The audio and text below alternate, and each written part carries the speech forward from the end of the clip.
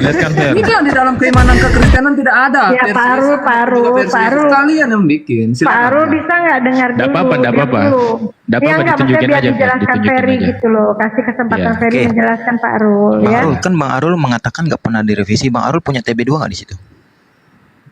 Punya? Buka ya, buka ya. Punya. Buka ya. Aku buka TB1, Bang Arul buka TB2 ya. Mau Saya nggak buka punya bareng-bareng? saya nggak punya yang terjemahan dua. Saya masih Iya. tetap ada. Kayak mana sih? Aku nggak mau buka sendiri. Aku maunya Bang Arul yang buka. Kan Bang Arul bilang nggak pernah direvisi. Maksud aku Bang Arul punya buka TB2, aku buka TB1-nya. Nah, kamu harus bedakan. Yang direvisi adalah terjemahannya, bukan aslinya. Nah, itu Ya. terjemahan bukan? Terjemahan boleh revisi saja, bukan? soalnya kalian tahu bahasa Indonesia sebelumnya. Jangan ketawa. Bedakan revisi dengan terjemahan. Terjemahan itu dengan yang terjemahan yang saat ini itu kan mengikuti dengan penggunaan kosakata, Oke, sekarang aku kata-kata tanya, bahasa Indonesia yang Bang sudah Arul. terbarukan supaya Bang Arul. lebih mudah memahami untuk orang-orang yang hidup dengan penggunaan kata-kata yang sekarang, apalagi yang anak-anak muda. Kalau Oke. orang-orang tua yang memang Bang Arul. sudah berumur di atas 30, dia akan bisa menyesuaikan perubahan itu. Oke, Bang Arul. Gini Bang Arul. Di Kisah Para Rasul pasal 9 ayat ke-5 dan Yohanes pasal 4 ayat 19 kata Tuhan diganti menjadi Tuhan. Tuhan dan Tuhan itu beda atau sama? Sama konteksnya? Nah, Sama sekarang, kan melihat dalam konteksnya. Sekarang- nah, Tuhan- sekarang- dengar bang. enggak Bang Arul, sekarang aku Penulisan tanya. kata Tuhan yang dimaksud itu tetap adalah sebagai penguasa kan? Nah, sekarang aku tanya. Alkitab ini menggunakan bahasa Indonesia atau menggunakan bahasa Yunani? Kitab terjemahan ini. Ya bahasa aslinya ya Yunani. Enggak, bahasa yang sekarang yang dipakai lah ini bahasa Indonesia. Bahasa Indonesia. Nah, Bahasa sekarang Indonesia. aku nanya, kalau bahasa Indonesia berarti kan menggunakan KBBI. Setuju nggak? Iya. Nah, menurut KBBI Tuhan dan Tuhan itu sama atau beda? Begini bang. KBBI begini. Jadi kalau abang pun juga mau mengatakan mengambil contoh dengan kata Allah pun itu nggak akan sesuai lagi dengan pemahaman kata Allah dengan orang Kristen. Karena KBBI ini kan sudah secara umum, sementara KBBI ini dia sudah menjelaskan penggunaan kata itu untuk orang Islam, orang Kristen maupun juga orang Buddha dan Hindu. Tinggal sekarang KBBI ini ketika dia mengartikan satu kata, dia lebih berpihak pada pengertian dari mana kan seperti itu. Tapi sekalipun Aku mau membicarakan kata Allah atau Allah. Aku membicarakan kata Tuhan dan Tuhan tadi. itu Karena sama gini, itu bang, itu sama Nah, saja bang. Oke, sekarang aku Tapi minta Tuhan datanya. yang dimaksud orang Kristen dalam Alkitab itu enggak seperti makna daripada yang KBBI, tetapi Tuhan yang dimaksud itu adalah pengertian yang lebih luas lagi, yaitu penguasa. Nah, Saya bisa menjadi Tuhan terhadap pembantu-pembantu saya, tetapi Tuhan yang dimaksud Alkitab itu kan adalah penguasa langit dan bumi. Bang, Jadi Tuhan dan Tuhan itu nggak ada bedanya kok maknanya.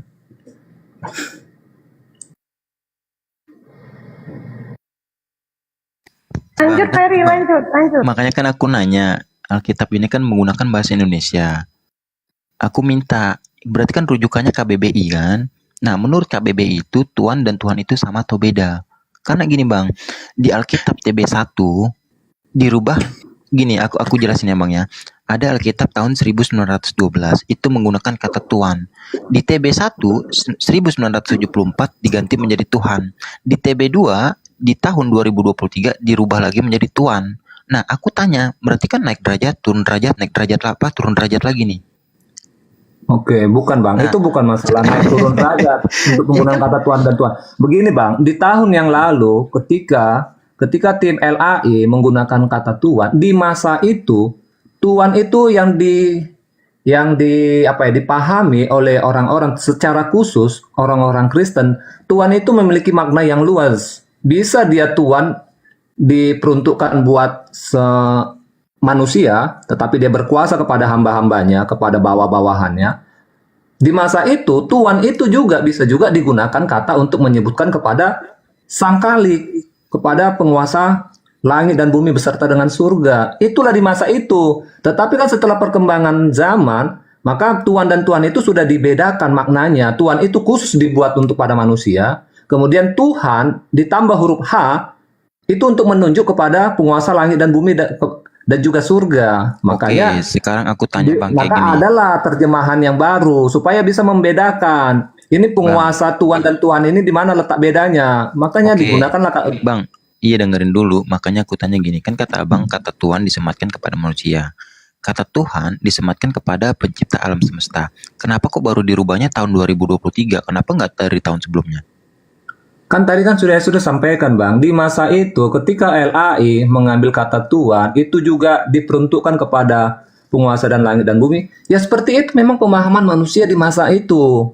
Mereka bisa menerima bahwa kata Tuhan itu bisa disematkan kepada manusia, bisa juga disematkan kepada Tuhan. Tetapi seiring perkembangan zaman, begitu juga akan adanya perubahan-perubahan kata itu tadi, ya tim LAI ya sepakat supaya untuk lebih memudahkan yang membaca, khususnya orang-orang Kristen, membedakan penguasa di bumi dengan penguasa langit dan bumi dan surga, maka dibedakanlah Tuhan dengan Tuhan ini. Tuhan ini untuk ditujukan kepada manusia, sedangkan Tuhan itu khusus hanya kepada penguasa langit dan bumi dan surga.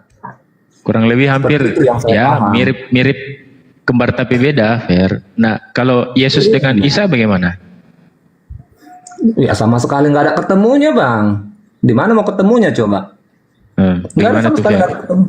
Ya kalau Yesus dia kan benar-benar anak Maria, kemudian bertumbuh, melakukan pengajaran sesuai dengan apa yang diterimanya dari Sang Bapa, kemudian dia disalibkan untuk penebusan dosa manusia, kemudian dikuburkan. Dan cerita itu, anak Maria ini, itu sesuai dengan orang Yahudi yang pemilik sejarah ini.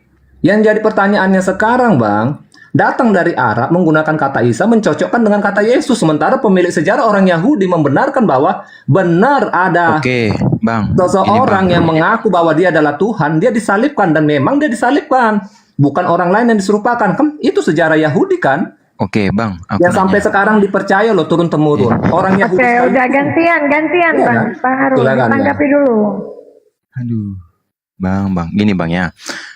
Di Alkitab versi 1600-an itu belum ada kata Yesus. Sekarang aku tanya, kapan kata Yesus itu muncul? Jawab pakai data, Bang. Kapan kata Yesus itu muncul ada di Alkitab? Silakan. Pakai data, Abang bisa Oke, Abang tunjukkan bentar. Alkitab itu karena saya belum pernah baca kan. Jangan kita berkata-kata, kita tidak menunjukkan Iya, Oke, enggak, Bang. tunjukkan, Ini enggak. Fer. mana Alkitab yang 1100-an itu, Bang. Biar kita sama-sama baca. Enggak, aku lagi di rumah Bang Handi, Bunda. Enggak, gini aja. Aku minta Abang keluarkan data open cam kapan kata Yesus itu ada di Alkitab. Open cam dong. Wah, Abang udah bisa open cam belum? Aku bisa tunjukkan. Aku bisa buka datanya. Kapan kata Yesus itu ada di Alkitab? Pertanyaan ini kan muncul dari Abang. Harusnya Abang tunjukkan data, ya kan? Open cam. Ini loh, ini ada Alkitab tahun 1100 sekian. Tidak ada penggunaan kata Yesus. Sehingga saya akan coba untuk menjawabnya. Karena saya kan nggak pernah mengakui itu, Bang, masalahnya. Iya, Dan Bang. orang-orang Kristen, pendeta saya sekalipun, tidak pernah bercerita tentang bahwa dulu seperti ini sejarahnya 1000 sekian. Memang benar tidak pernah ada kata Yesus. Kemudian di tahun sekian baru kita gunakan. Nggak pernah. Kita semua orang Kristen nggak pernah mendengar cerita itu. Bang. Sekarang gini, yang real aja, Bunda masuk dikit. Pak Arul pernah nggak lihat ada gereja namanya Isa Almasih? Ada. Ada. Nah, gereja. kenapa nggak dibikin gereja Yesus Kristus? Oh, ini kalau yang saya pernah dengar ya, di masa itu kekristenan kan mulai dari masa mayoritas Indonesia ini agama Hindu, ya kan? Hindu. Kekristenan Kan itu ini belum bukan bahas dengar dulu, Hindunya. Kak, dengar. Kalau Kekristenan- memang Pak Arul bilang dulu tidak ada nama Isa, kenapa gereja pakai nama Isa Almasih? Itu pertanyaan Bunda. Iya, ketika masuk ajaran Kristen ke Indonesia, maka dia kan harus harus dia menyesuaikan sama seperti ini, Kak. Jawabannya ya, supaya saya nggak panjang lebar. Kenapa dulu hari raya untuk orang Kristen itu dikatakan kenaikan Isa Almasih, kemudian kelahiran Isa Almasih. Setelah dimintakan oleh para tokoh-tokoh agama Kristen itu supaya itu dirubah, karena kan kita kan nggak mengakui Isa Almasih kan, kita nggak mengerti untuk itu kan. Kita nggak Bang, pernah Bang. mempelajari itu. Bang. Makanya sekarang kan dirubah kan. Oke, sebentar, Kenaikan Bang Arul. Yesus Kristus, Bang Arul, kelahiran Bang Arul. Yesus Kristus. Itu sama itu kira-kira Bang Arul, izin alasannya sebentar kenapa ya. digunakan kata Yesus Almasih. Iya, Bang Arul izin sebentar. Kayak gini Bang Arul. Di Alkitab itu tahu nggak kata Yesus itu muncul kapan? Karena gini, itu dari segi korespondensik. Nah, itu dari segi bahasa Bang. Makanya mungkin di Yunani mengatakan Yesus, terus ada namanya Yosua, terus adanya Iso. Nah, akan tetapi Bang, nih gini Bang, gua ngajarin lu Bang di sini Bang. Di tahun 1700-an, makanya pernah nggak mendengar dari kata Moses menjadi Musa, Andreas menjadi Hendro. Nah, itu karena orang Amerika atau orang luar negeri sana menyebutnya dengan kata J. Makanya muncullah dengan KJV, King James Version, dinamakan Yesus di sana. Lalu di bahasa Indonesia kan menjadi Yesus. Dari situ Bang, kapan munculnya? Tahun 1700-an. Itu baru muncul Bang. Nah, lalu kita bicara kata Tuhan. Coba kita lihat Bang ya. Di sini, ini menurut KBB ini. Tuhan itu disematkan kepada hamba. Disematkan kepada hamba nih, baca nih Bang ya. Tuhan disematkan kepada hamba. Bahkan kepada manusia. Nih, kita buka kitab Abang. Dan di Alkitab pun juga mengatakan seperti itu Bang. Nih ya, kita buka nih.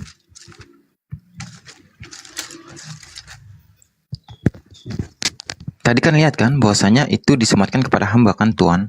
Nih. Di sini ternyata benar Bang, Yesus hamba Tuhan. Ini Yesus hamba Tuhan Bang. Berarti benaran dikatakan KBBI. Akan tetapi di TB2 di KPR pasal 9 ayat 5 dan di Yohanes 4:19 kata Tuhan itu diganti lagi menjadi Tuhan Bang. Nah, jikalau kita merujuk kepada KBBI, Tuhan itu bukan sesembahan Bang. Memang benar disematkan kepada manusia, penguasa. Kayak gitu Bang. Memang yang aku tahu kayak gini Bang ya. Memang pada saat itu ketika Belanda menjajah Indonesia di tahun 1600-an. Nah, itu ada seorang Belanda misi misionaris yang nama Ledecker Bang. Makanya dulu LAI belum ada, melainkan nama dulu itu adalah Lembaga Alkitab Hindia Belanda. Untuk menyebarkan misi misionaris mereka mengambil, karena mayoritas Islam di Indonesia, mereka mengambilnya mencomot dari bahasa-bahasa Islam Bang. Itu yang aku tahu Bang. Jadi kita bicara jujur lah Bang ya, karena kan aku juga mantan oten Bang. Itu yang aku tahu Bang. Makanya Iya, kita itu selalu direvisi. Gitu Bang, lanjut. Ya, jadi saya nggak setuju karena memang bukan seperti itu ya kebenarannya. Jadi saya nggak setuju kalau dikatakan bahwa Kristen itu menggunakan kata-kata mulai dari dulu itu, baik yang tadi Abang ceritakan sejarah terkait dengan ketika Belanda melakukan pengajaran tentang kekristenan juga di masa penjajahan. Kurang tepat kalau Abang katakan bahwa Kristen itu mencoba untuk mengadopsi kata-kata dari Islam.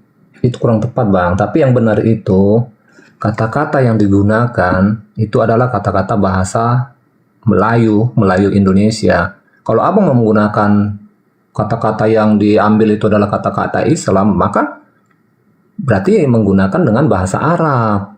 Kalau Abang membawa Islam, berarti Abang harus membawa setiap penggunaan kata kalimat itu berarti dari bahasa Arab. Tetapi kalau kita berbicara Indonesia itu berbicara kita bahasa Melayu. Jadi kalaupun sejarah yang tadi Abang katakan terkait dengan Belanda tadi, mereka memang kan harus Oke, Bang. menerjemahkan Alkitab Belanda ya, bahasa Belanda itu dengan bahasa setempat kan, bahasa yang dipakai di masa itu kan bahasa Melayu yang di zaman itu kan.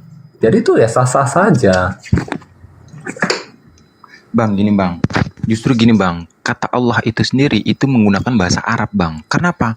Kalau Abang, nih dari era ini, kalau Abang masih membantah silakan bantah nih Bang. Ini dari sarapan pagi Bang. Ini, kalau Abang menyebutnya atau melafalkan dengan kata Allah, kita kembali ke original teks bahasa Ibrani, ya kan? Di sini nih, mana nih? Ini Allah kan yang Abang sebutkan. Ini artinya yang terkutuk Bang. Tuh. Yang terkutuk. Nah, kalau double lam atau dilafalkan dengan kata Allah, itu benar Bang, nama sesembahan umat Islam.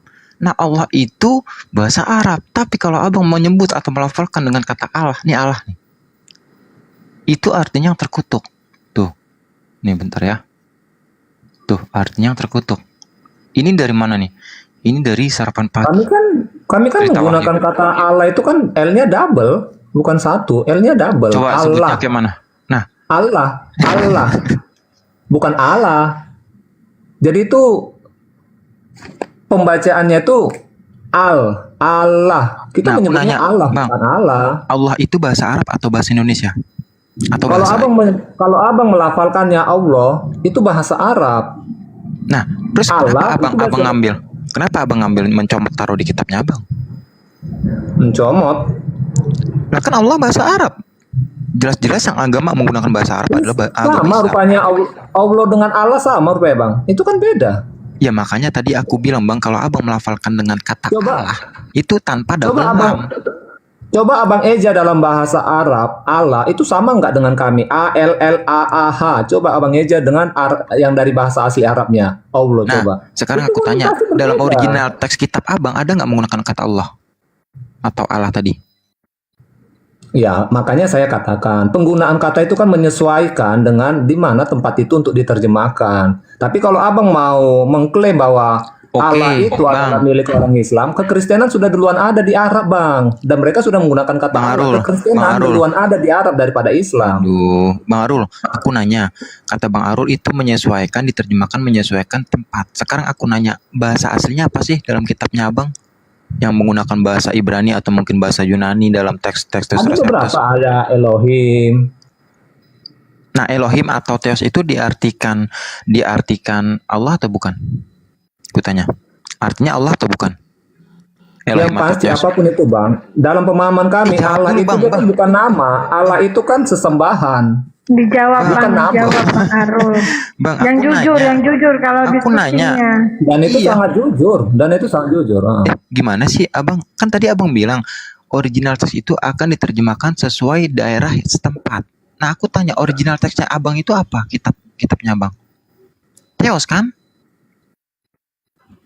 Menggunakan kata Theos kan? Theos. Apapun itu, Bang. Kok apapun Iya, itu sih? begini. Itu kan Theos Elohim, tetapi Gini ketika aja Ferry, masuk langsung dalam aja Ferry, dalam nggak bisa lingkungan sama orang sama Melayu. Bang Arul ini Benar. begitu. Gini loh Bang Arul, dalam kitab original teksnya di Biblenya Bang Arul itu kan bahasa Yunani. Di sana nggak ada tertulis A, alif, lam, aha atau dalam Latinnya Allah yang di dalam Bible Bang Arul Ya. itu sekarang. Tetapi di sana tertulis Theos. Kalau ikut dengan Indonesia, di Indonesia kan Theos itu artinya apa? Sesuai dengan Bang Arul berstatement, Oke, begini, sesuai Pak. di mana adanya, Ya. misalnya di Indonesia itu Bible. Nah, kalau memang mau mengikuti sesuai di sini, arti dari Theos itu adalah dewa atau Tuhan, bukan yang seperti tertulis di Biblenya Bang Arul ALLAH.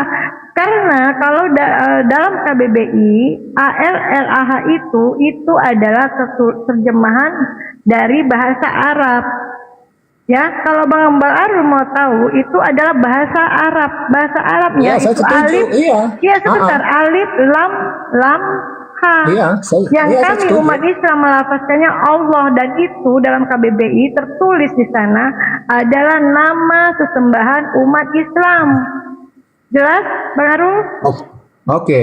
Dan Alkitab terdahulu ada di Arab daripada kitab sucinya orang kakak kan? Nah, sekarang aku tanya Bang Arul. Jadi kata Allah sudah terlebih dahulu disebutkan atau disematkan untuk sesembahan kepada orang Kristen di Arab. Bang Arul. Itu kan Baru. sejarah kan? Aduh, kayak mana sih? Bang Arul, Salah dengerin dulu juga Bang Arul. itu, salah juga. Sejarahnya nanti Kok bisa salah? buka data. Tunggu, Kristenan. sabar. Lanjut, Fer. Bang Ferul. Kekristenan, iman kepada Yesus itu sudah terlebih dahulu ada di Arab Iya, diam dulu Bang daripada Arul.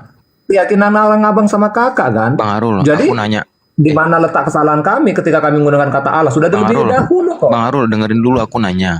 Oke, silakan. Bahasa Indonesia di Jakarta dengan bahasa Indonesia di Bali itu sama atau beda? Kan menggunakan bahasa setempat. Sekarang aku tanya, bahasa Iya. Indonesia yang ada di Jakarta dengan bahasa Indonesia yang ada di Bali sama atau beda? Saya nggak mau sembarang jawab sih Bang, karena saya belum terlalu Karena paham. gini, Bang. bahasa Karena Bali. gini, Bang. Saya juga pernah ke sana. Ya dengerin dulu. Karena ketika Abang Alkitabnya ada di Bali memakai Sangyang Widi, kata Allah diganti menjadi Sangyang Widi. Oke. Izin, Bunda mau bantah dulu nih. Dia bilang bahwa tadi bangsa Arab sana Kristen Alkitab bangsa Arab yang pertama. Bunda punya data ya, cuman Bunda nggak bisa punya. Di Kodeks MT Sinai 151, dengar nih Bang Arul. Bang Arul boleh baca, cari di Google.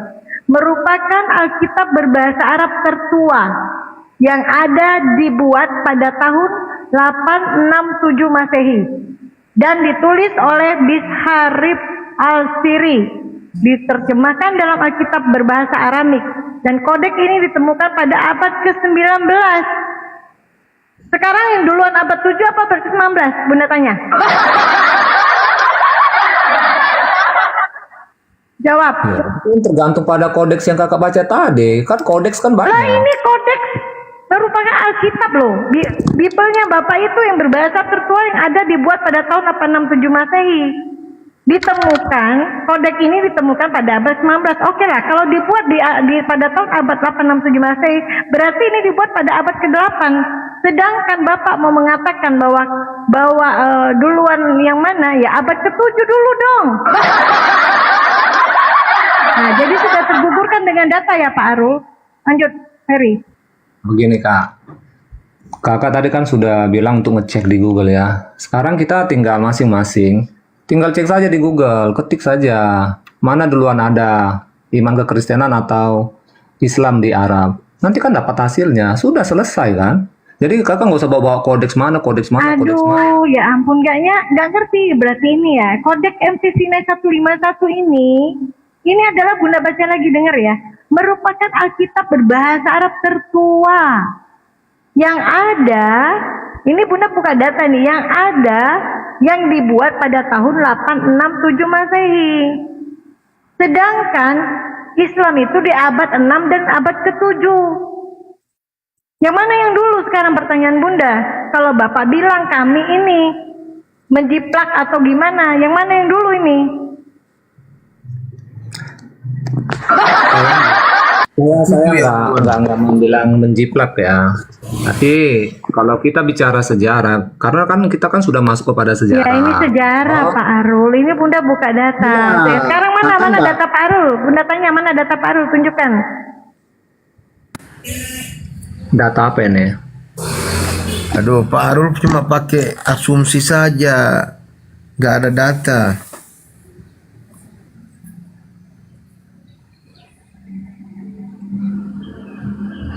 Ya, tunjukkan data. Bunda udah buka data tadi. Tunjukkan datanya Pak Arul.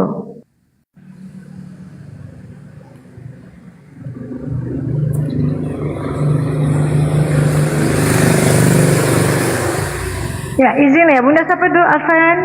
Assalamualaikum Ya, ya. Oke, saya buka. wabarakatuh. Saya buka Ya, Kak ya. silakan.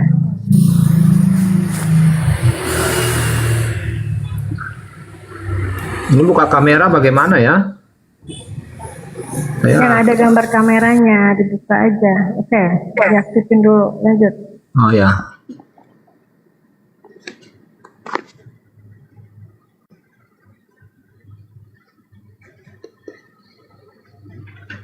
Berarti dari host kali ya, harus aktif udah.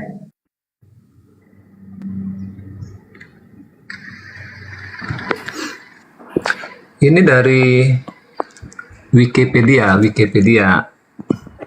Ini kan bisa dipercaya nih ya. Kristen telah membentuk gereja-gereja di Arab sebelum masa Nabi Muhammad SAW pada abad ke-7. Apa perlu saya buka semuanya untuk kita baca isinya? Dan saya sudah ada baca juga banyak bukti-bukti yang masih yang masih ada ya di museum di Arab itu, seperti waktu itu saya baca ya terkait dengan doa Bapa kami kan saya nggak mau sembarang bicara karena saya harus mencari lagi. Tetapi kalau kita bicara Google Ini sudah aneh. Oke, sekarang balik lagi pembahasan kita tadi apa? Jangan lupa yang Bunda bahas bukan gereja. Yang kita bahas kata-kata Allah di dalam Alkitab, bukan Allah satu yang kayak Ferry tunjukkan ya, tetapi yang ALLAH di dalam Bibelnya Bapak itu yang kita bahas. Tadi Bapak bilang bahwa Kristen Arab dulu, zaman dulu sudah pakai kata itu kan, jadi pembahasannya ini bukan gereja ya, jangan salah. Kalau gereja-gereja yang mungkin dari sebelum abad ke-6 memang sudah ada. Tetapi yang data Bunda tunjukkan tadi itu Alkitab yang tertua. Itu yang kita bahas di Kodeks TMT Sinai 151. Jadi merupakan Alkitab berbahasa Arab tertua. Nah, kalau di dalam Alkitab bahasa Arab tertua ini sudah ada tertulis ALLAH menurut Bapak Arul, oke, kita terima. Tapi ini kan adanya di tahun ke-867 Masehi. Berarti ini di abad ke-8 dong. Kalau memang ini adanya di abad ke-8, nah duluan Islam di abad ke-6 dan 7. Bagaimana mungkin kalau Bapak bilang bahwa duluan orang Kristen Arab memakai kata ALLAH itu? Itu di sini poinnya, Bapak harus paham, Pak Arul. Iya, jadi kita sambil diskusi, saya juga sambil cari. Saya sudah pernah baca bahwa kata Allah itu dulu ada salah satu tokoh Kristen Arab, tokoh agama, ditemukan dia punya, yang pasti tulisan doa. Dia menggunakan kata Allah, tapi saya nggak mau terlalu banyak bicara kalau saya belum menemukan datanya itu. Jadi saya sambil mencari, tapi saya sudah pernah baca itu juga, Pak. Kemudian Kakak kan sudah mengakui bahwa gereja di Arab itu sudah terlebih dahulu ada daripada Islam di sana. Dan kalau Kakak sudah mengakui itu, ya oke, berarti saya tinggal hanya mau menambahkan data bahwa kata Allah itu sudah terlebih dahulu ada di dalam Alkitab di Arab. Nanti saya sambil cari. Permasalahannya itu kan kita bahas sampai ke Indonesianya ini loh, Bibelnya itu berbahasa ada tulisan alif lam lam aha itu. Tadi ada Latinnya ALLAH ya. Jadi kalaupun yang Bunda kasih data itu di Kodeks TMT Sinai 151 itu adalah Alkitab tertua. Berarti dia kalaupun di sana, di sana tertulis ada kata alif lam lam ALLAH, berarti ini di abad ke-8, masih duluan Islam di abad ke-6 dan ke-7. Kalau gereja ya memang dari zaman-zamannya Paulus kan sudah ada gereja, tapi apakah di situ ada tertulis ALLAH seperti yang kita bahas? Sedangkan di bahasa Yunani original teksnya itu Bibelnya Pak Arul itu tidak ada sama sekali kata ALLAH. Yang ada itu Theos, ataupun di perjanjian lama itu yang ada Ilah, Elohim, YHWH. Nah itu, ini yang kita bahas awalnya dengan Ferry. Ya kalau memang mau jujur, dari original teksnya Theos, kenapa tidak diterjemahkan ke dalam bahasa Indonesia oleh LAI itu dewa atau Tuhan? Selesai. Kalau Bapak mau berkeras dari ALLAH Latinnya, itu adalah tetap KBBI pun mengatakan itu berasal dari bahasa Arab yang berasal dari alif lam lam ha, dan kami umat Islam menyebutnya itu Allah. Dan di dalam KBBI pun dijelaskan bahwa itu adalah nama sesembahan umat Islam. Paham Pak Arul sampai di sini? Lanjut Ferry. Host, Bunda mau bikin teh dulu. Iya benar itu loh, Bang. Mau dibaca kayak mana sih? Nih ya. Ini kodeks tertua Arab Gunung Sinai nih, yang Bunda bawakan. Nah ini nih kodeksnya nih. Ini di abad ke-16 Bang. Ini bahkan dari Santa loh. Tuh, dari Santa loh. Mau enak gimana? Ini kodeksnya tuh. Tuh kodeksnya tuh. Ini kodeksnya jelas loh, ini dari gereja Bang. Itu betul Ferry yang Bunda kasih datanya. Ini dari gereja ini. Dikolak gimana sih? Tuh, ini dari gereja. Nih tuh. Ini dari gereja nih, coba kita lihat ya. Siapa yang menyebarkan ini? Nah, nih, bentar ya. Nih, dengan polarisasi nih, orang Kristen untuk menyebarkan misinya. Nah, ini jelas bang. Tuh. Nih, siapa ininya nih? Tuh, Santo. Ini orang Islam bukan nih bang? Santa Catherine. Bang, Santa Catherine orang Islam atau orang Kristen nih Santa nih? Bang Arul. Saya belum belajar bang, tapi sepertinya orang Katolik. Nah, berarti bukan orang Islam kan? Ya saya kan harus pelajari dulu itu kayak dengan data yang Ya bang, makanya nggak bisa menunjukkan data. Nah, tapi ini bahkan bang, di Kristen Arab itu dikatakan nama loh. Ilah itu nama bang, bukan gelar. Sekarang aku tanya bang Arul, kata Allah itu menjadi gelar, landasannya dari mana bang? Bahkan KBBI juga mengatakan itu adalah sebuah nama. Di Islam pun juga mengatakan itu sebuah nama. Contohnya Bismillahirrahmanirrahim dengan menyebut nama Allah. Kristen Arab juga mengatakan itu sebuah nama, bukan gelar bang. Sekarang aku nanya, abang tuh dapat tahu itu gelar dari mana landasannya bang? Ketika mengatakan Allah itu gelar, nah tahu dari mana bang? Landasannya dari mana coba? Apakah Kristen Arab menggunakan kata ilah itu dijadikan gelar? Coba bang, abang kan tadi kan selalu membawa nih kata itu berasal dari Iya, kalau saya mau mencari data-datanya kembali, ini kan saya kan belum persiapkan kalau kita akan ada membahas ini. Jadi dalam iman kekristenan, Allah itu adalah gelar, yang artinya itu adalah sesembahan. Sehingga di Alkitab pun ada digunakan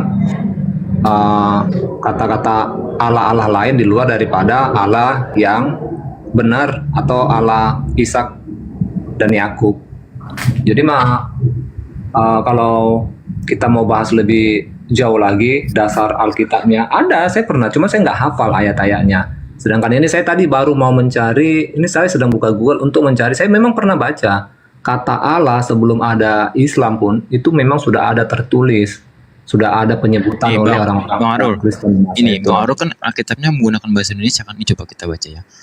Di dalam KBBI makna kata Allah itu dicatat. Ini kan tertulisnya dalam kitab abang kan kayak gini nih, cuman bacanya aja abang beda nih. Nah, dicatat coba ya menjadi nih sebuah nama bukan jabatan. Ingat bang, menjadi sebuah nama bukan jabatan. Bahkan di Indonesia pun juga itu sudah memberitakan Allah itu adalah nama Tuhan dalam bahasa Arab. Nah, sedangkan kitabnya abang itu bahasa Ibrani, lalu yang kedua adalah bahasa Yunani atau dalam bentuk Textus Receptus. Dari mana abang mendapatkan kata Allah itu dari mana bang? Hah? Lalu abang mengatakan itu sebuah gelar dari mana bang? Karena kan Alkitabnya abang kan bahasa Indonesia. Lalu abang mengatakan gelar kalau menggunakan satu bahasa bang. Kan abang bilang kan tadi kayak gini bang. Diterjemahkan itu sesuai daerah setempat kan kayak gitulah. Sedangkan negara setempat yang kita duduki sekarang atau yang abang menggunakan bahasa Indonesia tadi, di situ jelas bang, kata Allah itu adalah sebuah nama bukan jabatan bang. Diizinkan berperang bagi orang-orang yang Lalu kenapa abang membawa sehingga memberikan statement itu adalah sebuah gelar bukan nama? orang-orang yang diusir dari kampung. Kayak begitu bang Arul. Saya yang lemah. Dari mana bang landasannya sehingga abang mengatakan Allah itu adalah sebuah gelar bukan nama? Bisa nggak bang bukakan datanya atau mungkin dari Arab Kristen Timur Tengah gitu yang mengatakan itu sebuah gelar? Ya memang itu sebuah gelar bang. Iya tunjukin data. Aku nggak minta abang ngomong, aku minta tunjukin datanya di mana kata Allah itu dikatakan sebuah gelar. Baik dari Kristen Timur Tengah ataupun KBBI. Silakan bang. Aku nggak butuh abang ngomong. Yang aku butuh datanya di mana bang? Dari Arab ataupun Indonesia mengatakan Allah itu adalah sebuah gelar bukan nama. Silakan bang.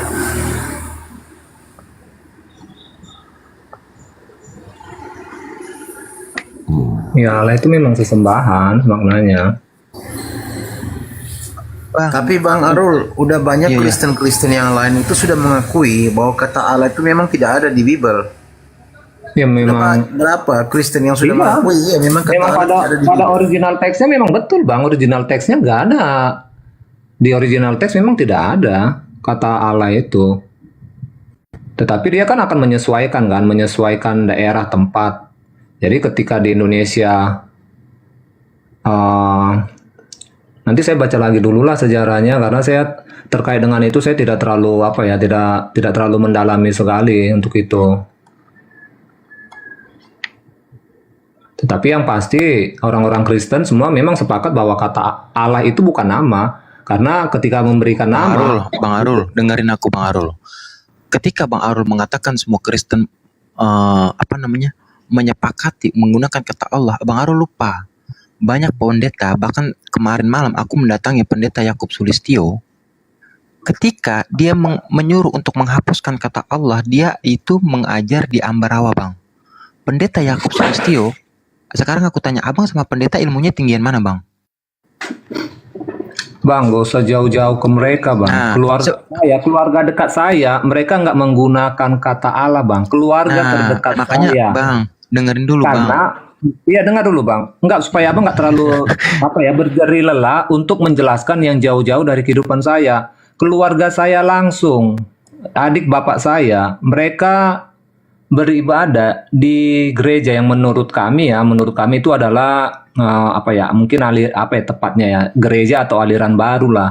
Jadi mereka nggak menggunakan kata Yesus, jadi Yehosua. Mereka pantang bagi mereka menyebut kata Yesus. Oh enggak Dan Bang ada Arul, juga enggak. Bang Arul, pendeta Yakub Sulistyo masih memakai nama Yesus. Hanya perbedaannya Bang, tahu enggak? Ketika dia Di Allah. mengajar, sebentar dulu Bang. Ketika dia mengajar di Ambarawa, lalu dia menggantikan, dia memakai Alkitab versi ILT Bang. Nah, di versi ILT dia menggunakan kata Elohim, bukan Allah. Nah, ketika dia mengganti menjadi ke Elohim, bukan Allah lagi, karena dia tahu itu punya umat Islam, Bang.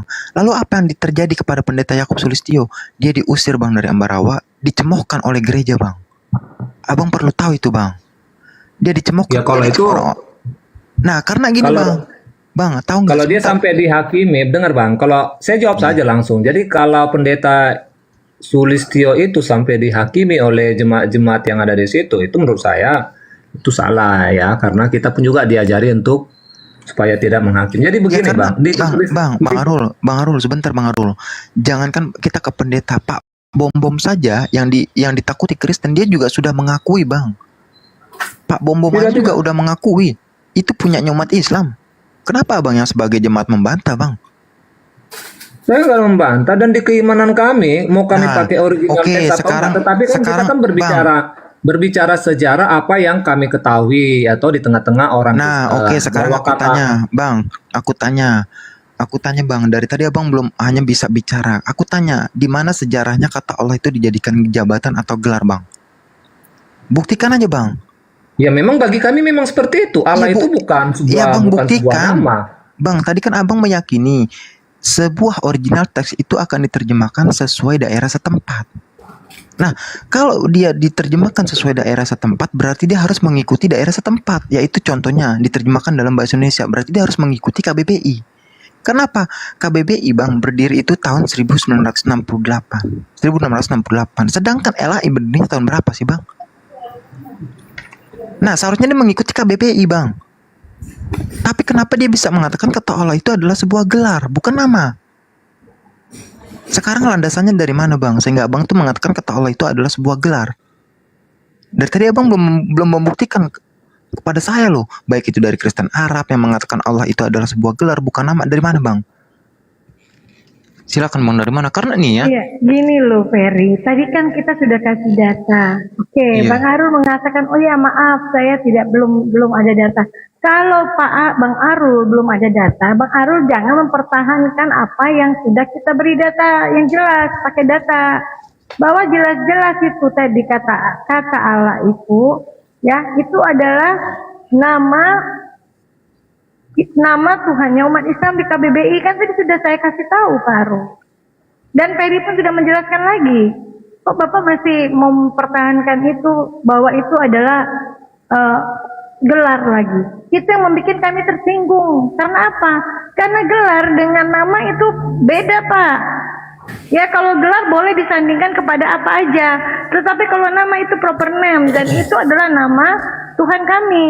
Kalau Bapak sandingkan itu jadi gelar, nah inilah yang bikin kami jadinya marah kepada orang-orang Kristen ini. Kenapa? Anak Allah. Emang dalam kepercayaan Bapak silakan aja Tuhan Bapak beranak.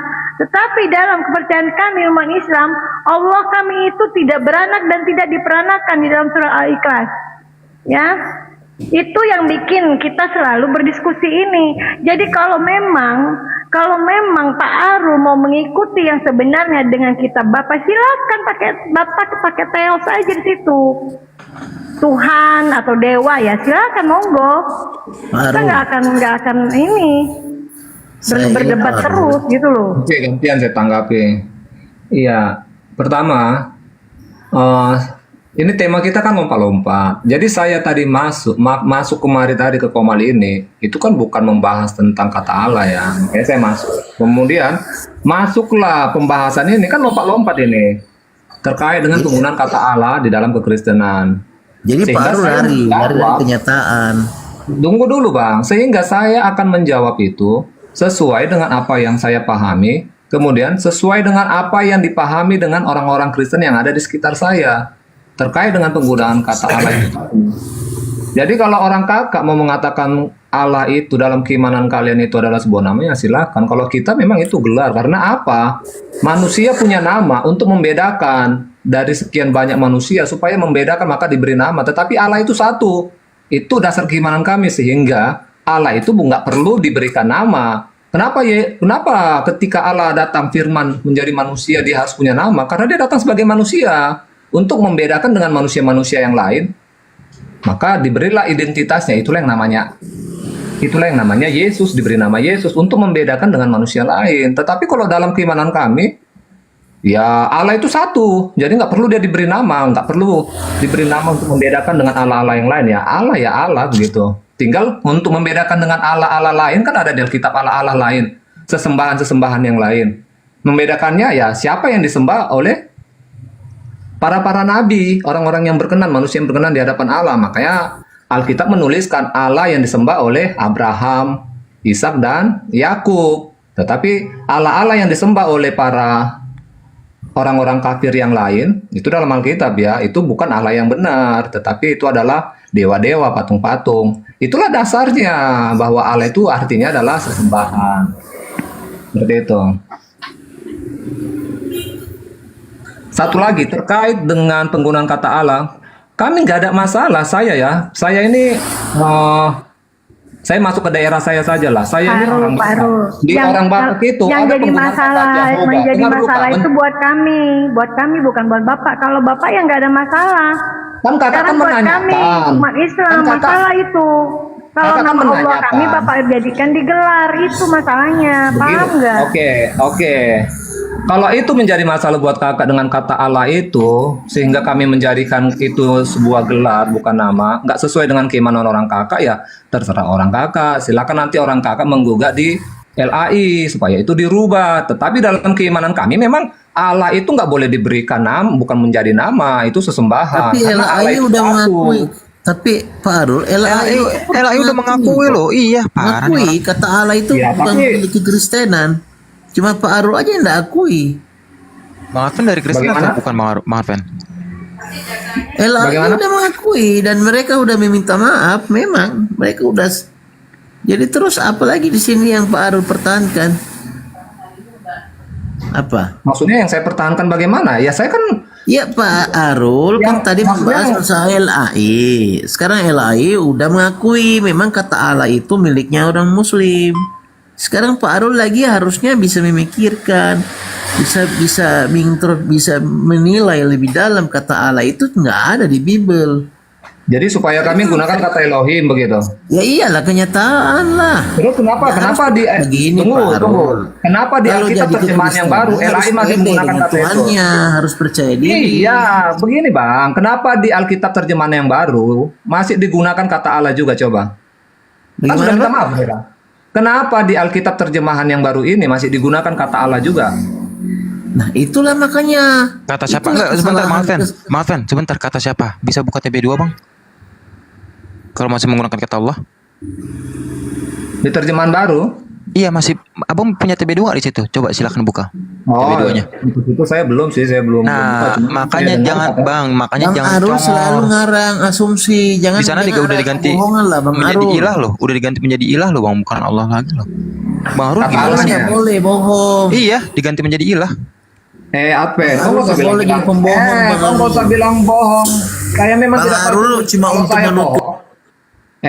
Itu urusan saya dengan Tuhan. Kamu nggak usah menghakimi orang. Kalau memang saya bohong, kau tahu apa rupanya dalam hati saya? Udah tanyain. Nggak boleh Oke, kamu apa yang menghakimi orang penting bilang ya? bohong. Sekarang gini Kalau Arul, saya sekarang bohong berarti saya berdosa pada Tuhan saya kan begitu? ya enggak, oke. Sekarang Kamu nggak tahu sekarang apa isi hati saya. sekarang Kamu udah terus tengahin bohong. Arul sekarang udah tahu dari Ferry kan bahwa di TB2 itu sekarang sudah nggak ada lagi kata Allah. Jadi Oke, pakai nanti saya ilah. cek. Iya, Nah, nanti saya gitu cek. aja udah. Jadi kalau kita belum ada data, kita jangan duluan berasumsi atau ngotot. Itu lebih baik. Jadi kayak Bunda udah kasih data, Ferry udah kasih data. Harusnya Pak Arul jangan tetap ngotot gitu loh maksudnya. Kasih datanya mana rupanya, Kak? Ada kasih Loh, tadi, tunjuknya. tadi memang kita nggak kasih data. Iya, mana Dari datanya? Itu kan dari narasi. kodeks tadi. Loh. Bedakan narasi dengan data. Data Loh, itu yang seperti yang tadi kita saya tunjukkan open cam. data itu tadi bukan data itu. Yang Bunda kasih data di kodeks tadi bukan data itu. Iya, kan data-data kalau namanya data lisan itu kan bukan data yang bisa Ya tadi kan yang udah Ferry diterima tunjukkan itu sama loh. Sama dengan kecuali data kalau dari tadi Bunda. ya terjemahan barunya divideokan ya kan. Oh, Ini, yang bentar, TB. Bunda, ini aku Lanjut tunjukin. Ferry. Oh, Ya, lanjut Ferry. Yang TB Ini lanjut. orang ngeyel banget sih. Bukan ngeyel, Bang, jangan dibilang ngeyel. Sebentar. Ini dari LAI nih ya. Ini sarapan pagi nih. Nih, lihat ya, diluncurkan Alkitab terjemahan baru 2. Nih, di sini lihat nih kata-kata yang dirubah nih. Nih. Mana bentar. Nih, dari kata ganja dirubah menjadi balok-balok. Nah, terus yang kata Allah kan? Nih, coba lihat ya. Kata Allah diganti menjadi ilah. Nih, botol, lu dengerin nih. Lu ngeyel banget sih. Kata Allah diganti menjadi ilah. Ini dari Jangan Allah ini.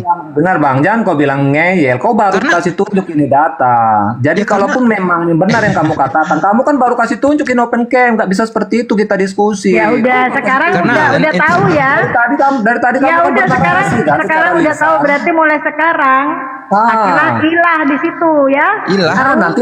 Nanti saya cek kembali kebenarannya kan dengan Alkitab terjemahan baru yang sudah dicetak ya kan. Kan seperti itu kita untuk memvalidasi kebenaran data kan. Hari ini kita kan bernarasi. Hari ini Abang menggunakan Iya, on ini kamera ya kan. Bang, nih. Nanti ini, saya akan Bang, cari kitab terjemahan baru Bang, itu untuk ini. Nih, Bang baca baik-baik nih. LAI meluncurkan Alkitab terjemahan baru, nih ya. Edisi 2, kata-kata ini, kata-kata yang diganti. Nih, lihat ini dari LAI, Bang. Tuh.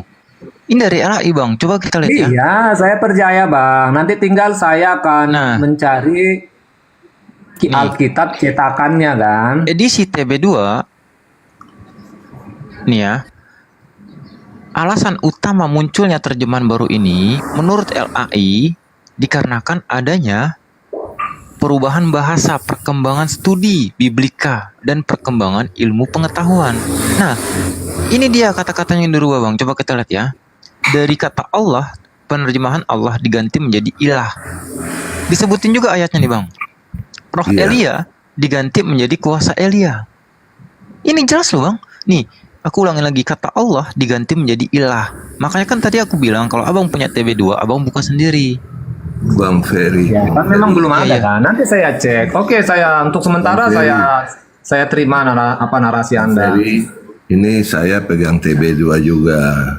Coba Jadi itu Allah huruf kecil itu yang memang diterjemahkan dengan ilah. Nah, coba buka TB2-nya, Bang, biar dia nih orang paham, Iya. Bang. Memang kalau yang huruf kecil ya, itu memang terjemahkan dengan ilah. Iya, memang benar. Iya, terjemahan yang lama. Allah yang huruf besar tetap masih terjemahkan dengan Allah. Misalnya gitu. Nah, sekarang aku tanya, yang Allah huruf kecil itu diganti menjadi ilah nggak, Bang Domines?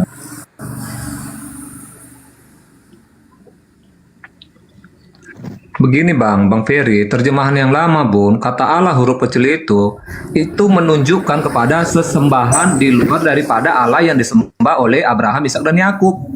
Itu di terjemahan yang lama. Aku yakin pun kalau di seandainya masih disemat, memang itu maknanya Bang. Allah huruf A kecil itu mengartikan sebagai sesembahan, iya toh, sesembahan di luar daripada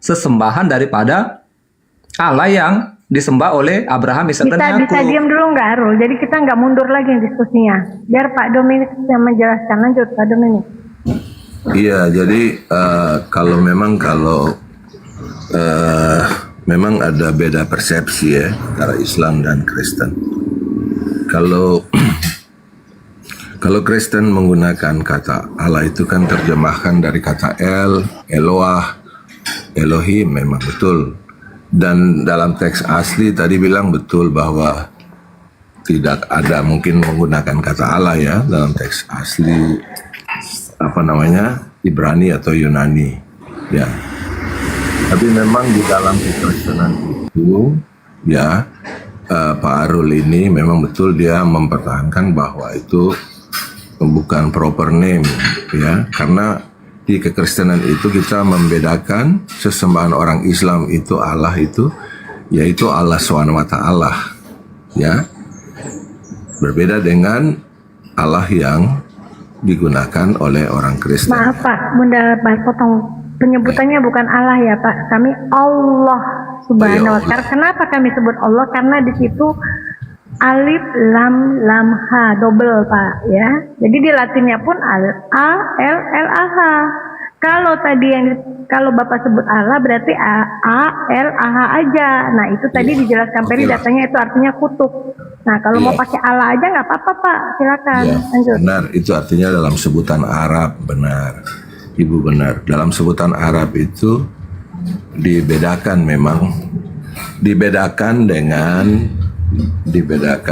dengan terjemahan dari Eloah, Elohim.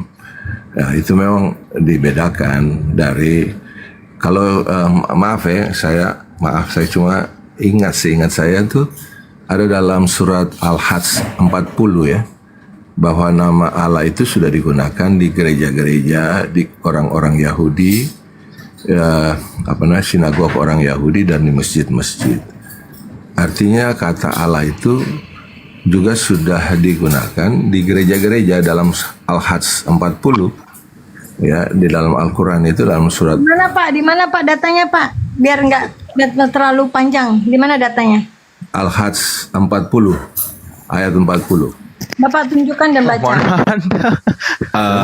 Assalamualaikum warahmatullahi wabarakatuh. Ya, saya nggak punya. Lanjut. Tuh, lanjut Bunda. Oh, saya baru masuk kok nggak ngerti aku. Lanjut Bunda. Ya lanjut Pak Dominik, mana datanya? Ya, saya coba buka Al-Hajj 40 ayat surat 22 kalau nggak salah ya, ayat 40. Saya nggak bisa buka, saya nggak ada Al-Quran di rumah. Nah, saya cuma punya Alkitab. Bahasa apa sih? Itu Bang Ardi katanya kata Allah di di Al-Quran di surah Al-Hajj 40 katanya udah punya Kristen terlebih dahulu Bang Ardi. Gini, simpelnya gini. Dan punya Kristen disebut di gereja-gereja, di sini di masjid-masjid ya. Itu ya kan? Itu aja. Bahwa itu pernah sudah disebut di gereja-gereja. Oke, dibaca dulu aja Pak. Saya nggak punya nih Al-Quran. Waduh. Gitu. Ya minimal dibacakan dulu gitu Ya, Pak, biar kita tahu. Ada. Kalau Al-Quran ada di handphone doang. Ya, di handphone kalau buka kan. Oke. Ini saya baca mungkin dengan Ya silakan. dengan pakai handphone lain. Ya, itu orang-orang yang diusir dari kampung halamannya tanpa alasan yang besar hanya karena mereka berkata, Tuhan kami ialah Allah. Seandainya Allah tidak menolak keganasan sebagian manusia dengan sebagian yang lain, tentu telah dirobohkan biara-biara Nasrani, gereja-gereja, rumah-rumah ibadah yang orang Yahudi, dan masjid-masjid yang di dalamnya banyak disebut nama Allah. Allah pasti akan menolong Allah pasti menolong orang yang menolong agamanya. Sesungguhnya Allah Maha Kuat, Maha Perkasa. Nah itu kira. Jadi nama Allah itu sudah disebut di gereja-gereja, di sinagog, dan di masjid-masjid, ya kan, begitu. Jadi Ya, memang di dalam perspektif orang Kristen dan Islam, perspektif orang Kristen, ya orang Kristen, mungkin orang Kristen Arab mula-mula juga, saya juga belum pernah baca Alkitab bahasa Arab ya, yang mula-mula sebelum ada terjemahannya kah? Ya, apakah dia menggunakan Allahnya atau Allah SWT kan dalam perspektif kita mungkin beda, ya kan?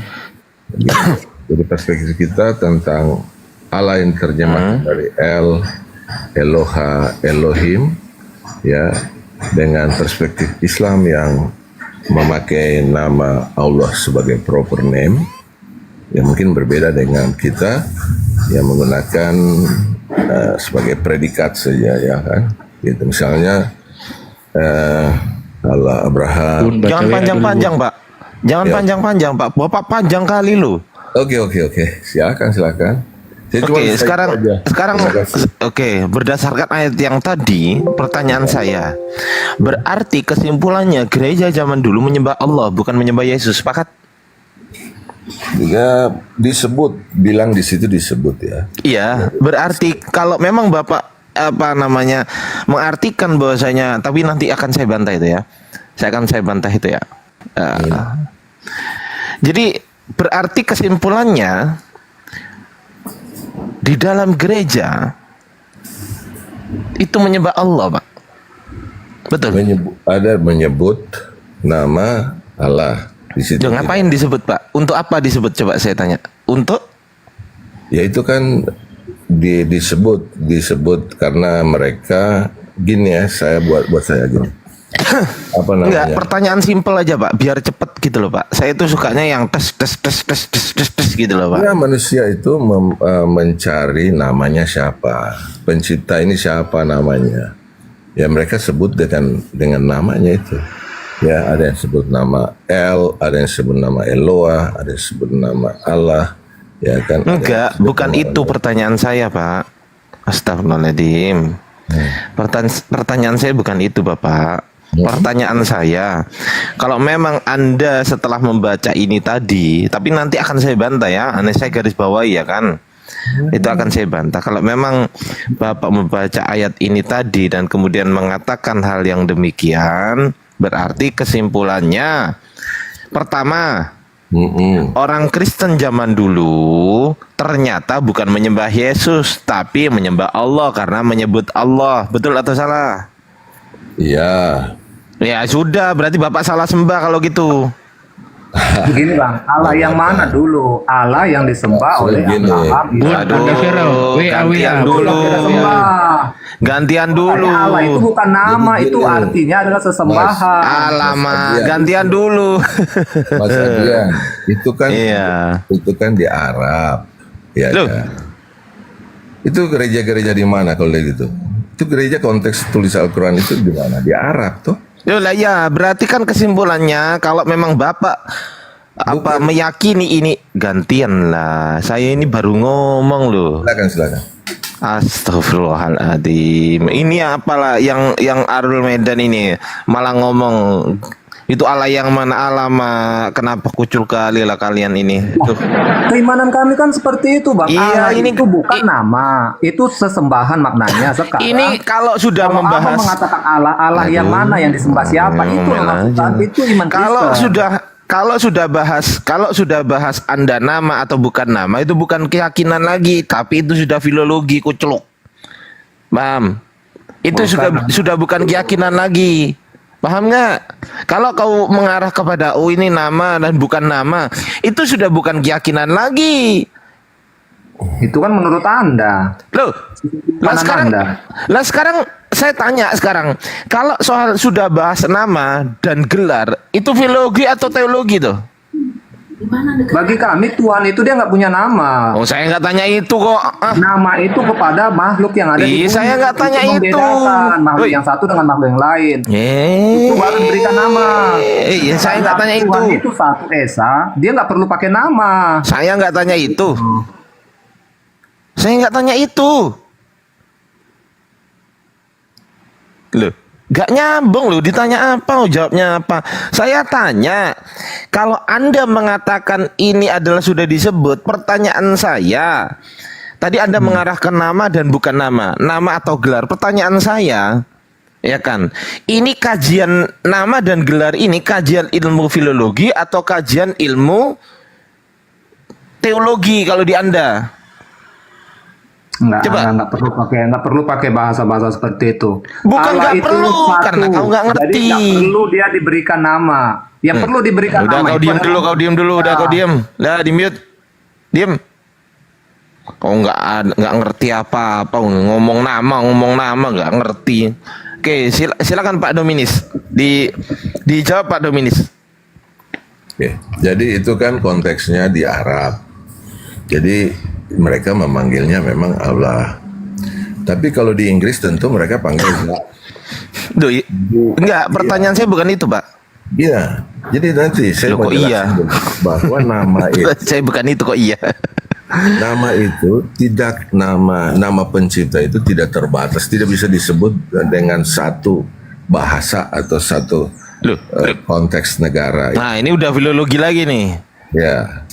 Jadi itu kan dia maha besar, maha kuasa. Ya, manusia ingin mencari tahu namanya siapa, pendekatannya apa, ya kan? Gak bisa. Karena sebelum ditulis dengan teks asli, teks apapun, kodeks apapun namanya, dia sudah ada. Dia sudah ada dan siapa tahu namanya? Tidak ada yang tahu namanya. Kecuali dia sendiri yang memberitahu namanya siapa. Begitu. Jadi dia tidak ada orang yang bisa tahu namanya dia siapa. Namanya Allah. Dengerin, sebelum dunia diciptakan, kan tahu nama Allah dari mana? Dari Allah. Ya, tahu dari Al-Quran kan? Dari Allah. Kan? Loh, bahkan orang-orang Yahudi, dengerin dulu Pak. Bahkan orang-orang Yahudi ya kan, orang-orang Yahudi itu sempat kehilangan nama Tuhannya, bahkan sempat lupa siapa. Dengerin dulu, Bapak ngomel terus loh. Kita ngomong itu gantian gitu loh Pak. Saya baru ngomong, Bapak ngomong masuk lagi. Saya baru, aduh ini apalah ini. Gantian ngomongnya Pak. Ya. Bahkan orang-orang Yahudi itu sempat kehilangan nama Tuhannya sehingga mereka lupa siapa nama Tuhannya dan akhirnya mereka menyamakan Tuhan mereka yang katanya yang Yod-He Vav-He itu dengan Allah. Menyamakan, Pak. Mereka yang menyamakan, bukan kita. Paham nggak Bapak? Sampai sini. Kok menyamakan dengan Loh, kok ikut-ikutan si Arul? Diam dulu, kau nggak ada ilmu. Oi. Enggak. Yahudi Kau keluar Anda, kenapa kok menyamakan dengan penggunaan kata kalian? Iya, kau diam dulu. Enggak bisa masuk akal. Lu kok enggak? Yahudi Ya kau sudah diam. jauh Gak dari apa-apa, Rul. Biarkan dulu Pak Dominis. Biarkan Pak Dominis kelar, baru. Aduh, diam tertib dulu. aja. Jadi orang Ini Yahudi, Pak Julius dari tadi diam. dengar, orang Yahudi bukan kehilangan namanya. Bunda Vera monitor. Tidak mau menyebut Bunda nama Vera itu monitor. sembarangan. Bun. Ya, benar. Bunda Vera. Tidak mau menyebut jawab nama juga. Yod-He Vav-He itu dengan Oke Bang, saya diam, nanti kasih waktu, saya kasih tunjuk bahwa kata Allah sudah duluan ada sebelum Islam ada di Arab. Silakan. Iya, silakan nggak apa-apa. Ya, poinnya begini. Poinnya begini. Yang pertama, di situ tidak disebut nama Allah itu di gereja, enggak. Di Al-Hajj itu disebutkan dan masjid-masjid yang di dalamnya banyak disebut nama Allah tuh. Oke ya. Yang disebut sinagoge, gereja-gereja itulah seandainya Allah tidak menolak keganasan sebagian manusia dengan sebagian yang lain tentu telah dirobohkan biara-biara, gereja-gereja, sinagogi. Gitu loh. Dibaca lagi, Pak. Orang-orang yang diusir dari kampung halamannya tanpa alasan yang benar, hanya karena mereka berkata, Tuhan kami adalah Allah. Berarti yang mengatakan yang diusir itu adalah apa? Yang diusir adalah Tuhan kami adalah Allah. Orang-orang yang bertobat kepada Allah, orang-orang yang masuk ke dalam ajaran yang betul, yang benar. Tuhan kami adalah Allah. Kemudian dilanjutkan, seandainya Allah tidak menolak keganasan sebagian manusia dengan sebagian yang lain, tentu telah dirobohkan biara-biara, gereja-gereja dan sinagog. Bayangkan coba. Udah paham sampai sini, Pak? Kemudian, dan masjid-masjid yang di dalamnya banyak disebut nama Allah. Itu masjid, Pak, bukan gereja, bukan biara, bukan sinagog. Paham nggak sampai sini? Tapi Bapak kan larinya kan, oh itu kan disebut nama Allah itu di dalam gereja-gereja. Loh, kalau memang ke situ arahnya saya ikutin. Ya, saya ikutin. Berarti kesimpulannya tidak ada sesembahan lain, baik itu di biara, di gereja, di sinagog, di masjid. Tidak ada sesembahan lain selain Allah, betul? La ilaha illallah, betul? Thank you, Putra Raja. Betul, Pak Dominis? Itu di gereja di Arab. Loh, di sinagog di mana, Pak? Sinagog di mana? Iya, sinagog juga. Sinagog di mana? Enggak, saya tanya sinagog di mana? Sinagog di Arab juga ada, di Mesir ada sinagog. Loh, sinagog. Saya sudah ke sana. Oke, biara di mana? Biara di mana? Ya. Ya itu kan. Biara di mana? Karena kekristenan sudah ada. Biara di mana biara? Kekristenan biara-biara sudah ada di Arab. Oke, berarti termasuk biara Sinai ya, termasuk biara Mount Sinai ya, betul? Di Arab itu, ya kan? Iya, betul ya. Kan karena konteks tulisan Al-Quran ini di mana?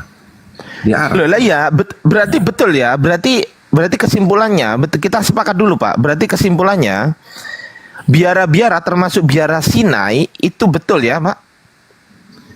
Ya, bahwasanya dia menyembah Allah, bukan menyembah Yesus. Sepakat?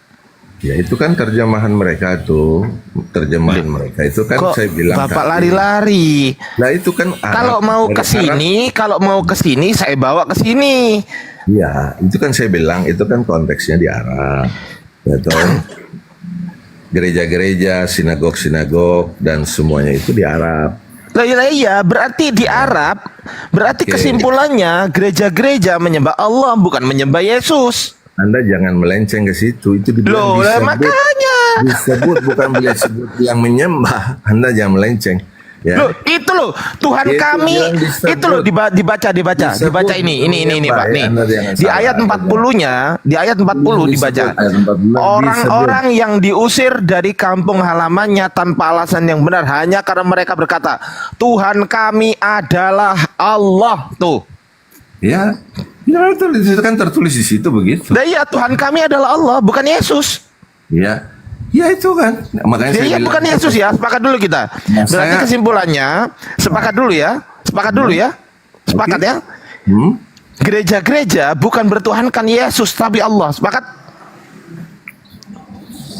Gereja-gereja bukan menuhankan Yesus tapi menuhankan Allah. Sepakat? Ya. Yesus itu kan Yesus kan Allah. Iya. Udah kemana Pak? Yesus kan Allah. Masa nggak boleh sama dia? Yesus mana ada Yesus Allah? Coba ya, tunjukkan di Al-Quran di mana Yesus Allah, di mana? Ya itu kalian Allah bukan Allah SWT ya, beda. Emang oke, pertanyaan saya. Kalau Allah, pertanyaan saya ya oke ya. Pertanyaan saya, kalau Allah itu nama Tuhan atau gelar Tuhan Allah itu? Untuk orang Kristen itu gelar. Oke, kita buka ya. Kita buka Pak. Kita buka sesuai dengan untuk orang Kristen sendiri ya. Kita buka kamusnya orang Kristen, Pak. Ya, saya akan membuka kamusnya orang Kristen, oke? Nggak apa-apa, buka aja. Oke, kita buka. Oke ya, kita buka di sini. Waduh, ini hostnya dibilang jangan pakai akun ini kok. Host. Alamak. Ya, Bang Andrian nih orangnya hebat, saya tahu. Enggak, bukan. Maksud saya begini, Pak. Di dalam Akunnya kritik, Bang Inspirasi ya, ini lo kalau lihat. live ini jangan pakai akun ini karena nggak bisa dibesarkan ini. Dia nih hebat ya. Gurunda ini. Ya, orang punya ilmu belajar. Assalamualaikum Gurunda. Ya. Wih, Gurunda beneran. Waalaikumsalam warahmatullahi. Lanjut Gurunda. Antum aja dulu bentar. Silakan. Siap Gurunda. Di sini saya punya kamus sabda, Iya. Pak Dominis. Ini kamus sabda ini siapa yang bikin? Kita cek. Di sini tertulis Yayasan Lembaga Sabda. Siapa Yayasan Lembaga Sabda ini? Kita cek. Nih ya, Yayasan Lembaga Sabda. Ternyata adalah Yayasan Lembaga Sabda adalah yayasan Kristen, Pak. Iya. Benar. Kristen non profit dan non komersial. Oke ya, sepakat ya? Iya. Oke, kata Yayasan Sabda ini Iya. Allah adalah nama Tuhan dalam bahasa Arab. Tuh, Benar. bukan gelar Tuhan. Ayo. Ya. Ayo. Ini satu ya. Satu kata orang Kristen. Kita ke Kristen orang Arab, Pak. Kita sekarang ke Kristen orang Arab, oke? Oke, kita ke Kristen orang Arab. Kita buka. Ya, sabar dulu, Pak. Kita sekarang ke Kristen orang Arab. Ya. Nih, ini Kristen orang Arab. Santo Takla. Oke ya. Komus Alkitab Al-Muqaddas. Nih. Kamus Alkitab Kristen nih. Ensiklopedia Kamus Alkitab Kristen nih. Di sini ada Allah. Katanya gimana? Hada ismu al-ilah. Khaliqul jami'il kainat. Ya, aku translate ya. Gini aja. Ini aku translate ya, Pak. Ya, oke. Ini adalah nama Tuhan, Pak. Nama, Pak. Allah itu nama. Ini menurut kamus ensiklopedia orang Kristen. Nama, bukan gelar Tuhan. Tuh, saya sudah ada dua, Pak. Dua data. Saya tunjukkan yang terakhir datanya, Pak ya. Saya tunjukkan data yang terakhir ya. Kita tunjukkan ke terakhir. Saya punya kamus. Ini. Saya punya kamus ini, Pak. Oxford English Dictionary. Oxford, Pak. Ya, oke. Allah adalah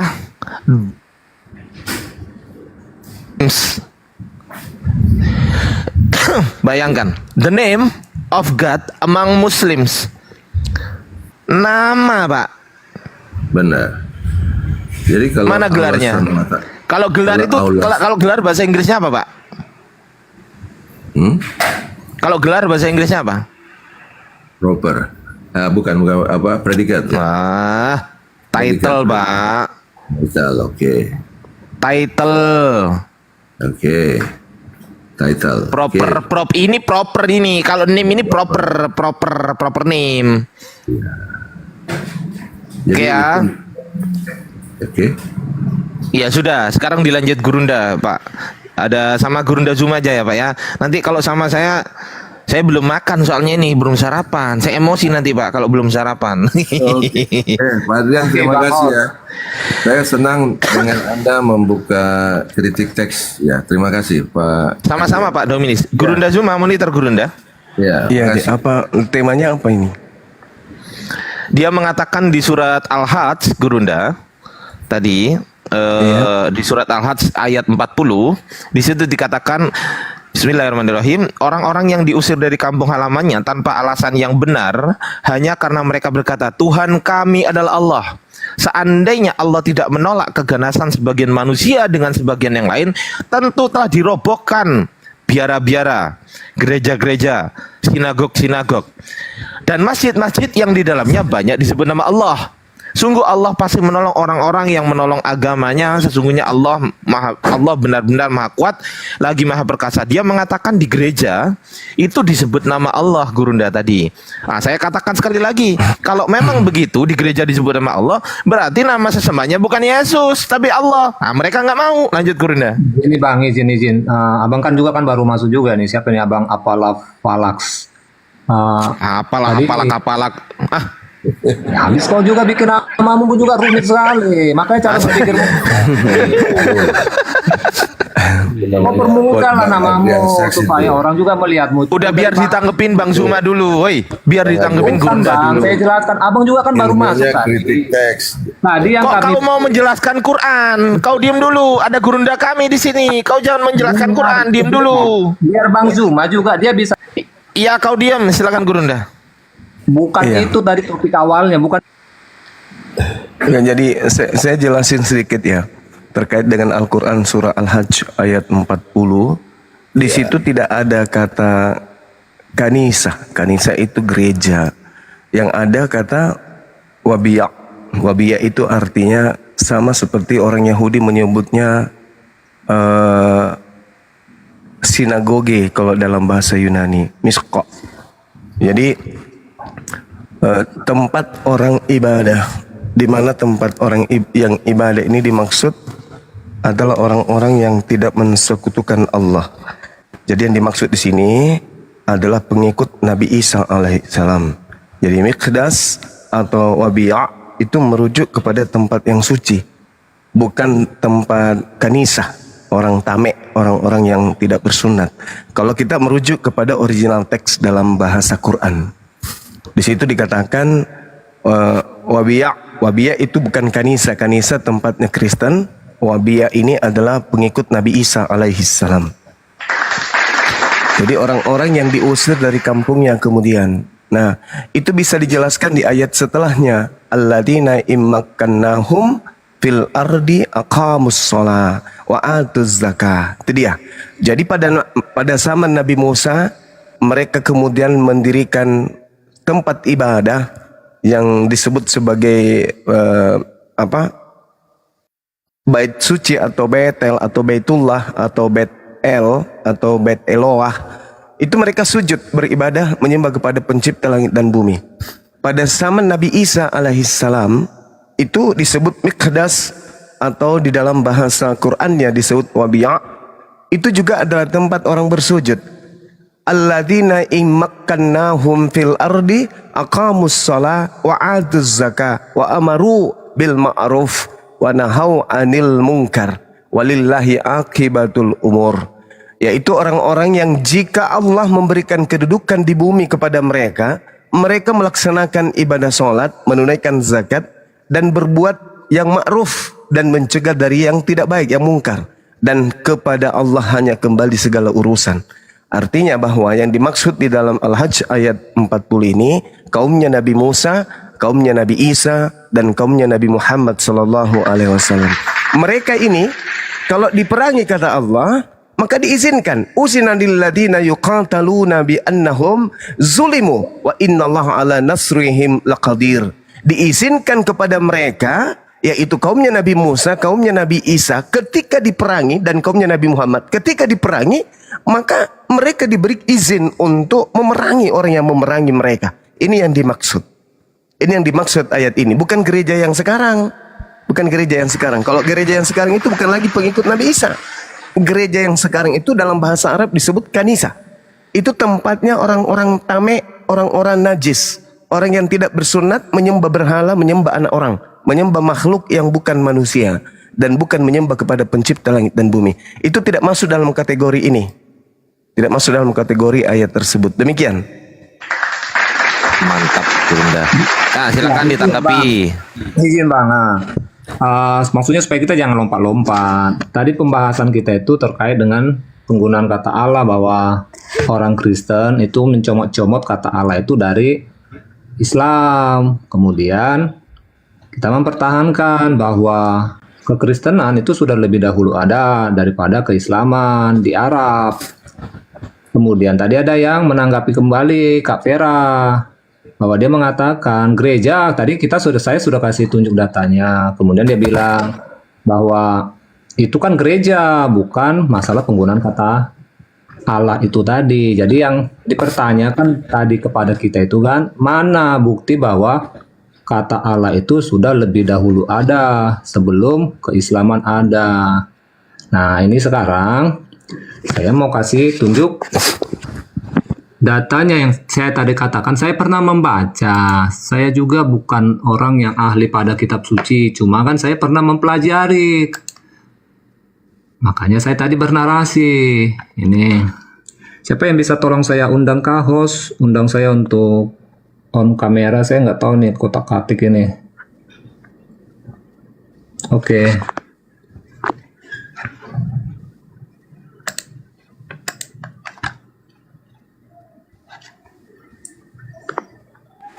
Maling kata Allah. Yo, Assalamualaikum apa? Guru Dan. Berarti Waalaikumsalam Ini warahmatullahi datanya nih. wabarakatuh. Bisa Silakan. diperbesar kah saya? berarti kita Nggak balik bisa, lagi. komalnya emang begini komalnya. Ini komal Oke, saya baca nih ya ini. Ini saya ambil data dari Google. Nanti kita buka ayatnya nih. Dalam surat Al-Ankabut ayat 61, misalnya kita mendapatkan informasi bahwa orang Arab pagan sebenarnya telah mempercayai Allah sebagai penciptanya. Oke, kita buka Al-Ankabut ayat 61. Nanti bisa ditanggapi. Jika engkau bertanya Ngemis-ngemis. kepada kok ngemis-ngemis? Kita kan ambil datanya. Iya, nggak apa-apa, Ya, silakan. memakai silakan. kitab suci kan, mau dari kitab suci manapun.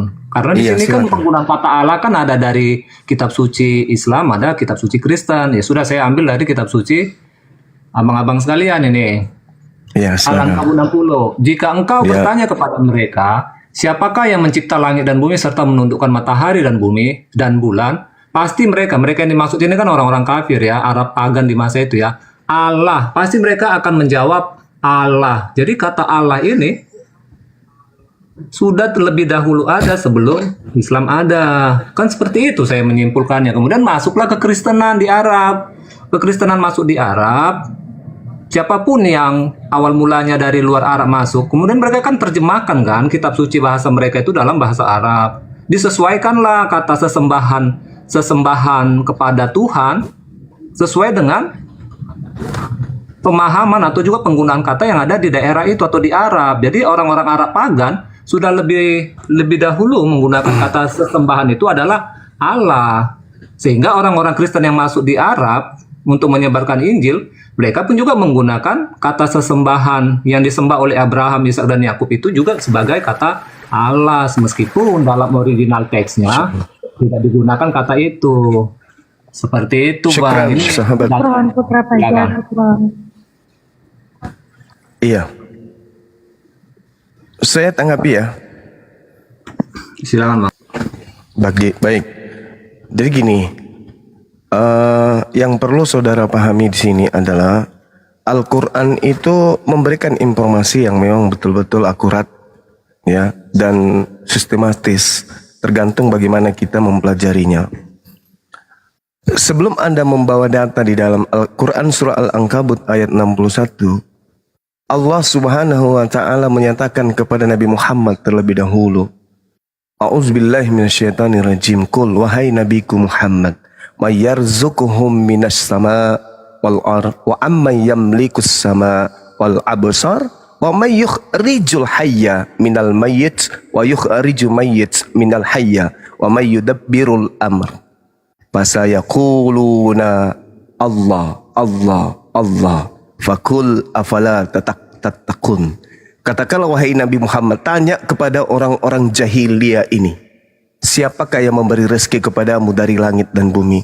Atau siapakah yang kuasa menciptakan pendengaran dan penglihatan? Atau siapakah yang mengeluarkan yang hidup dari yang mati, yang mengeluarkan yang mati dari yang hidup?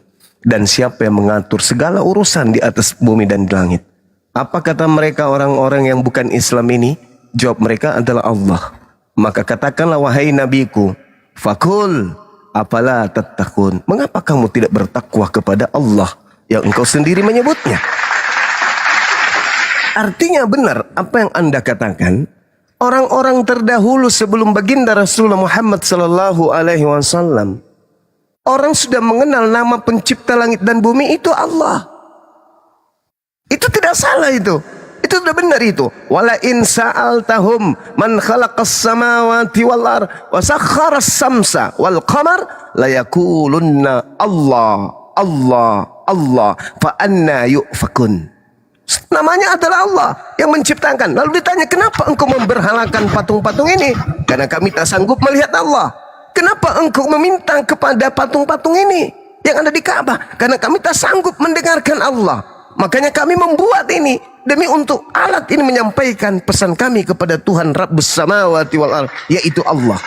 Nah, di dalam Al-Quran Allah Subhanahu wa ta'ala memerintahkan kepada baginda Rasul Muhammad SAW, Kul, wahai nabiku, amanna billah wa ma unzila alaina wa ma unzila ala Ibrahim wa Ismail wa Ishaq wa Ya'qub wal asbati wa ma utiya Musa wa Isa wan nabiyuna min rabbihim.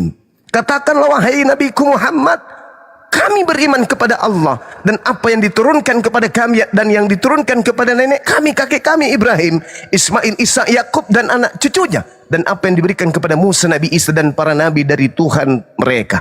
Artinya bahwa Allah memang sudah menyatakan diri karena dialah satu-satunya Tuhan, bukan yang lain. Permasalahannya sekarang adalah ketika orang Nasrani, orang Nasara masuk, termasuk yang mengatakan bahwa Nabi Muhammad itu sudah dinubuatkan kemudian. Warakah, dia itu adalah Nasara yang menyebut Tuhan dengan sebutan Allah, bukan menyebutnya dengan Theos, bukan menyebutnya dengan Yahweh, bukan menyebutnya dengan Bapa, tetapi mereka menyebutnya dengan Allah. Allah, Allah, Allah, An-Allah, sesungguhnya Allah, Allah, Allah, Allah, Allah. Yang jadi permasalahan sekarang adalah, dengarkan baik-baik, Kristen menggunakan kata Allah bukan berlandaskan terhadap kitabnya orang Kristen di Arab, sehingga nama Tuhan yang adalah Allah di Arab oleh Kristen Arab Nasara pada zaman itu, ketika didudukkan dengan kitabnya orang Kristen di Indonesia sudah nggak nyambung. Kenapa nggak nyambung? Karena Kristen Indonesia kitabnya bukan dari Arab, kitabnya dari Belanda, dari Portugis masuk ke Indonesia, yang dari kata Theos berubah menjadi Allah. Jadi nggak nyambung. Andai saja lembaga Bible Indonesia menjadikan rujukannya adalah Bible Al-Muqaddas yang dijadikan sebagai rujukan, maka Allah tetap nama, bukan menjadi gelar. Masalahnya sekarang adalah Kristen bukan berkiblat kepada Bible Arab, tapi Kristen berkiblat kepada kitabnya Belanda. Maka apa yang terjadi? Kacau balau tikus. Ini yang perlu saudara pahami. Setelah Islam kemudian protes, orang Kristen mencoba untuk menegakkan benang basah. Apa itu? Kami lebih dulu mengatakan nama Allah itu sebelum Islam. Yes, kami yang dimaksud adalah bangsa Arab, bangsa Yahudi, bangsa Nasara yang ada di sana. Mereka menyebut Tuhan itu dengan sebutan Allah. Itu adalah nama gelar dalam bahasa Arab. Itu nama Tuhan, bukan gelar dalam bahasa Arab. Oleh karena itulah kemudian ketika saudara mengatakan bahwa nama Allah itu sudah dikenal, yes, Nabi Musa pun mengenal itu. Innani anallah la ilaha illa ana. Makanya pernah saya katakan, orang Kristen kalau mau menggunakan nama Allah silakan, tapi tempatkan pada tempatnya. Jangan disebut Yesus adalah anak Allah. Nggak cocok, karena Allah tidak memiliki anak. Allah tidak memiliki keturunan. Allah tidak bersilsilah. Nah, inilah kekacauan dari saudara-saudara Kristen yang mencoba untuk menutupi kekurangan Bible Indonesia dengan mencoba mengais apa yang terjadi Kristen Arab terhadap kata Allah ini. Demikian. Masya Allah, luar biasa. Silakan ditanggapi Pak Dominis atau Arul, gantian. Silakan. Pingsan. Bang Dominis duluan atau saya? Silakan Bang. Ya udah, silakan. Oke. Terima kasih Bang Suma dan Bang Adrian. Ya. Silakan Bang. Narasi yang bagus ya memang. Saya ya setahu saya memang LAI berdiri tahun 9 Februari tahun 52. Dan disitulah saya bertanya sama seorang profesor yang juga pendirinya, kenapa menggunakan kata Allah? Karena itu kekristenan itu sebenarnya mestinya akarnya Yahudi gitu kan, Israel gitu. Nah, dia bilang bahwa saat itu ahli-ahli bahasa itu memang lebih banyak dari ahli bahasa orang Islam, bukan ahli bahasa orang Kristen. Seperti Pius Badudu dan sebagainya. Jadi kata Allah diterjemahkan dari bahasa Belanda atau bahasa yang lain ke dalam bahasa Indonesia, itu menggunakan Melayu, bahasa Melayu. Pada waktu itu bahasa Melayu, ya, bahasa Indonesia nanti baru disahkan lagi tahun 74. Itu menggunakan kata Allah karena para ahli bahasanya itu adalah penterjemah orang Islam, ya.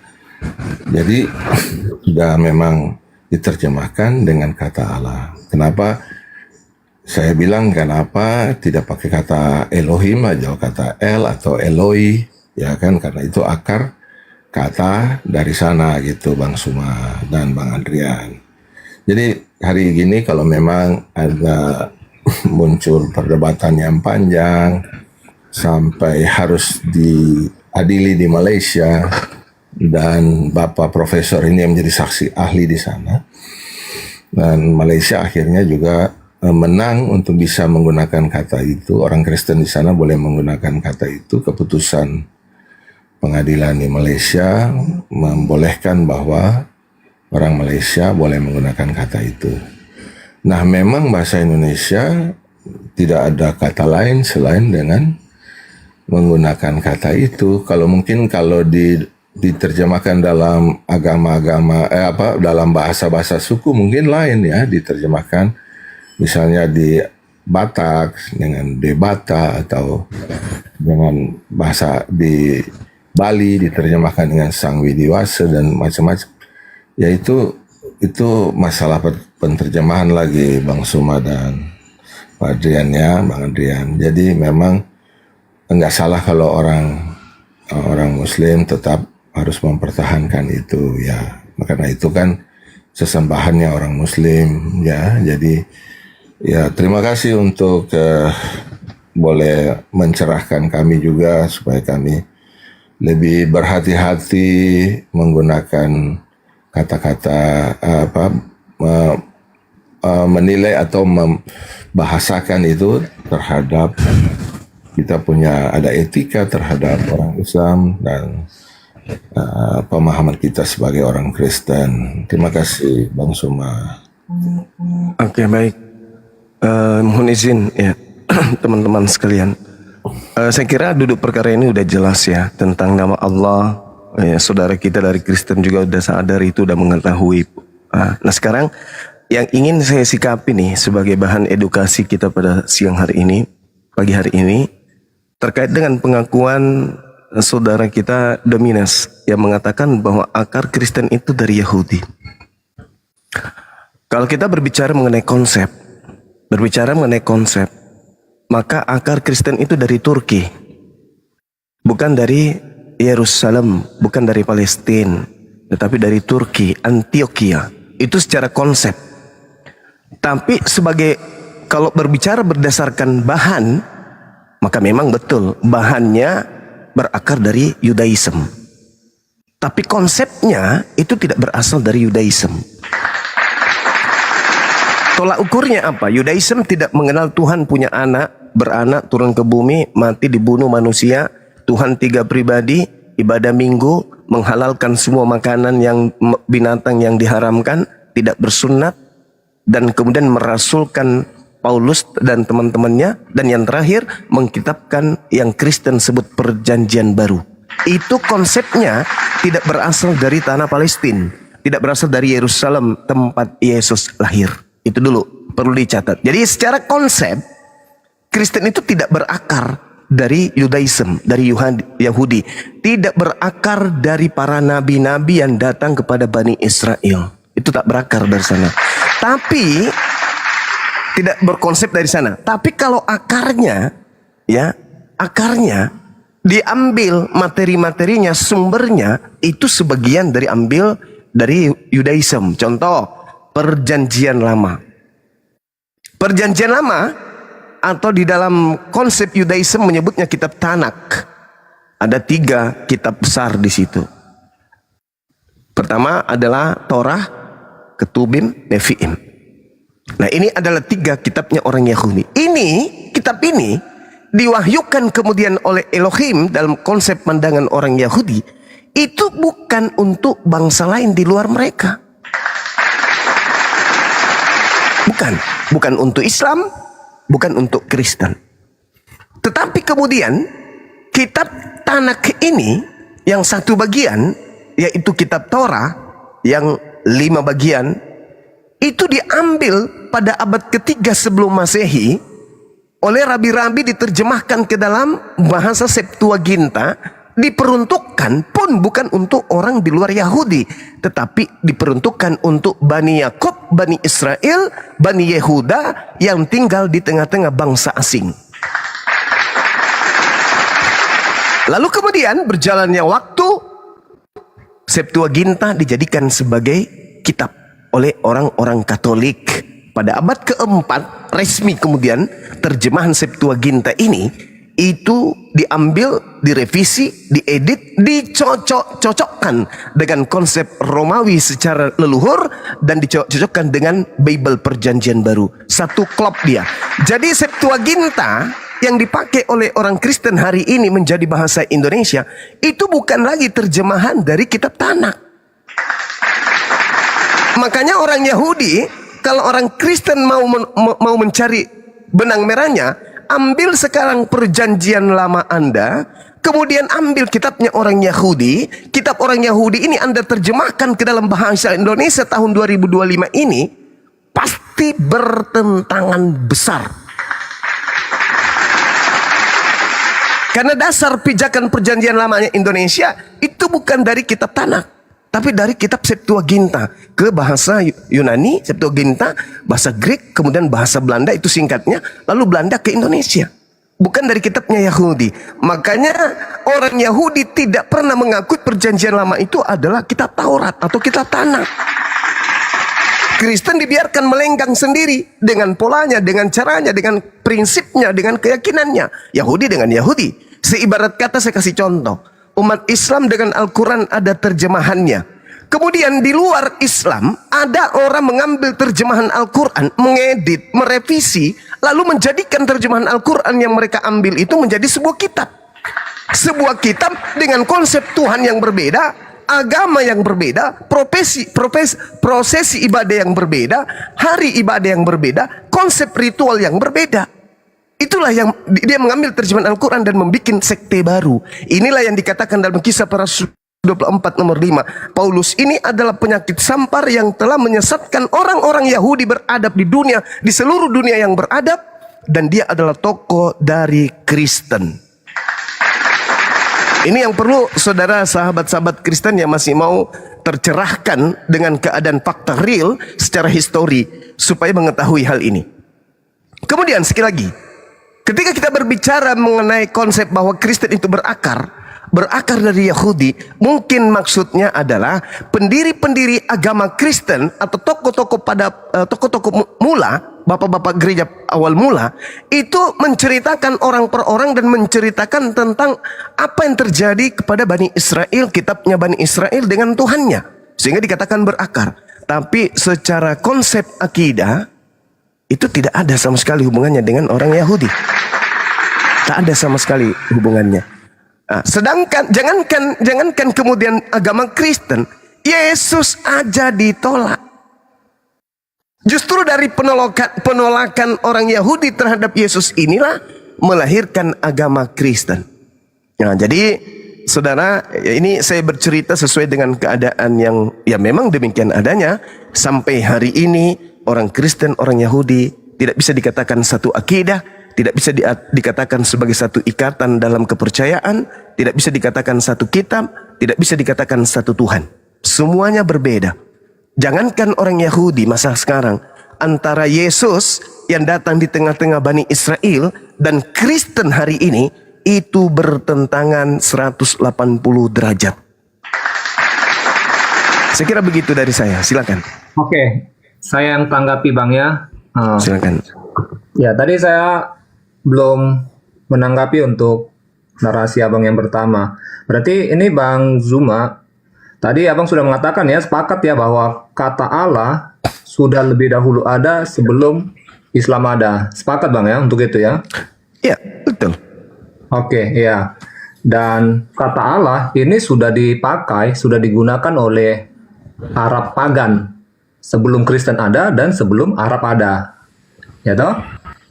Untuk itu kita sepakat. Karena tadi ada yang menentang saya bahwa kata Allah itu memang adalah beberapa orang sudah lumayan juga dari saudara Muslim juga yang mengatakan bahwa kata Allah itu Al-Quran muncul, maka disitulah dimulai diperkenalkan oleh nabinya orang Abang kata Allah. Dan supaya ini menjadi pengetahuan juga buat yang lain juga bahwa kata Allah itu sudah lebih dahulu ada sebelum kekristenan, bahkan sebelum Islam juga itu sudah ada, dan itu menunjuk kepada sesembahan kepada orang-orang pagan di masa itu. Terus tadi Abang katakan bahwa mereka sudah tahu bahwa itu memang adalah nama-nama Allah.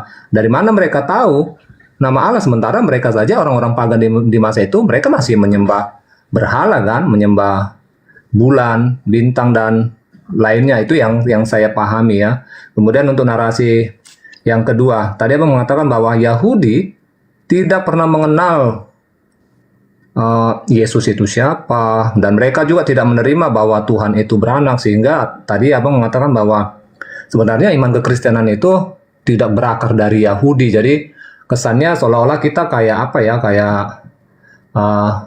mencomot-comot saja, mencomot-comot kitab Yahudi. Oke, jadi yang harus Abang pahami bahwa Yesus sendiri itu orang Yahudi. Para murid, Paulus yang menyebarkan Injil, mereka ini orang Yahudi. Jadi kalau Abang katakan tidak berakar dari Yahudi, itu jelas Anda sangat-sangat keliru. Karena yang menyebarkan Injil ini sampai keluar dari tanah Israel pun, itu adalah orang-orang Yahudi juga. Yesus dan para murid ini kan orang-orang Yahudi, termasuk juga tokoh yang ternama Paulus, dia juga orang Yahudi. Jadi jangan dikatakan tidak berakar. Jadi seperti Paulus, dia ini tadinya orang Farisi yang sangat taat, dan dia paham benar iman keyahudian itu. Ya karena itu dia awal mulanya itu berusaha untuk membunuh para murid karena dianggap mereka ini penyesat. Yesus itu juga adalah tokoh agama yang disesatkan oleh Yesus kan, tetapi pada akhirnya singkat kata kemudian dia bertobat dan dia malah menjadi penginjil juga. Jadi itu sangat keliru. Jelas bahwa kekristenan itu datang dari tengah-tengah Yahudi. Hanya saja banyak orang Yahudi yang tidak menerima keimanan itu, ketuhanan daripada Yesus sampai saat ini, dan itu memang sudah dikatakan Yesus juga sudah membuat perumpamaan akan hal itu. Seperti ada perumpamaan pesta perkawinan. Jadi diundang, jadi orang-orang yang pertama yang diundang ini mereka nggak datang, tetapi pada akhirnya orang-orang miskin, orang-orang yang tidak punya hubungan dengan raja ini, mereka yang datang ke pesta perjamuan ini dan mereka ikut di dalam pesta itu. Ya, itu mengartikan bahwa memang harusnya keselamatan itu kan datang dari Yahudi, harusnya mereka bisa menerima keselamatan, tapi karena mereka menolak, pada akhirnya keselamatan itu diberikan kepada bangsa-bangsa yang lain, dan itulah yang terjadi sekarang di seluruh dunia. Datang dari tengah-tengah Yahudi, malah orang-orang Yahudi itu tidak menerima undangan keselamatan itu. Tetapi bangsa-bangsa lain, makanya mayoritas kekristenan itu ada di bangsa-bangsa lain, bukan di bangsa Yahudi. Jumlah mereka sangat minim, tetapi keimanan Kristen itu lahir dari tengah-tengah bangsa Israel atau orang Yahudi. Ya, dia sendiri adalah firman yang hidup itu Yesus beserta dengan para murid. Dan mereka ini juga adalah orang-orang Yahudi juga yang sebelum Yesus datang, orang-orang tuanya sudah menggunakan kitab perjanjian lama. Mereka sudah menggunakan Taurat. Mereka sudah menyembah Allah Abraham, Ishak, dan Yakub. Jadi jelas itu akarnya jelas dari keyahudian. Seperti itu. Dan justru saya ingin Bang Zuma saya ingin menjawab, sedangkan keimanan abang sendiri, Islam sendiri, kalau abang tadi sudah coba bernama narasikan, menyimpulkan sendiri bahwa kekristenan itu bukan berakar dari Yahudi. Sekarang saya mau tanya abang sendiri, ketika keimanan abang mempercayai nabi-nabi datang dari Yahudi, sementara Muhammad sendiri adalah orang Arab, sebenarnya ini akar daripada keimanan Islam ini datang dari mana? Apakah murni dari Arab atau murni dari Israel atau dari orang Yahudi? Silakan Bang. Iya, baik. Ini saya ibarat kata saya sebagai orang Indonesia. Dan saya percaya ada presiden yang bertugas memimpin Amerika, memimpin Cina. Saya percaya mereka itu adalah pemimpin-pemimpin negara pada tempatnya. Itu iman saya, itu kepercayaan saya. Sama seperti ketika saya Islam. Allah Subhanahu wa taala menjelaskan kepada Nabi Muhammad, "Qul amanna billah wa ma unzila alaina wa ma unzila ala Ibrahim wa Ismail wa Ishaqa wa Yaqub." Katakanlah wahai Nabi Muhammad, kami beriman kepada Allah dan kepada apa yang diwahyukan kepada kami dan apa yang diturunkan kepada Nabi Ibrahim, Ismail, Ishak, Yakub dan anak cucunya. Tuh, kami beriman. Kami percaya, tetapi tidak menjadikan diri kami kemudian mengatakan saya adalah Yahudi, rohani. Saya adalah Israel rohani. Enggak. Karena saya enggak bisa nyamar seperti domba. Yang disebut domba itu hanya Bani Yakub. Yeremia 50 nomor 17. Mereka yang digelari domba hanya yang punya keturunan darah Yakub saja. Kami enggak mau menyamar domba. Kami enggak mau. Kami enggak mau nyamar Yahudi atau Bani Israel atau Bani Yakub. Kami mendudukkan yang hak itu hak, batil-batil. Nah, saudara, ketika Anda mengatakan bahwa agama Anda berakar, saya katakan betul, tapi konsepnya tidak berakal dan tidak berasal dari Yahudi. Betul. Yahudi itu punya konsep tauhid. Shema Israel, Adonai Elohenu, Adonai Ahad. Islam punya konsep. Kul huwallahu ahad. Kami punya konsep. Sedangkan kalian punya konsep. 1 Yohanes 5 nomor 7. Ada 3 yang bersaksi di langit. Bapa, Firman, dan Roh. Berbeda kita. Makanya saya katakan, mungkin kalian itu mengatakan berakar. Dari akar konsepnya. Akarnya Kristen itu dari Yahudi. Mungkin. Tetapi konsepnya bukan dari Yahudi. Saya katakan tadi di Antioquia, Turki. Pertama kali konsep kekristenan itu dibangun. Tak ada orang Yahudi menyembah 3 pribadi Tuhan. Karena Tuhan itu cuma memiliki satu hakikat. Tidak berbilang, tidak terbagi, dan seterusnya. Sama seperti kami umat Islam. Makanya di Islam itu diajarkan. Amanna billah wa ma unzila alaina wa ma unzila ala Ibrahim wa Ismail wa Ishaqa wa Yaqub wal asbati wa ma utiya Musa. Jadi kami tidak beriman kepada hal yang di luar daripada konsep itu. Kami hanya beriman. Tapi prosesi cara ibadah kami tidak sama seperti mereka. Tapi Tuhan yang kami sembah adalah Tuhan yang sama mereka sembah. Amin. Berbeda dengan saudara Kristen. Kristen itu konsepnya berbeda, namun akarnya bolehlah kita katakan dari Yudaism. Kenapa dari Yudaism? Karena mengambil terjemahan kitab Tanak, kemudian menceritakan tentang Nabi Musa, menceritakan tentang Nabi Daud, Salomo. Bisa kita jadikan sebagai akar. Tapi ingat, Bung, celakanya itu di mana? Ketika Yesus berpesan kepada Bani Israel, hati-hatilah kepada serigala yang nyamar domba. Nah, ini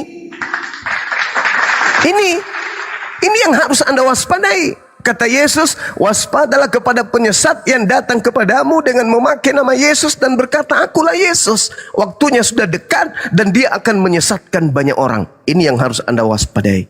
Ternyata ada Yesus palsu yang berakar dari ajaran Yudaism yang mengajarkan kemudian manusia untuk mempertuhankan dirinya. Di mana itu? Ketika dia keluar dari kubur, dia membisikkan orang-orang pilihan dengan berkata, "Kepadaku telah diberi kuasa di dunia, pergilah, jadikanlah seluruh bangsa menjadi pengikutku." Itu bukan lagi Yudaism, tapi itu adalah makhluk yang keluar dari kubur yang menginginkan dirinya disembah sama seperti Tuhan yang ada di langit. Demikian. Silakan mungkin dari Akhi Billy ada yang ingin disampaikan dalam hal ini sebelum dialihkan ke saudara Kristen. Silakan Akhi. Beliau ini adalah dari Yudaism ya, teman-teman. Iya, halo, salam. Kebetulan saya lagi di sekolahan, jadi nggak apa-apa lah, kembali nunggu. Jadi tokoh di balik kekristenan ini bukan Yesus, tapi Paulus sebenarnya. Tapi Paulus yang menyatakan dirinya adalah murid Rabban Gamaliel disangka oleh sejarah bahwa Rabi Gamaliel tahun 80 setelah gurunya Rabi Yohanan bin Zakkai mangkat meninggal, dia gantinya. Ngapain dia? Dia mengabarkan oral Torah dalam bentuk Mishnah kepada orang-orang Yahudi yang ada di pembuangan. Nah, di waktu yang sama Paulus juga sama mengajarkan ajaran yang baru di sinagog orang-orang Yahudi. Orang-orang Yahudi yang mendengar itu mereka berpikir, dari mana nih ajaran? Tidak ada di dalam Taurat. Tuhan tidak pernah mengajarkan hal demikian. Maka Paulus dan kronik-kroninya, ya, para misionaris itu dikeluarkan dari keanggotaan Yahudi. Memang kekristenan itu lahir dari rahim Yahudi. Memang. Kenapa mereka dikeluarkan? Karena mereka percaya bahwa Yeshua itu Mesias. Kenapa demikian? Karena pada waktu itu orang Yahudi memerlukan seorang figur pahlawan yang membebaskan mereka dari jajahan Roma. Tapi nyatanya gagal. Tidak bisa dibebaskan, malah terbuang sampai dengan sekarang. Terus dibuatkan sebuah berkat kutuk yang dibacakan oleh orang Yahudi sehari 3 kali. Felamal shinim alte tikwa fekol hamin kergayo fedu. Artinya apa? Kiranya nama mereka dihapus dari kitab kehidupan, kiranya mereka dihancurkan, kiranya mereka direndah serendah-rendahnya. Itu diberikan oleh seorang rabi yang besar pada zaman itu tahun 80, Rabi Yohanan bin Zakkai. Jadi memang Kristen itu lahir dari sebuah kemurtatan ya dari sekte Yahudi pada waktu itu. Memang demikian. Pada waktu itu mereka merindukan sosok sekali lagi pahlawan Mesias, tapi nyatanya gagal Mesias itu. Demikianlah teman-teman, lanjut.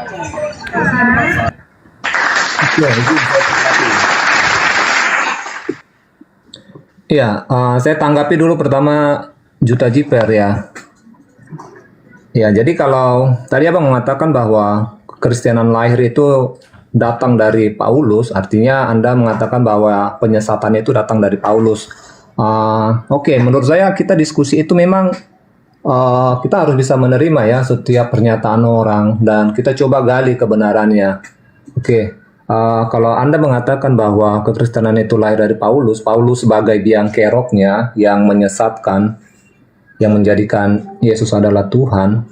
Sebelum Paulus bertemu dengan Yesus, Bang Juta Jiper, ini Thomas yang merupakan murid pengikut Yesus, ketika Yesus menampakkan diri, itu ada di Yohanes 20:28. Thomas dia nggak percaya ketika awal mula Yesus menampakkan diri para murid, dia tidak ada. Kemudian para murid, teman-temannya mengatakan bahwa mereka sudah bertemu dengan Yesus dan dia sudah hidup. Tapi Thomas tidak percaya dan pada akhirnya satu waktu Yesus menampakkan diri kepadanya. Barulah Thomas percaya. Ya Tuhanku dan Allahku. Itu Thomas mengatakan itu. Ya Tuhanku dan Allahku. Ya, fokus kepada Kristen. Kapan sih kata Kristen muncul dalam kitab kalian? Apakah zaman Yesus? Tidak. Apakah Matius, Markus, Lukas? Tidak. Kitab Kristen, kata Kristen itu muncul dalam kitab para rasul. Di mana tuh? Di Antioquia. Kalau nggak salah ya. Jadi zaman Yesus tidak ada Kristen. Yesus seorang Yahudi, beragama Yahudi, disunat pada hari ke-8, pergi ke sinagog, bukan ke gereja. Semua hal-hal dari kehidupan Yesus dari kecil sampai besar, menurut narasi PB itu ya seorang beragama Yahudi dan bukan Kristen. Makanya kenapa saya bilang Paulus yang bawa Kristen, karena secara tekstual bisa kita buktikan kata Kristen itu muncul dalam kitab para rasul, di jemaat Antioquia pertama kali disebut Kristen. Artinya siapa? Artinya apa? Paulus lah yang membawa atau mengajarkan agama Kristen, bukan Yesus. Lanjut. Valid itu. Sahih. Oke. Terkait yang mengajarkan kekristenan itu adalah Paulus, itu nggak ada masalah. Karena di dalam kekristenan itu bukan berbicara bagaimana supaya kita menyebarkan agama Kristen, bukan. Tetapi permintaan dari nyatanya kalian menyebarkan agama Kristen kok di jalan-jalan amanat kalian agungnya. di Monas kalian mengabarkan Anda Yesus. keliru. Orang udah punya Anda agama keliru. kalian kasih beras, sembako, minyak goreng, nggak boleh. Itu sudah beda nanti tema kita, Bang, kalau terkait dengan sembako. Itu sudah beda. Nanti dulu satu-satu kita bahas, Bang. Itu diskusi yang baik. Jadi kalau Anda berbicara bahwa Paulus yang menyebarkan ajaran Kristen, ingat ya, iman kekristenan, amanat daripada Yesus itu adalah untuk menyampaikan Injil sampai ke seluruh dunia. Hanya saja orang-orang di Antioquia memberikan nama komunitas ini loh, orang-orang yang membawa pengajaran daripada Yesus, itu disebutlah mereka ini sebagai Kristen. Kamu mau mengatakan kami Kristen kah, atau mau mengatakan domba Yesus atau apapun, itu nggak ada masalah buat kami. Karena esensi dari keimanan kami itu adalah percaya bahwa Allah, firman-Nya itu sudah datang dalam rupa manusia, sudah menebus dosa-dosa manusia. Berimanlah kepada Yesus supaya kamu diselamatkan. Itu keimanan kami, bukan masalah penyebutan nama Kristen atau enggak. Kemudian tadi saya mau menanggapi Bang Zuma terkait narasi Abang tadi. Saya hanya mau menambahkan begini, Bang. Tadi saya belum mendapatkan jawaban. Begini dulu. Sekali lagi saya tegaskan bahwa akar keimanan daripada pengikut daripada Yesus ini itu jelas datang dari tengah-tengah orang Yahudi. Kemudian orang-orang Yahudi sekalipun. Iya, tapi kalian yang murtad. Kalian murtad. Kenapa kalian percaya Yesus sebagai Tuhan? Nggak boleh. Begini, Bang, Abang nggak boleh mengklaim kita ini murtad atau diskusi keimanan nggak bisa seperti itu, Bang. Abang nggak boleh mengatakan murtad, itu nggak bisa seperti itu. Sekarang Tuhanmu ya Yesus itu inkarnasi dari siapa? Inkarnasi dari Allah Israel atau bukan? Jangan dulu begitu. Kalau kamu bilang Yesus adalah inkarnasi dari Allah Israel, kamu blunder. Karena Allah Israel tidak pernah menjadi manusia. Tuhan bukan manusia. Nah, kalau kamu menganggap Allah Israel adalah inkarnasi daripada Yesus, kalian semua Kristen sedunia salah. Karena Allah Israel itu yang disembah Abraham, Ishak dan Yakub bukanlah manusia. Lois el Mekazev, Tuhan itu bukan manusia. Kamu kan bernarasi seperti itu kan karena kamu kan bagian daripada golongan-golongan orang Yahudi yang tidak menerima ketuhanan Yesus. Itu wajar-wajar saja, sah-sah saja. Iya, Tuhan Yesus ketuhanannya gimana diangkat? Gimana, kapan dia menjadi Tuhan? Inkarnasi dari Tuhan yang mana? Inkarnasi, saya ulangi. Yesus itu inkarnasi. Sabar, saya tanya. Yesus itu inkarnasi dari Tuhan yang mana? Ya kalau dalam keimanan kami ya Allah yang disembah oleh Abraham, Ishak dan Yakub. Nah, ini nggak masuk. Ini nggak masuk akal. Karena di dalam Taurat dikatakan Lois el Mekazev, Tuhan itu bukan manusia. Ini nggak masuk akal. Nggak masuk dengan Allah Israel. Nggak masuk sama sekali. Itulah sebabnya saya berani mengatakan demikian. Karena Tuhan yang kalian sembah itu tidak sama dengan Tuhan Israel. Ya memang benar Tuhan itu bukan manusia. Siapa yang bilang Tuhan itu manusia? Tetapi dengan kedatangan Yesus firman dan dia adalah Tuhan. Kamu karena nggak paham konsep daripada bagaimana iman kekristenan mengakui bahwa firman daripada Allah itu sudah datang menjadi manusia. Kamu nggak paham konsep itu. Tapi bukankah iman keyahudian juga mengakui bahwa Mesias suatu saat akan datang? Benar tidak? Hanya saja yang menjadi permasalahannya dengan Tuhan, jangan ke Mesias, kamu pasti blunder ya. Kamu tahu nggak? Kalau kamu bisa kasih tahu kepada saya akan bawa semua orang Israel menyembah Yesus saat ini juga. Tunjukkan di dalam kitab. Sabar. Kamu ngomong Mesias. Kamu ngomong Mesias. Tunjukkan di dalam tanah. Tunjukkan dalam perjanjian lama bahwa ada nama Yesus. Tunjukkan di dalam tanah bahwa nanti akan ada raja yang namanya Yesus. Tunjukkan. Sekarang saya juga nyembah Yesus nih. Kalau ada Yeshua akan datang menjadi raja, tunjukkan. Nanti saya akan kasih tahu kepada kamu identitas nama Sang Mesias dengan jelas, tidak pakai perumpamaan. Ada namanya. Nggak usah kamu menawar-nawari. Kalau saya bisa nunjukkan kamu akan menjadi Kristen. Lagian juga kalau kamu nggak dipilih, kau akan tetap bersesat. Jadi nggak usah lah kamu tunjukkan kepada saya bahwa Mesias itu Yesus menurut kitab perjanjian lama. Jangan kayak gitu, Kan kamu mengklaim Mesias. Yang tahu Mesias orang Yahudi. Kenapa dari kitab Kejadian? Tongkat kerajaan tidak akan lepas dari Yehuda sampai Siloh itu datang. Nah, oke. Sekarang tunjukin di dalam Tanakh atau Perjanjian Lama nama raja yang akan datang atau Mesias itu namanya Yeshua atau Yesus. Silakan. Nanti saya akan kasih tahu nama Mesias yang sebenarnya tertulis dalam nubuatan dan namanya. Silakan. Sampai sebelum penggenapan daripada nubuatan, memang tidak ada tertulis dalam kitab Taurat nama Yesus itu tadi. Oke, sekarang saya kasih Immanuel, Tuhan beserta kita. Ya, berarti tidak ada nama Yesus tertulis ya. Berarti tidak ada nama dengar, Yesus itu setelah akan mau kelahiran baru malaikat. Iya, artinya Yesus tidak ada di dalam Yesus. Iya. Kamu harus akui bahwa Yesus tidak ada dinubuatkan, namanya tertulis di dalam kitab Perjanjian Lama, betul? Bukan Yesus tidak ada dinubuatkan. Nama kata Yesusnya tidak ada dituliskan ya karena memang Oke. Terima kasih atas pengakuannya bahwa tidak ada Yesus tertulis di dalam Perjanjian Lama namanya. Sekarang saya akan kasih tahu kepada kamu sang Mesias, sang yang Raja tidak yang ada datang. tertulis kan. Gini Bang, pertanyaanmu nggak ada faedahnya hanya karena kamu bertanya yang tidak ada tertulis. Kenapa saya bilang ada faedahnya? Saya akan kasih tahu kepada Tidak ada kamu langsung faedahnya yang dong. Kamu bertanya yang tidak ada akan tertulis. membuka matamu memahami kitab suci kami tentang nama sang Mesias, Raja yang akan datang, ditulis namanya. Fe'abdu ta'asemeloekem, Fe David Matem Asher Hakim Lahem. Pada akhir zaman nanti mereka akan menerima kepada Yahweh Tuhan mereka dan kepada Daud Raja mereka, Asher Hakim Lahem yang akan aku bangkitkan Namanya bagi siapa mereka. tadi Bang? Buka Yeremia Iya, namanya 30 ayat siapa? 9. Mesias yang akan datang namanya siapa? Buka Yeremia 30 ayat 9. Anda baca sekarang, coba. Oke, saya baca ya. Kita diskusi ya. Nih, ini nama Dari sang tadi memang Mesias, diskusi, Raja Bang. yang akan datang. Iya, kamu saja jangan kepanasan. Dari tadi kita kan memang diskusi. Oh, kepanasan, nggak kepanasan. Coba. Loh, terus kenapa abang berkata kita ini diskusi? Memang dari awal kita diskusi. Kenapa? Ya memang diskusi supaya kamu fokus. Kan memang Ya, tadi buka. diskusi. Ya sabar udah. Dengan narasi abang kita diskusi. Panaskan. Berarti kita tadi Udah baca lagi, aja dulu. kan? Kira-kira Yeremia seperti itu. 30 ayat 9. Identitas sang raja yang akan datang. Silakan. Apakah Yesus? Jangan bicara. Ya, ini nama ya yang abang bilang ya. Abang kan nggak terima. Iya, abang baca. abang kan Namanya ingin siapa sang beriman. raja yang akan datang? Dengar, Silakan. abang kan ingin beriman. Harusnya ada kata Yesus tertulis pada nubuatan kan kira-kira seperti itu. Oke, sekarang makanya saya tanya. Kalian juga kan Ya. sedang menantikan Mesias. Siapa namanya? Ya, baca itu dulu. Yeremia 30 ayat 9. Baca. Yeremia 30 ayat Yang keras. 9. Oke, saya baca ya. Mereka akan mengabdi kepada Tuhan Allah mereka dan kepada Daud raja mereka yang akan kubangkitkan bagi mereka. Mana namanya? Dor, namanya Daud. Sang raja akan datang yang akan aku bangkitkan bagi mereka, bukan Yesus, tapi Daud. Bang, nama sang kemana? Saya baca sekali lagi ya. Silakan, saya sudah kelar. Anda perbaiki dulu telingamu, sudah finish dengar. bahwa Saya baca, Mesias dengar. raja Mereka itu bukan akan Yesus mengabdi tapi kepada Daud. Tuhan. Saya sudah finish.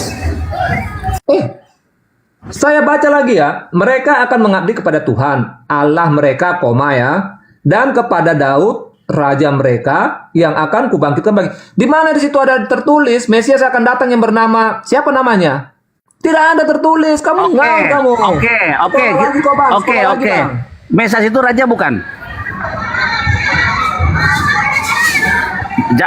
Jamret. Mesias itu raja bukan? Jamret. Konteks raja bagaimana dulu sekarang? Ya. Ya jawab dulu. Mesias raja bukan? Itu kan penggunaan kata kan yang ada di dunia. Iya, kan? jawab Sekarang dulu. raja yang mana? Raja surga atau raja di dunia? Kalau kita mengenal kata raja itu adalah raja yang ada di dunia nih. Ada kerajaannya, ada pasukannya. Iya, ada Yesus pernah jadi raja nggak di dunia ini? Dayang-dayangnya. Raja mana yang Anda paham? Iya, Yesus pernah jadi raja nggak di dunia ini? Bagaimana? Yesus pernah jadi raja nggak di dunia ini? Penyebutan kata raja bagi Yesus itu bukan fokus seperti dong, raja yang ditanya ada Yesus pernah jadi raja nggak di dunia ini? Raja yang Yesus ada pernah jadi raja nggak di dunia ini? Yang ada dayang-dayangnya. bukan Susah seperti udah, itu cuma lanjut dah. Raja Yesus. Udah kena ayat dibingung deh. Lanjut cuma. Raja yang dimaksud di dalam Alkitab yang disebutkan kepada Yesus itu adalah sebagai penguasa langit dan bumi, pencipta bumi dan surga. Seperti itu yang dimaksud raja sebagai penguasa. Kamu banyak belajar lagi lah. Siapa namamu? Bang Rizka Jiper. Mati meja. Ya, jadi saya kembalikan kepada tema ya. Jadi ketika Anda mengatakan bahwa agama Anda itu berakar dari Yahudi, akarnya, saya kan udah mengatakan tadi, akarnya ya. Bisa, tapi konsepnya bukan dari Yahudi. Konsep agamanya, akarnya iya. Saya kasih data ya. Di dalam Kejadian 49 nomor 27. Ketika Nabi Yakub memanggil anak-anaknya kemudian, lalu Nabi Yakub meramalkan, menubuatkan tentang keturunan dari semua anaknya. Tibalah di data 27 setelah Nabi Yakub menubuatkan anaknya Benyamin. Apa kata Nabi Yakub? Benyamin adalah seperti serigala yang menerkam. Pada waktu pagi ia memakan mangsanya, membunuh mangsanya. Dan pada waktu petang ia akan membagi-bagi rampasannya. Ini nubuatan Yakub terhadap anaknya Benyamin. Jadi keturunannya nanti Benyamin itu berlaku seperti serigala. Kita lihat di dalam Filipi 3 nomor 5. Aku Paulus disunat pada hari ke-8 dari bangsa Israel dari suku Benyamin. Ini akarnya ya. Jadi Yakub menubuatkan Benyamin, keturunannya seperti serigala. Aku dari suku Benyamin. Yesus mengatakan waspadalah kepada orang Farisi. Tentang pendirian terhadap hukum Taurat, aku ini adalah orang Farisi. Celakalah engkau wahai orang Farisi, engkau menyeberangi lautan, menjelajahi daratan untuk mentobatkan orang di luar Yerusalem menjadi pengikut agamamu, dan setelah menjadi pengikutmu kau jadikan dia jadi orang neraka dan 2 kali lebih jahat daripada engkau. Tolong dicatat itu.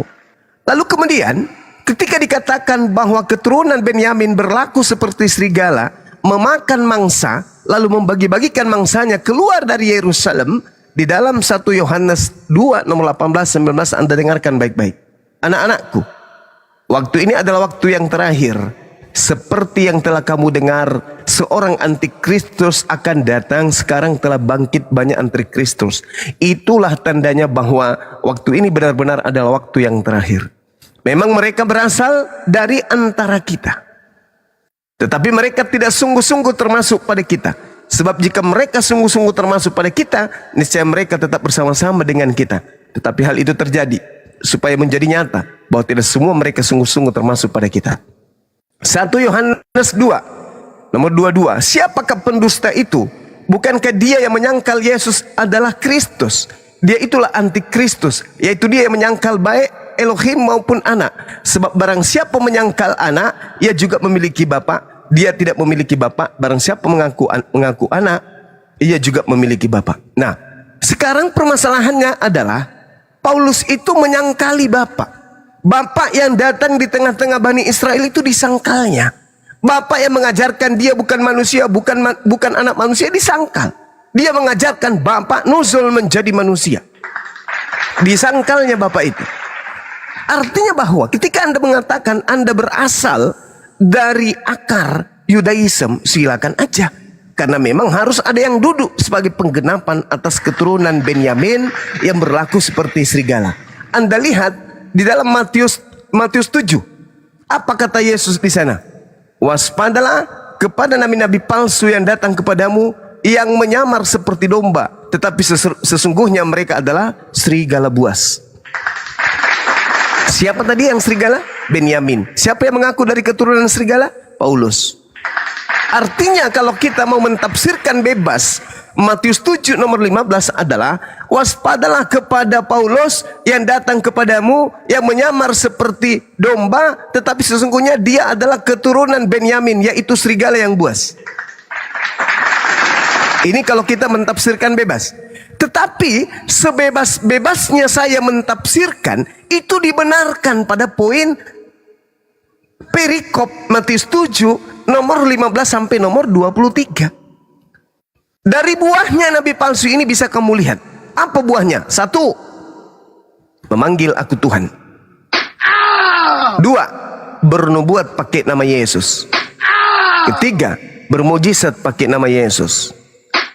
4, mengusir setan pakai nama Yesus. 4 buah dari nabi palsu yang adalah serigala ini keempat-empatnya ada pada pengikut Paulus. Saya katakan saya tafsir bebas yang tadi, tetapi tafsir bebas saya itu ternyata kena pada endingnya. Apa itu? Nabi palsu yang adalah serigala, itu pengikutnya memanggil Yesus Tuhan, bernubuat, mengusir setan, bermujizat pakai nama Yesus. Dan pengikut itu semuanya tersimpul di dalam Kristen. Kira-kira Anda mau kemana ini? Karena di dalam Kisah Para Rasul 21 nomor 15 sampai nomor 26, di situ jelas-jelas Paulus bertaubat dari mengajarkan agama Kristen. Anda baca, Anda dalami Kisah Para Rasul 21 nomor 15 sampai nomor 26. Paulus bertobat dari mengajarkan agama Kristen. Demikian. Ada itu. Ada akhi. Ada akhi. Ada akhi, ada. Waduh, kok bisa bertobat dia ya? Bagus juga. Ya. Lanjut, coba. Bahkan Paulus di situ akhi diajarkan apa? Diperintahkan untuk korban seperti yang dilakukan oleh Nabi Musa alaihissalam. Oke, gantian ya. Ya, silakan. Oke. Saya hanya catat ini yang tadi yang pertama ini Filipi. Jadi Filipi 3 ayat 5 tadi ini dikatakan bahwa mulai dari ayat 4 lah, karena ini kan sambungan. Sekalipun aku juga ada alasan untuk menaruh percaya pada hal-hal lahiriah. Ini ya di garis bawah ini, hal-hal lahiriah. Jika ada orang lain menyangka dapat menaruh percaya pada hal-hal lahiriah, aku lebih lagi. Disunat pada hari ke-8 dari bangsa Israel, dari suku Benyamin, orang Ibrani asli, tentang pendirian terhadap Taurat. Aku orang Farisi. Ya, di sini Paulus itu dia menjelaskan bahwa kepada jemaat yang ada di Filipi bahwa iman yang benar itu bukan lagi berbicara pada hal-hal yang lahiriah. Iman kepada Yesus Kristus bukan lagi berbicara kepada terkait dengan sunat ini. Makanya dia tegaskan, aku sendiri pun dulu waktu menjadi orang Farisi, aku lebih lagi pada hari ke-8 pun aku disunat. Jadi di sini pengajaran daripada Paulus ini dia mau menyampaikan bahwa setelah dimerdekakan oleh Yesus dalam kematiannya kayu salib, penghapusan dosa, kebenaran itu bukan lagi pada hal-hal yang lahiriah, tetapi pada hal-hal yang rohani. Makanya sunat tidak lagi berlaku, bukan lagi menanggalkan pada bagian-bagian yang lahiriah, bagian tubuh, kulit kulit katan itu namanya, bukan bagi pada itu lagi sunat itu, tetapi pada menanggalkan dari segala perbuatan-perbuatan dosa, perkataan-perkataan yang kotor, itu yang ditanggalkan pada hal-hal rohani sekarang sifatnya keselamatan itu. Terkait dengan puasa dan yang lainnya, itu kan hal-hal lahiriah. Tapi boleh nggak disunat? Ya silakan saja kalau mau disunat, nggak ada juga hukum yang menyatakan itu salah juga. Boleh nggak berpuasa ya? Silakan saja selama itu semua kaitannya pada hal-hal yang rohani. Kemudian saya mau fokus pada akar keimanan. Ini sekalian juga mau menanggapi Juta Jiper. Karena tadi belum tuntas sebenarnya. Jadi kamu juga kan Juta Jiper, kamu kan sudah mengakui kan bahwa iman keyahudian itu adalah penantian juga kepada Mesias. Hanya saja kalian tidak menerima bahwa Mesias yang dijanjikan Allah itu adalah Yesus Kristus. Kalian kan tidak menerima itu. Nanti ya kamu kan? sama saya soal Mesias. Ini masalah Mas Zuma ini belum kelar. Itu dulu. Jangan kemana-mana. Kamu mau kabur-kaburan ini. Lanjut. Kok kabur-kaburan? Saya kan bukan kabur-kaburan. Saya bertanggung jawab untuk menjawab narasi abang berdua, Bang Zuma sama Bang Juta Jiper. Oke, sekarang mari kita fokus terkait. Karena dari awal Bang Zuma dia berupaya untuk akar Yahudi, akarnya dari sana, dari Benyamin. Tapi konsepnya itu bukan dari Yahudi. Iya, mana ada Yahudi menghilangkan hukum Tuhan? Lucu. Iya. Nggak ada itu. Ya, berarti abang kan sudah mengakui ya. Tadi narasi abang awal, narasi pertama kali abang masuk, abang menolak bahwa keimanan Kristen itu tidak berakar dari Yahudi. Sekarang abang menerima ya, akarnya iya, tetapi konsepnya yang tidak. Itu terserah bagaimana kita untuk memahami iman kekristenan itu ya, apakah konsepnya juga dari Yahudi atau tidak. Tetapi kalau menurut aku konsepnya ya jelas, karena konsep Mesias itu juga ada pada Yahudi dan memang itu datang dari Yahudi, hanya saja mereka percaya bahwa Mesias itu belum datang. Letaknya di situ yang menjadi permasalahan iman Kristen dengan Yahudi. Kekristenan mengakui Mesias itu sudah datang di dalam Yesus, tetapi Yahudi belum mengakui untuk itu. Karena apa? Ciri-cirinya Mesias itu yang bagi mereka itu bahwa yang datang itu nanti akan adalah seorang raja. Enggak, Tapi jangan dalam ke iman- situ. Ya, Jangan itulah ke situ, maksud saya, Bang. Bang. Ini kita berbicara Jangan ke mengenai situ, konsep. kabur-kaburan. Fokus Kok yang tadi. kabur-kaburan? Saya Konsep jawab dulu, sekali konsep. Konsep Mesias mah udah pasti gagal. Mesias Yesus tadi kan gagal, dia nggak membebaskan Israel. Udah lanjut konsep fokus. Justru kau yang gagal, Bang. Kau suruh saya buka kitab Yeremia, di situ ada namanya. Kau bicara Nabi Daud. Nabi Daud saja pun, kalau kamu percaya namanya Daud, ya berarti Kayak kamu belum dodol yang menantikan akan Mesias aku dong. bangkitkan bagi mereka. Makanya bukan Yesus yang Disebut di situ dibangkitkan. Daud. Bang, berarti Mesias itu Daud, begitu. Saya tanya dulu, Mesias itu Daud. Betul, memang Mesias Daud. Emang Raja Daud bukan Mesias. Raja Daud adalah Terus Mesias. kalian sekarang Mesias masih artinya apa? menanti-nantikan kedatangan Mesias Ya, enggak? Sekarang Mesias artinya Yahudi apa? masih Mesias artinya nanti-nantikan kedatangan. diurapi. Semua Raja, raja-raja orang Israel raja. termasuk Daud, Mesias diurapi. Makanya nanti Tuhan akan bangkitkan raja yang akan datang bagi Israel. Siapa? Daud. Namanya Daud. Entah itu Daud bin Suaib, Daud Itu nggak bin nyambung. Dojon. Kalimatnya Ya. saja pun nggak nyambung dengan nama Daud. Kamu jauh sekali itu. Tapi kalau kamu mau mengatakan memang Mesias itu adalah yang diurapi, makna daripada namanya, ya memang kan ketika Yesus dibaptis, Yesus Apa? Allah mengatakan Bunyikan bahwa kepada saya. kepadanya lah Yesus, aku Yesus, berkenan. Yesus tidak pernah diurapi secara tradisi Yahudi dengan minyak urapan, nggak ada. Yesus itu diurapi di kaki itu bukan urapan itu di kepala, bukan kaki. Yang urapi juga perempuan, nggak boleh Urapan menyentuh itu yang datang bukan dari manusia. pasangannya. Harusnya, Bang, urapan itu harusnya datangnya dari Allah. Kalau berbicara Mesias, bukan datang dari manusia. Iya, Levelnya mana nggak bisa begitu Lah. namanya pengurapan. Mesias itu kan derajatnya lebih tinggi. Nggak ada. Dengar, Nggak ada. Mesias itu derajatnya posisinya lebih tinggi. Masa yang mengurapi yang lebih rendah? Ya bukan seperti itu dong konsepnya. Bagaimana sih Anda? Belajar lagi dulu banyak banget. Jadi yang mengurapi Yesus Tuhannya Yesus gitu. Ya, Yohanes harusnya dong. ya Allah.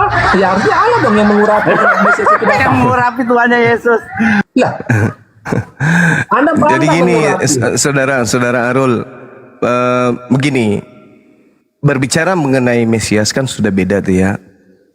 Teman kita Yahudi Mesiasnya adalah Daud, tertulis dalam Yeremia 39. Sedangkan Tidak ada tuh Bang, tidak ada. Ayo kita baca ulang yuk. Mana tidak ada penjelasan di Yeremia tadi. Itu merujuk kepada Daud, ngawur sekali. Tadi dan Yeremia Daud berapa? raja mereka yang akan kubangkitkan bagi mereka. Ayat Disebut Tidak ada begitu, Bang. disebut situ Mesias, Bang. Ada disebut situ Mesias. Itu konteksnya berbeda sekali kalimatnya. Kepada Daud raja mereka yang akan kubangkitkan bagi mereka. Daud itu Mesias. Daud itu Mesias, Bang. Jadi itu haknya orang punya kitab. Jangan kamu ganggu-ganggu. Itu haknya mereka. Sekarang permasalahannya adalah ketika berbicara mengenai Mesias. Bang, Tunggu. izin Bang, cuma saya potong. Enggak, boleh dong saya menanggapi dan menolak itu. Karena dia sendiri kan Itu menolak. kitabnya orang dan itu adalah Mesiasnya orang Yahudi. Anda Berarti- siapa rupanya? Oke, sekarang saya kembalikan.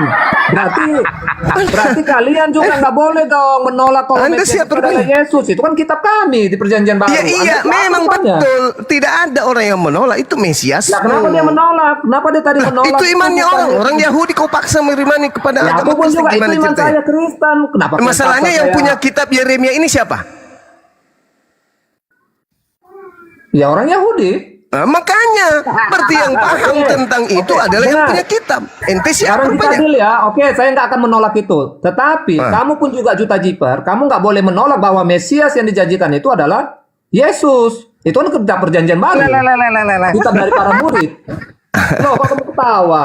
Iya dong, nggak boleh pakai standar-standar Makanya begitu. caranya bukti di dalam tanah PL nama sang raja yang akan datang. Ada nggak Yesus? Nggak ada, karena Yesus tidak pernah jadi raja di dunia maupun di surga, tidak akan. Kamu juga nggak kena juga ayat Yeremia itu kok. Itu bukan berbicara tentang Mesias. Ngawur kamu, nggak ada ditulis juga Mesias. Ngawur kamu. Mimpi apa kamu sampai bawa-bawa Daud di Yeremia? Nggak nyambung. Terserah kamu mau menjadikan Lah Mesias itu Daud. imannya orang Tapi gimana nggak- dong? Iya. Lah Gimana kan sih nggak ada orang kata ini? Mesiasnya, kan nggak ada kata Mesiasnya. Kecuali Daud kalau itu ada tulis, Mesias. Daud Inilah itu Mesias itu yang bernama Daud. Nah itu baru. Ini nggak ada kata Mesias kok malah kamu cocok-cocokkan. Ya Itu namanya ampun. cocok-cocokan. Mesias itu apa dulu? Kutanya dulu. Mesias itu apa? Mesias kan yang dijanjikan kan sebagai juru Mazmur selamat. 1850, Mazmur 89 nomor 49 sampai 50, Mazmur 132 nomor 10 dan ayat 17 jelas disebut Daud sebagai Mesias. Nah, sekarang kamu apa? Itu kan dalam penafsiran kalian. Itu kan dalam penafsiran kalian. Oh, Aku mau jawab dulu. Itu jelas itu Mesias.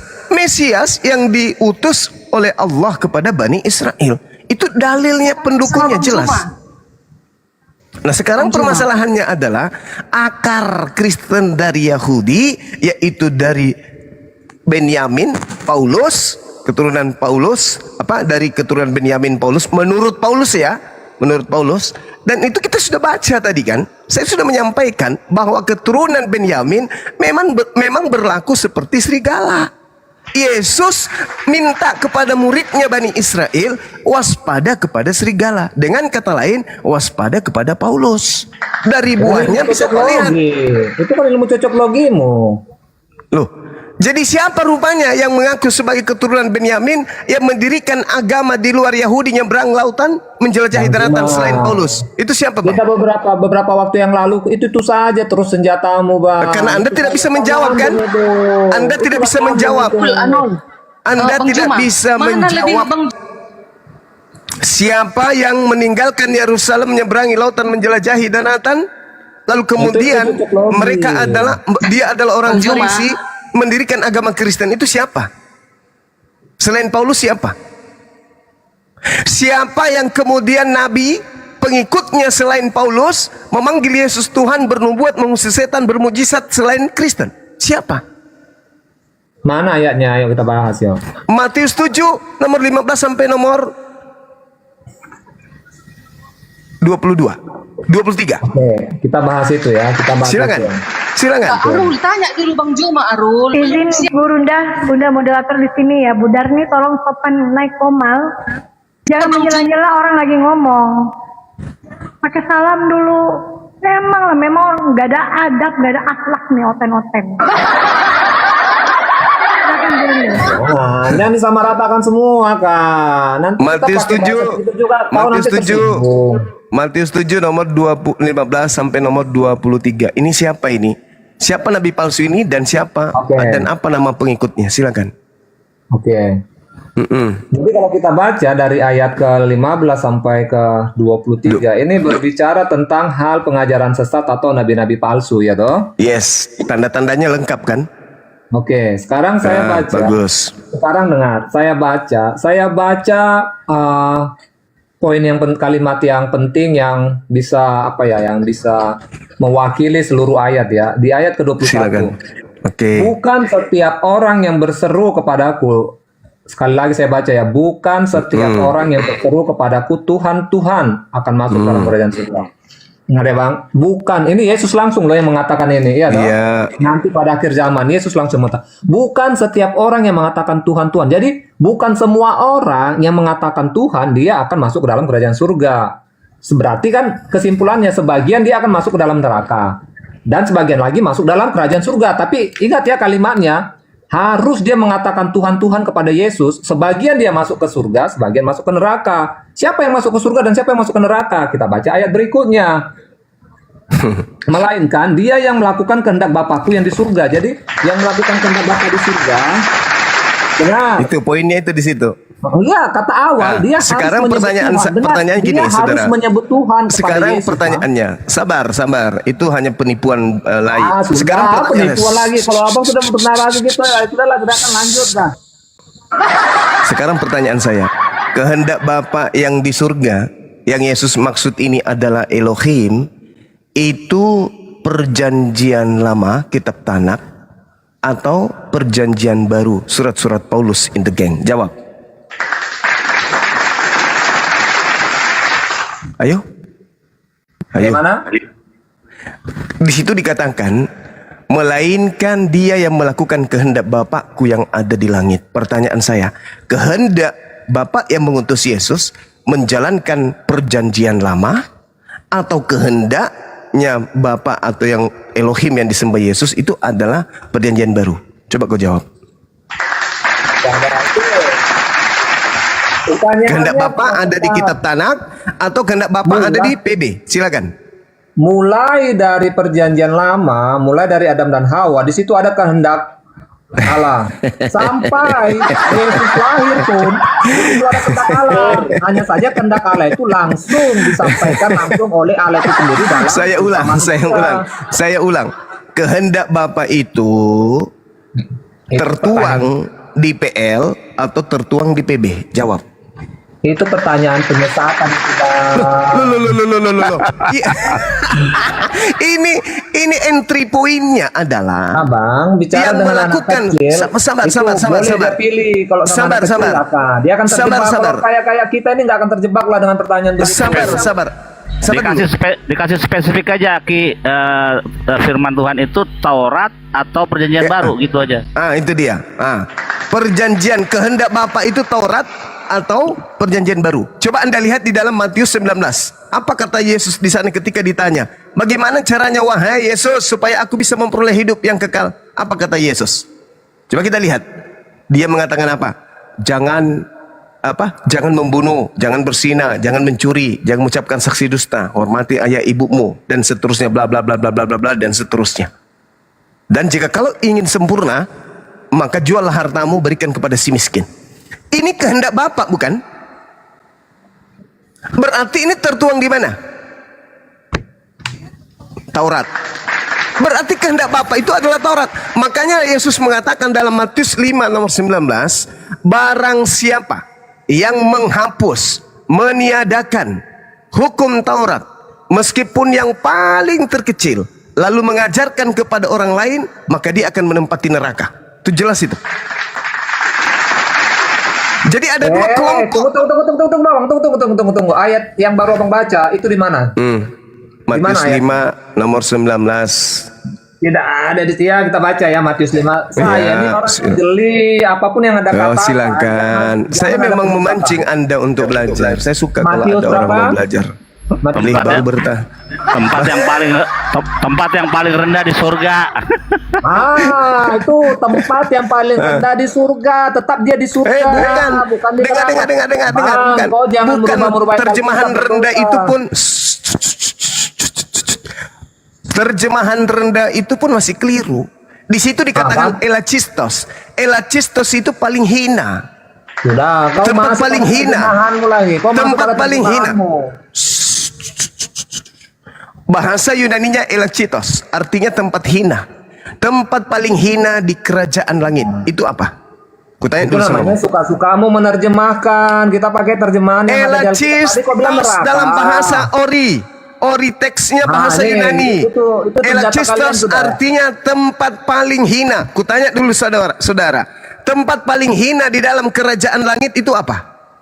Tidak ada tertulis pada Alkitab itu tempat yang paling rendah, tempat terendah. Jadi tidak ada tempat terendah, nggak ada. Tidak ada. Bagian di Elachistos itu artinya tempat paling hina. Itu kan terjemahan Anda. Itu terjemahan dari original teks yang sesungguhnya. Ada yang bisa buka kamera? Sudah saya angkat tangan kalau kalian berbicara terjemahan sesuka hati kalian. Itu saya angkat tangan. Justru kita buka kamera supaya kita lihat ori teksnya. Saya berhenti diskusi kalau kalian memakai terjemahan kalian, bukan. Kok terjemahan kalian? Kita pakai original teks. Aduh, original teks. Terus yang diterjemahkan oleh tim LAI apa? Dia mengatakan paling tempat yang rendah. Padahal tempat yang paling rendah. Padahal di situ bahasa Yunaninya adalah elakistos, tempat paling hina. Jangan dirubah-rubah kata-kata yang ada pada Alkitab. Tadi kamu bilang di neraka. Rupanya yang mana yang betul? Paling rendah. Yang mana yang betul, terjemahan atau oritex? Sudah bang, gak usah terlalu merasa lebih pintar lah dengan terjemahan original teks. Kita tugasnya mencerdaskan anak bangsa. Siapa yang meniadakan salah satu dari perintah hukum Taurat, sekalipun yang paling kecil, dan mengajarkan demikian kepada orang lain, maka dia akan menduduki tempat yang paling hina di dalam kerajaan langit. Yang paling rendah, ayo semua yang ada di Komal ini buka. Yang paling rendah di kerajaan surga. Karena memang surga, dia punya bagian-bagiannya. Nanti para kita lihat ada yang bisa buka kamera. Punya tempat yang lebih punya tempat Bantu khusus dong. nanti. Ya, Bunda Vera. Tapi sebenarnya kalau dalam bahasa Ibrani perjanjian baru itu bukan surga, tapi Malkut Syamaim. Jadi Syamaim, langit. yang paling rendah.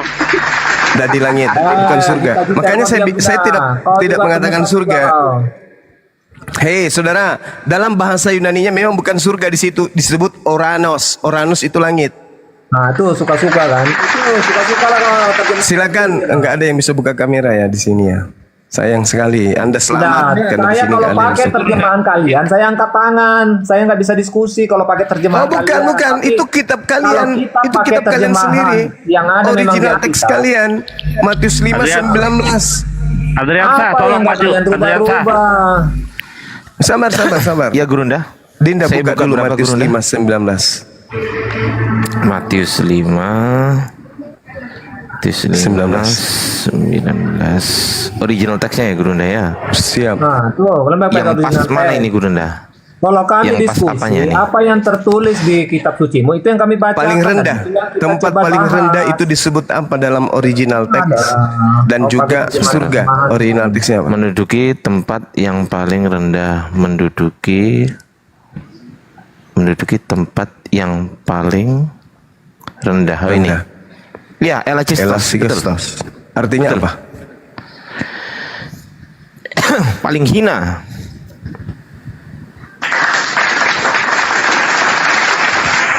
Ini saya buka ya. Elacistos Gurunda. Mana ada pernah kita begitu? Itu datanya Artinya apa? Datanya dari mana? Oten atau data di luar Oten? Oten, Alkitab Oten. Sabda. Kembalikan ke Matius 5 tadi. Mundur sedikit dulu supaya Siap, Gurunda. Tuh lihat Matius 5. Kalian kalau sudah nggak bisa menyangkal Ini isi apa Alkitab, Gurunda? Maksudnya maka kalian dia pakai mengatakan terjemahan kalian. dia mengatakan bahwa mereka Kristen ini tetap di surga tapi surga paling bawah. Iya, ini kalau paling hina saya- ini paling hina. Ada. Ini Kalau paling kalian hina. sudah nggak bisa menyangkal isi Alkitab, Paling hina. Kalian Paling itu yang hina. menjadikannya Loh, ini loh. diskusi. Ini loh. Terus dikatakan di kerajaan surga padahal itu bukan surga, kerajaan Bukan langit. surga. Langit, Itu pakai coba. Uranus ini Gurunda. Uranus, ketik. Lihat Uranus ini. Ini Uranus. Klik Ini Uranus ini. klik aja dulu. Dia nggak tahu bahasa Yunani soalnya. Ya. Tuh Terus Uranus. kemananya? Uranusnya mana? Iya betul, Uranus. Uranus artinya Artinya langit. tunjukkan. Ini definisi Uranus langit. Yang ini. Betul, ada surga itu langit surga, nah itu kan. Oh, saya bisa tunjukkan. Saya bisa tunjukkan. Saya Itu bisa ada tunjukkan itu langit Gurunda. surga. Iya, Mau iya, cari yang iya, mana iya. lagi? Kamus mana lagi? Kamus penyesatan ya. Loh, enggak, yang benar yang mana Gurunda? Coba tadi ada itu saya bisa langit, buka ini. surga. Saya buka bisa. Iya, Tadi saya bisa sudah ada jelas tunjukkan. langit, koma surga. Terus kamu pakai kita apa lagi? Terjemahan yang Ini menyesatkan yang mana? ini oke ya. Kisah para Rasul 1:11. Sabar dulu ya. Dan berkata kepada mereka, "Hai orang-orang Galilea, mengapakah kamu berdiri melihat ke langit?" Ini tertulis langit ya. Yesus inilah yang terangkat ke sorga. Di sini ada langit. Bukan Ya. ayat itu, Bang. Iya, Bukan sabar ayat itu dulu. Yang tadi. Original Tadi kamu sudah iya, klik, sabar sudah dulu. dapat. Iya, sabar dulu, Bang Arul. Sabar dulu. Di sini kan langit. Kita cek langit ini original teksnya apa nih ya. Ya hai kamu orang Galilea, apa kamu semua berdiri ke langit-langit ya. 3772 nih. Langit kita klik. Uranus kuceluk. Uranus. Masalahnya kan Uranus Anda klik itu langit, koma surga. Artinya persamaan Yang bener kata yang dari mana? langit surga di dalam kamus itu kan sama langit dengan surga. Kan begitu logika. Aduh, ini kalian punya apa? Ya. Berarti kalau pesawat sama kalian berarti sendiri kalau yang membuka data. kalau ada pesawat Kalian dia terbang, menolak. berarti kalau ada pesawat terbang terbangnya ke surga Gurunda, bukan ke langit. Lanjut. Iya. Anda koma itu artinya sesuaikanlah dengan kalimat. Kalau Iya, bisa iya, gunakan oke, kata langit, oke. saya bisa gunakan kata surga. Kan itu maksudnya. Oke, Kalian oke. tuh akal bagaimana sih? Iya, ya oke kita pahami ya lah kalian masuk surga yang paling rendah. Artinya fasilitas Anda tidak ada wifi. tidak dikasih makan. Nah, oke, kita setuju lah kalian di surga paling rendah. Daripada kamu masuk neraka. Kamu masuk neraka, nggak ada wifi, nggak apa-apa, nggak ada anak. Begini kan kita setuju lah kalian masuk surga paling rendah, tidak ada wifi, tidak ada makanan, matilah kau. Sama aja neraka, siksaan juga itu. Daripada Siksaan kamu juga masuk surga, itu. Di neraka kok disiksa, di api neraka kok disiksa kawan. Makanya Udah, kalau kesimpulannya adalah Yesus mengatakan yang tidak melakukan kehendak Bapa yaitu Taurat, tempatnya adalah tempat terhina di dalam kerajaan langit. Iya, alias betul. neraka. Nah, itu kesimpulan. surga Itu kesimpulan. itu nggak ada kerajaannya. Artinya Itu kesimpulan. Kamu Itu kesimpulan. kau bisa sesuaikan dengan gunakan kata ini sesuai dengan kalimatnya. Jadi Iya, kerajaan di surga nggak ada kerajaan langit. kerajaan surga yang paling bawah nggak ada wifi gitu. Nggak apa-apa. Daripada kau ke neraka. Oke, kita lanjut. Ya, waktu saya masih ada sedikit. Jadi ketika Yesus berkata, waspadalah kepada nabi-nabi palsu yang datang kepadamu dengan menyamar seperti domba, padahal dia adalah serigala buas. Dari buahnya kamu akan mengenal mereka. Ini Yesus sedang melakukan pengajaran kepada mahasiswanya. Mahasiswa Yesus itu adalah orang-orang Yahudi, bukan orang Roma, bukan orang Yunani, bukan orang Indonesia. Jadi ketika Yesus memberikan mata kuliah 3 SKS kepada orang Yahudi pada masa itu, muridnya dipesan, wahai muridku Bani Israel, ya paman, waspadalah kepada orang lain yang datang kepadamu yang bukan Bani Yakub tapi ngaku Bani Yakub, tapi dari buahnya itu bisa kamu lihat. Jadi tengok, teropong, lihat, simak, saksikan. Ketika ada orang di luar Yahudi datang memanggil aku Tuhan, bernubuat, mengusir setan, bermukjizat pakai namaku, itulah dia buah dari nabi palsu tersebut. Jadi buah dari nabi palsu itu bukan dari Yahudi, buah nabi palsu itu bukan dari Islam, tapi dari Kristen. Karena hanya di Kristenlah kemudian sekelompok manusia memanggil anak orang sebagai Tuhan, bermujizat, bernubuat, mengusir setan pakai nama itu, yaitu Yesus. Jadi jangan mencari yang lain. Makanya saya katakan, sekuat apapun Anda lari, tetap aja Anda terpenjara dengan keadaan ini. Ini yang diterangkan Al-Quran. Wa idza husyiran nasu kanu lahum a'da wa kanu bi ibadatihim kafirin. Pada hari manusia dikumpulkan kelak, pada hari kiamat, apa yang orang-orang kafir sembah akan menjadi musuh bagi mereka, dan pemujaan-pemujaan yang mereka lakukan di dunia akan diingkari oleh apa yang mereka sembah.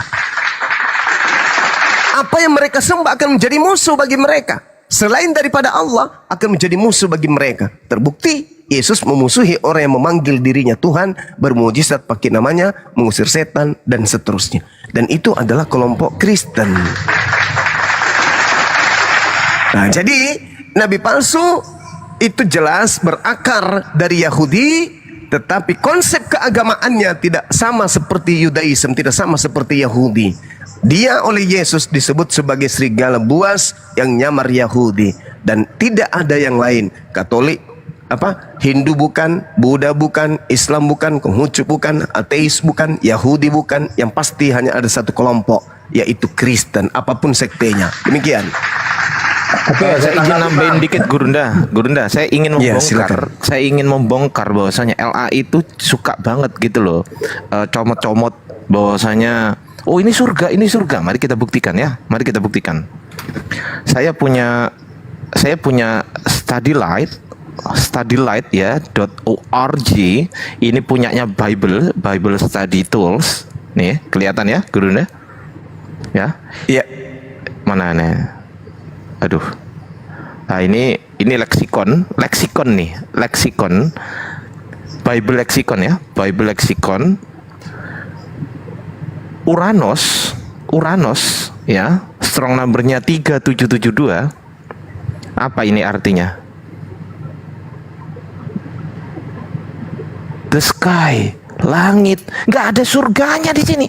Bahkan ketika kita baca di sini ya, nih, the violet expanse of the sky with all things visible in it, the universe, the world, the aerial heavens or sky. Sky ini, sky Bahkan kalau kau mau mengatakan ini heavens atau surga, mungkin surganya Zeus mungkin. Betul nggak, Bang Arul?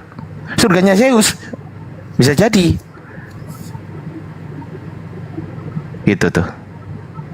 Kalau mau ke surga berarti menggunakan kata 3857 Strongcore Concordance number-nya atau paradiso.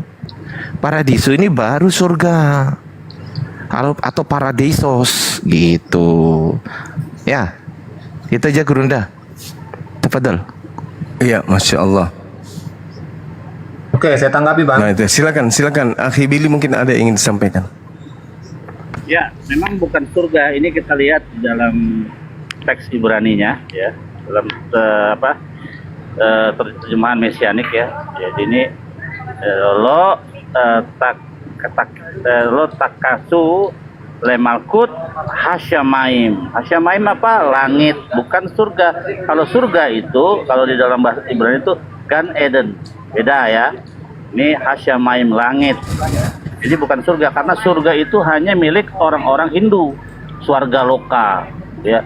Hindu dan Buddha itu memakai kata surga, atau etimologinya dari sana, gitu. Jadi jelas ya, secara dari Yunani dan secara Ibrani itu langit. Lanjut. Oke, saya tanggapi Bang. Kalau terkait dengan Nggak ngeluarin data sama sekali kok mau nanggapin, alah kucluk. maksudnya nggak ngeluarin data bagaimana? Dari tadi saya kan tunjukkan data juga. Ngeyel Saya kan aja. menanggapi data-data yang kok ngeyel. Saya kan menanggapi data-data yang kalian sampaikan terkait dengan pasal ayat di dalam Alkitab kan. Kan itu tugas saya tanggapi. Iya kan? Nanggepinnya pakai data juga dong, jangan nanggepin pakai congor memang doang. dari tadi pakai data, makanya saya bahas satu-satu. Oke, sekarang saya bahas terkait dengan tadi yang terkait dengan waspadalah. Itu saya tanggapi itu. Waspadalah, mana tadi ya? Di Galatia tadi ya, Galatia 5 saya buka. Galatia 5 ayat 22. Minta maaf, tadi bukan Galatia ya, Matius 7 kan? Matius 7. Iya, Matius 7 ayat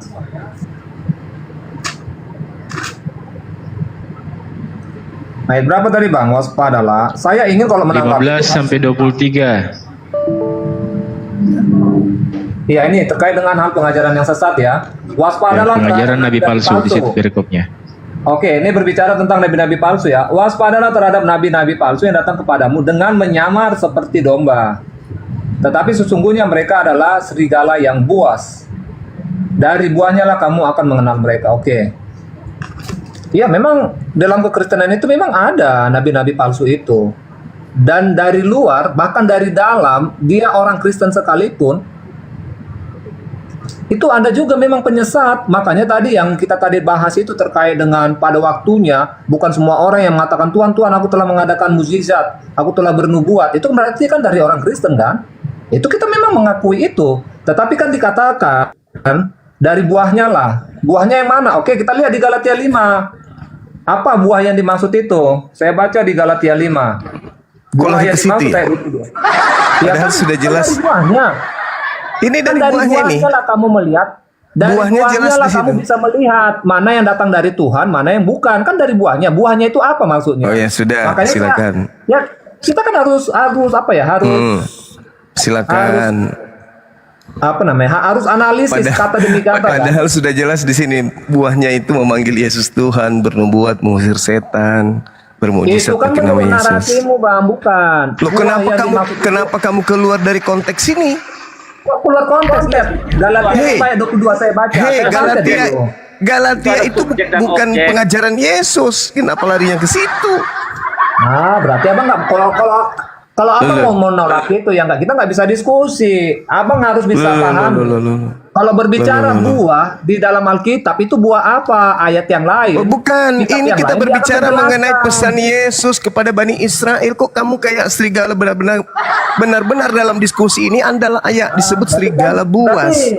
Anda kan sudah langsung menolak kan? Itu jelas loh di Galatia 5 dikatakan buah. Apa kenapa buahnya? larinya ke situ? Yesus yang berbicara bukan Paulus. Lama.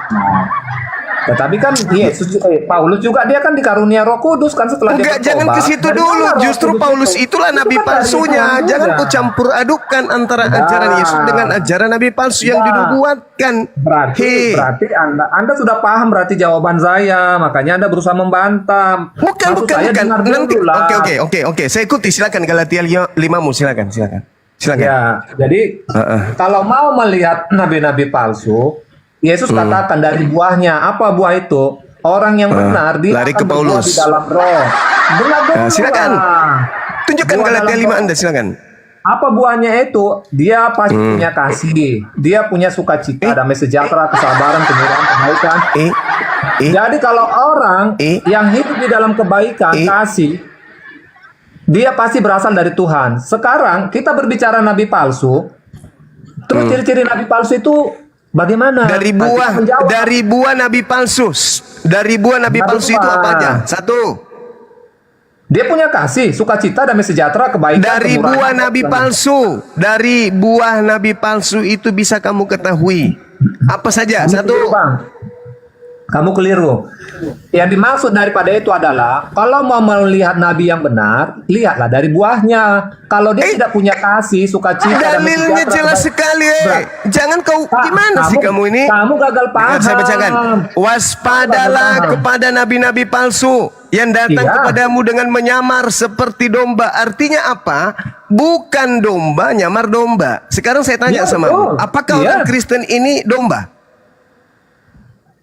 Di dalam kekristenan, dia mengaku Kristen di tengah-tengah orang Kristen. Dia Saya tidak ada ulang, masalah. saya Dia ulang sebagai domba. saudara, saya ulang. Apakah Kristen ini domba? Itu kan makna kiasan. Masa Ya Anda iya, mau makna kiasan mengaku memang itu betul. sebagai- Memang Ya, iya. yang saya tuntut ini makna kiasan. Apakah Iya. apakah Kristen ini domba? Iya, maksudnya itu kan. Dalil. Yang menggembalakan Di mana itu, di itu kan mana yang non Yakub? menggembalakan itu. Aduh, gimana ini? Di Ini mana kan berbicara keturunan? tentang gembala dan domba. Gembala itulah nabi. Hei, Sedangkan domba itu adalah umat-umat. saudara, domba itu identik dengan Bani Yakub. Sekarang, apakah Anda Bani Yakub?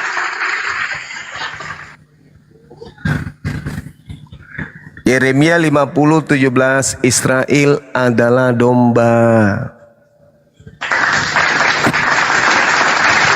Sekarang pertanyaan saya, apakah kamu itu Bani Yakub?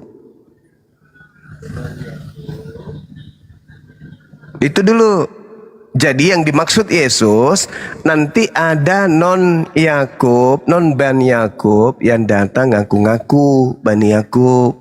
Tapi dia adalah serigala buas. Itu siapa di antara Buddha, Hindu, Islam, Kristen yang ngaku-ngaku Bani Yakub, Kita tapi gantian mereka bicara, bukan Bang, Bani ya, Yakub. supaya enak ya. Ya kan Silakan saya Abang bicara. bertanya, apakah Dari tadi Anda Abang adalah menyimpang. Bani Yakub? Enggak, Abang Apakah sudah mulai Kristen itu Bani Yakub? kejang. Bicara saya, Anda timpali dengan suara Anda. Kita gantian, silakan Abang duluan. Kamu turun aja deh. Mending Anda turun Anda nggak aja. sanggup diskusi sama saya, silakan. Iya, turun, saya Anda nggak sanggup. diskusi Ya, ya, silakan Anda turun ke gereja, nyanyi salto, pakai rok tapinya. Jelas-jelas di situ dipelintir, dibawanya Galatia 5. Udah jelas-jelas. Ya inilah kalau penyesat, ya kan ya, namanya juga penyesat. Yang namanya penyesat ya kerjanya cuma menyesatkan. Jelas-jelas Yesus berpesan, waspadalah kepada non-Yahudi, non-Israel yang datang kepadamu nyamar seperti Israel. Itu dalilnya. Dari buahnya kamu bisa melihat mereka. Apa itu? Memanggil aku Tuhan, bernubuat, mengusir setan, bermujizat. Tapi mereka tidak melakukan kehendak Elohim. Nah, Kristen apakah melakukan kehendak Elohim? Mana yang mereka lakukan berdasarkan kehendak Elohim? Menyembah Yesus. Kehendak Elohim bukan. Ibadah minggu, kehendak Elohim bukan. Makan babi, kehendak Elohim bukan. Apalagi merasulkan Paulus, kehendak Elohim bukan. Mengkitabkan perjanjian baru, kehendak Elohim bukan. Ke gereja, kehendak Elohim bukan. Tidak bersunat, kehendak Elohim bukan. Apa yang dari Elohim yang Kristen lakukan? Tak ada. Itulah mereka yang tidak melakukan kehendak Elohim, tapi mengaku sebagai domba. Kan koclo. Serigala pirang. Aku ngaku Domba itu Bani Yakub. Itu yang perlu saudara Kristen pahami. Kalau kalian sudah terbukti bukan dari Bani Israel, tapi membawa-bawa Israel, berarti kalianlah penyamar itu. Gitu saudara-saudara. Waspadalah kepada nabi palsu yang datang kepada Bani Israel. Kalian Bani Israel muridku. Dia menyamar seperti domba, tetapi sesungguhnya mereka adalah serigala yang buas. Ini kan kalau orang Kristen, saudara-saudara Kristen ini pakai otak, pakai akal, udah sampai sebenarnya. Sudah sampai. Di situ Yesus berbicara dengan murid-muridnya. Ibarat begini, Bang Suma berbicara kepada muridnya yang adalah orang Makassar. Waspadalah kepada Makassar palsu yang datang kepadamu menyamar-nyamar sebagai Makassar. Ini berbicara mengenai suku. Ini berbicara mengenai pengajaran yang hanya diberikan kepada Bani Israel saja. Yesus mengaku, aku diutus hanya kepada domba yang hilang. Yang tidak hilang enggak. Aku diutus hanya kepada domba yang hilang dari Bani Israel. Tuh, Yesus mengaku itu. Nah, apakah Kristen ini adalah domba yang hilang dari Bani Israel? Bukan. Mereka merasa sendiri sebagai domba, padahal mereka bukan domba yang hilang. Lalu siapa mereka? Buah dari nabi palsu. Demikian. Halo, aku ya. Ya, silakan. Waspadalah kepada, dan tulis ya, waspadalah kepada nabi palsu. Nah, kalau Paulus, dia bukan nabi palsu, dia bukan nabi, dia rasul. Itu rasul Yesus ya, rasul Yesus. Nah, kita lihat Nggak pernah baca yang Bible palsu dia. itu yang meniadakan 10 hukum. Yang meniadakan 10 hukum, berzina, Dari buahnya, nggak usah kemana-mana, Bu Darni. Ya itulah buahnya. Dari buahnya. Umat-umat Paulus itu menuruti 10 hukum. Nah, itu dia. Itu nabi yang benar. Paulus mengatakan, Coba. hukum 10 Taurat hukum. penuntun bagi kamu Bu sampai Darni, Yesus datang. coba kita buktikan. Oke. Turunkan saya dulu, host. Ada peringatan. Kan belum ngomong. Sudah Gurunda, Kenapa sudah. ada peringatan?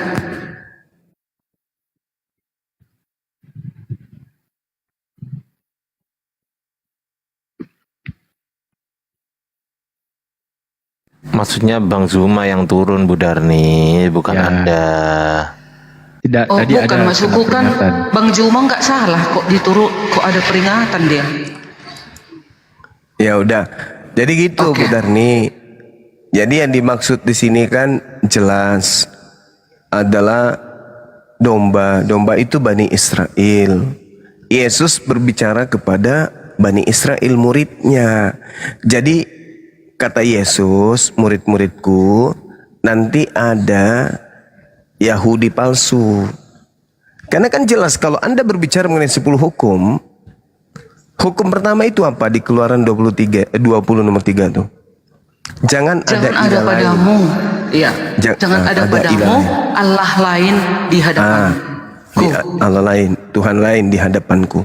Nah, sekarang apakah Yahudi membuat ilah lain selain daripada Elohim? Enggak kan? Yang membuat ilah lain di hadapan Elohim Kristen kan? Ilah yang lain itu Yesus. Bukan, aku jawab ya. Nah, kita hukum silakan. pertama dulu ya. Nah, jadi sekarang domba itu hanya Bani Israel. Dulu Yesus berkata ke Bani Israel, yes. Memang awalnya kebenaran itu untuk Bani Israel. Kemudian kan bukan hanya Bani Israel yang ingin dibawa Yesus ke surga, ya kan? Tentu kita juga seluruh umat manusia harus mendapatkan kebenaran. Masuklah ke orang Batak, kayak Diarni Simatupang. Makanya Yesus berkata, pergilah ke segala Itu beda. bangsa. Itu bukan Yesus Tunggu itu. Bang Juma. Iya, tunggu Bang Juma. Karena kan Yesus kan awalnya kan untuk Bani Israel berkata, untuk dombanya Bani Israel. Kita juga dombanya karena kita juga kan mengikuti ajarannya Bang Juma. Nah, makanya sampailah ke kami. orang Batak ke pencur batu. Nah, itu dia. Jadi kita juga berhak mendapatkan kebenaran itu. Begitu. Orang Bang Juma juga harus berhak mendapatkannya. Jadi hukum Taurat ini tidak bisa ini kita robah. Hukum ini itulah ibaratnya cermin bagi kita. Ibaratnya seperti bayi, ada pelindungnya kan Bang Juma. Bayi itu kan harus ada yang melindungi. Ya kan? Anda kita juga gimana ya? Gimana ya Bu Darni? Hukum Taurat itu tidak bisa dirubah. Tapi Anda bukan Yahudi, tapi Anda mengaku bagian daripada Taurat. Aku Berarti Anda ciptaan sudah Tuhan. merubahnya. Bukan, mana ada guru. Tunggu. Hukum pertama tadi ya, jangan ada padamu Allah lain. Kami nggak ada mengalahkan Allah yang lain Bang Juma. Tetap Yesus? kami, Allah kami Elohim itu. Yesus ini firman Elohim. Nah itu dia. Ya, itu firman dia. Elohim yang menjadi Itu dia. manusia. Nah, itu dia. Maksudnya firmannya bukan yang punya firman. Makanya yang datang kan si Yesus Bang Juma, firmannya yang kelihatan itu yang datang. Allah itu kan roh, tak kelihatan, tak terhampiri. Siapa yang datang? Sesuai dengan Maliaki itu, Maliaki 4 ya, Bang Billy yang kita semalam yang kalian turunkan pendetaku itu. Sesuai dengan Maliaki, Tuhan itu yang akan datang. Sementara Bang Billy orang Yahudi mengatakan Mesias yang akan datang adalah Daud. Nggak ada satupun tercatat bahwasanya Daud itu akan datang. Tetapi Yesus banyak ayat mengatakan dia akan datang menghakimi. Daud apa menghakimi? Nanti akan datang. Emangnya Daud dicatat untuk membangkitkan orang di akhir zaman? Yesus tidak ada ayatnya. Yohanes 6 ayat 40. Aku akan membangkitkannya di akhir zaman. Aku akan mengumpulkan segala bangsa di hadapanku. Semua manusia akan dihadapkan ke tahta pengadilan Yesus. Itulah Mesias, bukan seperti orang jauh di Pahu ini dikatakan Daud pula Mesias. Nah itu, iya. Orang si Billy ini penipu ini. Masa Daud akan Mesias akan datang? Ngapain ditunggu-tunggu Daud? Daud itu nggak ada apa-apanya. Yesuslah Mesias. Yesus yang akan membangkitkan nanti kelak di akhir zaman. Kan ada datanya. Daud mana ada datanya dia akan membangkitkan, dia akan menghakimi? Nggak ada. Coba tunjukkan pengakuan Yesus yang datang kepada Bani Israel diutus untuk seluruh umat manusia. Itu aja dulu. Oke, ini ya. Ya, silakan. Oke. Jadi tanda-tanda Nabi palsu tadi itu kan sudah ya. Itu ada di Kristen. Nah, sekarang tolong tunjukkan di mana Yesus mengaku aku diutus untuk seluruh umat manusia. Oke. Ini ayatnya ya. Kisah Para Rasul 1 ayat 8. Tetapi kamu akan menerima kuasa kalau Roh Kudus turun ke atas kamu, dan kamu akan menjadi saksiku di seluruh Yudea, Samaria, dan sampai ke ujung bumi. Roma 1 ayat 16. Sebab aku mempunyai keyakinan yang kokoh dalam Injil, karena Injil adalah kekuatan Allah yang menyelamatkan setiap orang yang percaya. Pertama-tama orang Yahudi, oke ya kan? Baru tetapi orang Yunani juga, ya kan? Nah, jadi yang ketiga, dalil yang saya minta inilah pengakuan Yesus. Roma. Aku di Paulus itu. Yesus yang saya tanya. Untuk dunia gitu. Nah ini kan rasul-rasulnya Bang Juma. Ya, makanya berarti dikatakan Yesus, pergilah ke seluruh bangsa, ajarlah mereka, baptislah mereka. Lalu rasul-rasulnya mengatakan juga bahwasanya Yesus itu untuk dunia. Markus 16 ayat 15. Lalu ia berkata, ini kan Yesus. Lalu ia berkata kepada mereka, pergilah ke seluruh dunia, beritakanlah Injil ke segala makhluk. Apalagi? Itu dia. Bukan. Maksud saya pengakuan kalau dirinya diutus untuk seluruh umat manusia itu mana? Bang Juma, aku pun mau bertanya, mana pengakuan Budarni, maksudnya aku Bang Zuma ini. Engkau Muhammad sebagai rasulku. Budarni, maksudnya Gurunda Zuma itu counter dari Matius 15:24. Ini kan saksi-saksinya loh Bang Juma. Kalau Yesus mengatakan seperti itu, saya kasih tahu jawabannya Budarni. Saya kasih tahu jawabannya. Di Yohanes 17 nomor 9. Nah, coba Budarni baca. Yohanes. Bukan untuk dunia. Jangan ketawa. Oh, tahu aku itu. Aku tahu. Yohanes berapa? Iya, aku berdoa. Berapa tadi Bang inspirasi? 17 Yohanes? Nomor 9. Ya. Aku nanti menerangkan juga ya. 17 nomor 9. Yesus berdoa. Iya. Aku berdoa untuk mereka ya. Aku berdoa ayat 8 dulu. sebab segala firman yang engkau sampaikan kepadaku telah kusampaikan kepada mereka, dan mereka telah menerimanya. Mereka tahu benar-benar bahwa aku datang daripadamu, ya, Yesus datang dari Allah, dan mereka percaya bahwa engkaulah yang telah mengutus aku.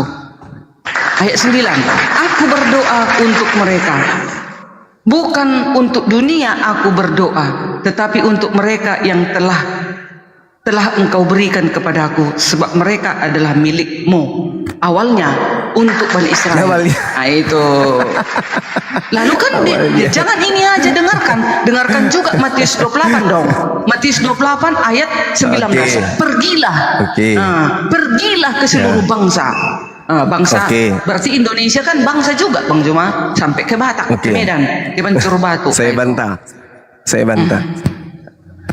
Ucapan Matius 28 itu datang setelah makhluk ini keluar dari kubur atau sebelumnya?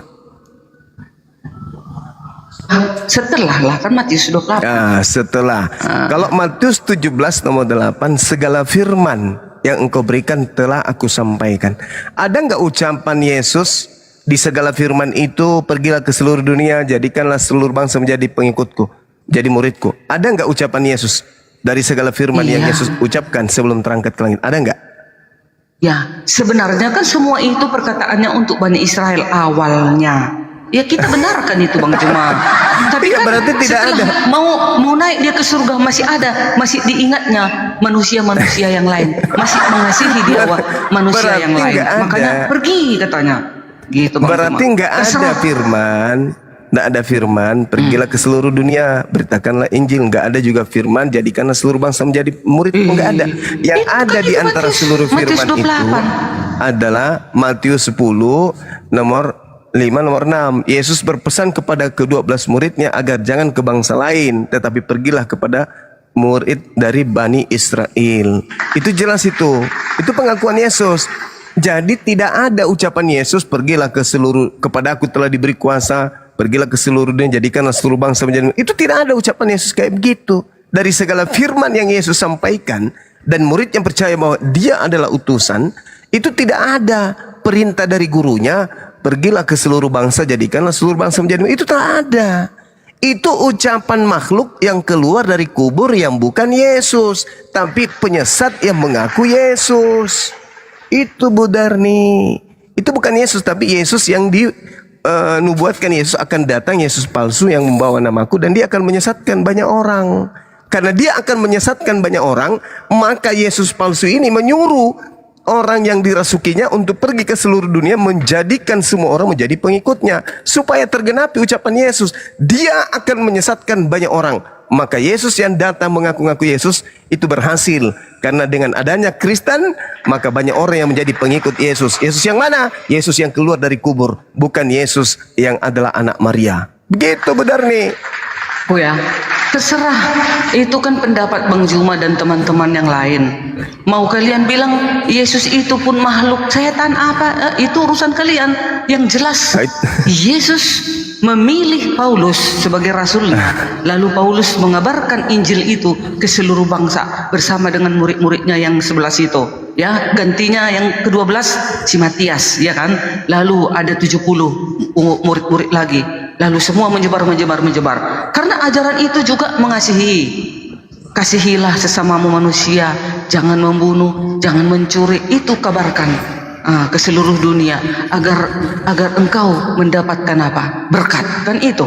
Nah, buktinya kami umat Kristen itu yang kami lakukan, Bang Juma. Nggak ada diajarkan di ajaran kami, Bang Juma, bunuh, matikan dia, siksa dia. Oh, itu setelah Indonesia merdeka. Siksa dia. Nggak ada gitu loh, Bang Juma. Itu setelah Indonesia merdeka. Setelah Indonesia merdeka juga, Bang Juma. Loh, aku udah umurku 50 tahun, Bang Juma. Belum ada ajaran yang ku dengar yang kecil. Iya, karena ibu hidup di Indonesia mayoritas. Walaupun mau di mana-mana pun kalau Kristen, itunya hukum 10 itunya diandalkan, Bang Juma. Itu. Di dalam 1 Yohanes ya, 1 Yohanes 2 nomor 15, di situ dikatakan, janganlah kamu mengasihi dunia dan apa yang ada di dalamnya. Jikalau orang mengasihi dunia, maka kasih akan Tuhan tidak ada di dalam orang tersebut. Tidak boleh Kristen itu mengasihi. Dalilnya ada. Nah, kenapa kemudian di Indonesia Kristen selalu menggaungkan kasih-kasih? Ya, karena kalian hidup bersama dengan kami umat Islam. Itu dalilnya kan ada. Jangan kau mengasihi dunia dan apa yang ada dalamnya. Ya, Bang Juma, itulah kan, Bang Juma kan gak mengimani Alkitab, bukan gitu artinya itu. Janganlah kamu mengasihi dunia. Maksudnya kayak Bu Darni, janganlah aku mengasihi dunia. Jangan aku pakai belik-belik berlian, belik-belik emas, gaya-gaya aku mewah. Udah banyak uangku nanti contoh bermiliar-miliar. Aku membuat rumah tingkat 1, tingkat 2, tingkat 6 sampai ke langit. Sementara ada di saudara-saudaraku seiman atau saudara-saudaraku satu ibu yang menderita, nggak punya makan, nggak punya beras. Jangan kau seperti itu maksudnya mengikuti dunia, Bang Juma. Dunia ini kan saling berlomba-lomba, Bang Juma. Tetapi di dalam ajaran Yesus kita disuruh saling mengasihi. Itu Bang Juma. Bang Juma jangan salah mengasihi apa yang ada di dalamnya. Iya. Di dalam dunia ini ada manusia, jangan kau kasihi. Kemewahan maksudnya Bang Juma, berfoya-foya itu seperti Ya, itu Florida. itu Apa sekarang itu? Ya, tafsiran tunggu Bang Juma. Ibu Amerika Darni, yang dibakar kan gitu. itu. Amerika yang dibakar Bang Juma. Mereka itu kan bersenang-senang. Bersenang-senang mereka.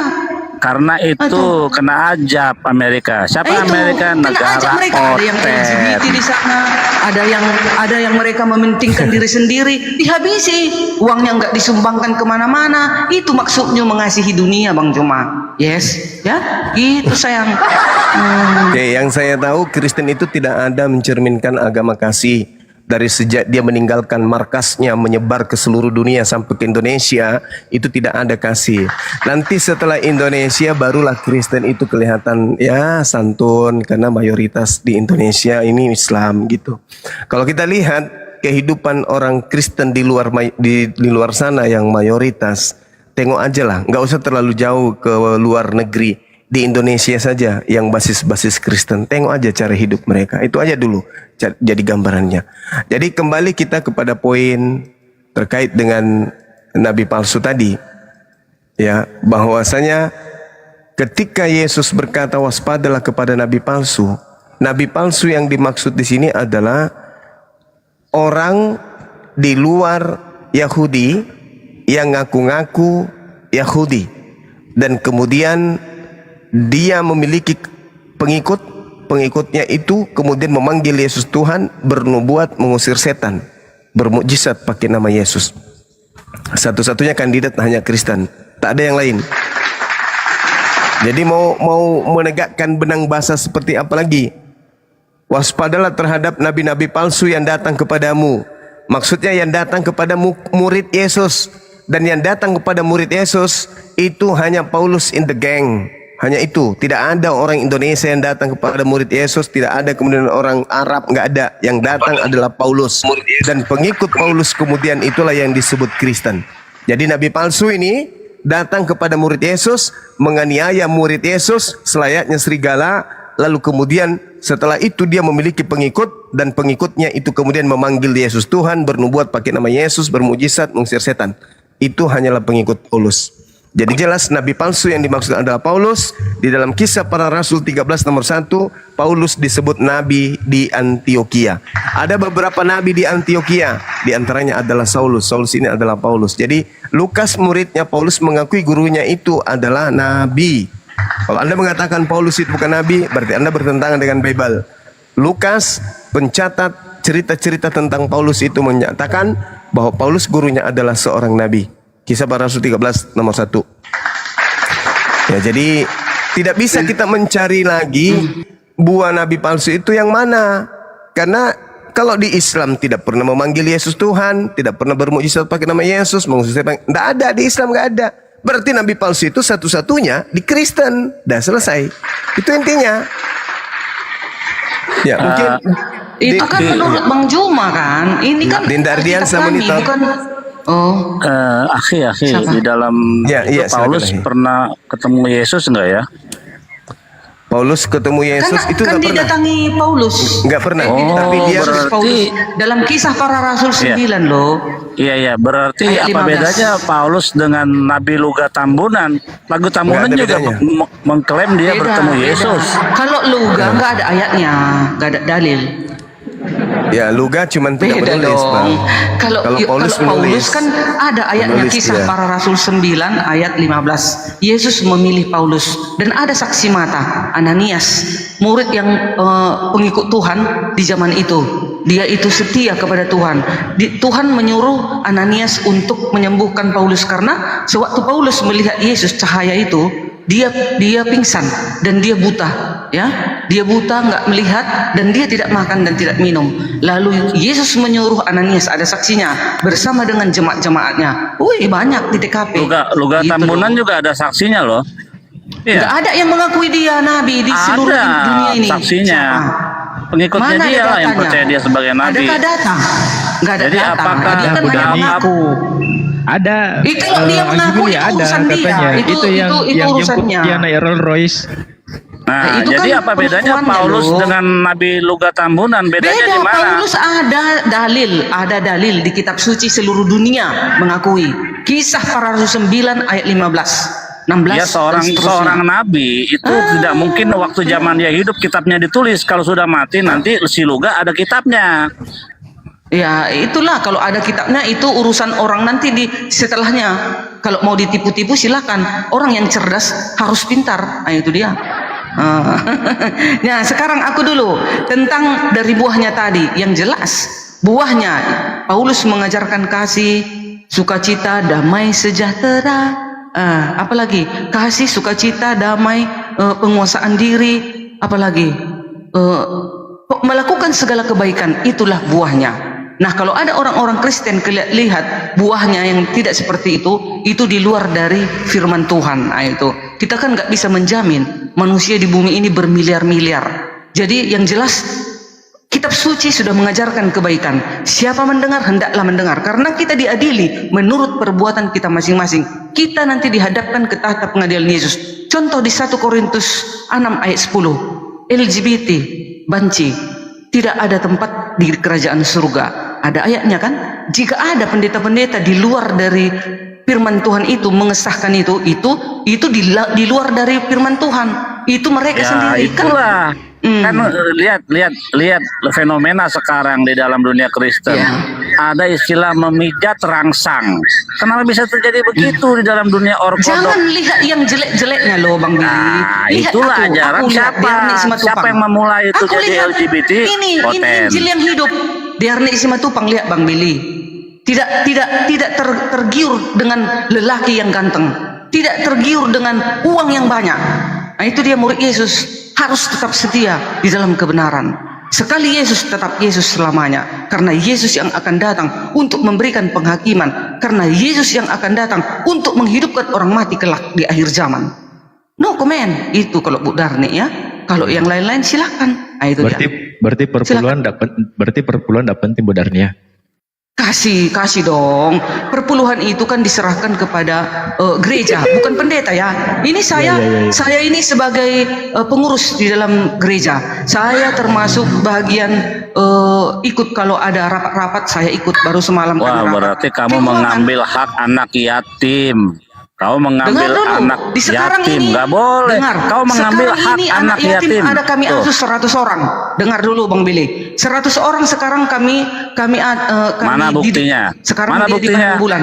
Ya di mana buktinya? Tunjukin di mana sekarang TikTokku. fotonya. Lihat di TikTokku itu fotonya anak yatim semua.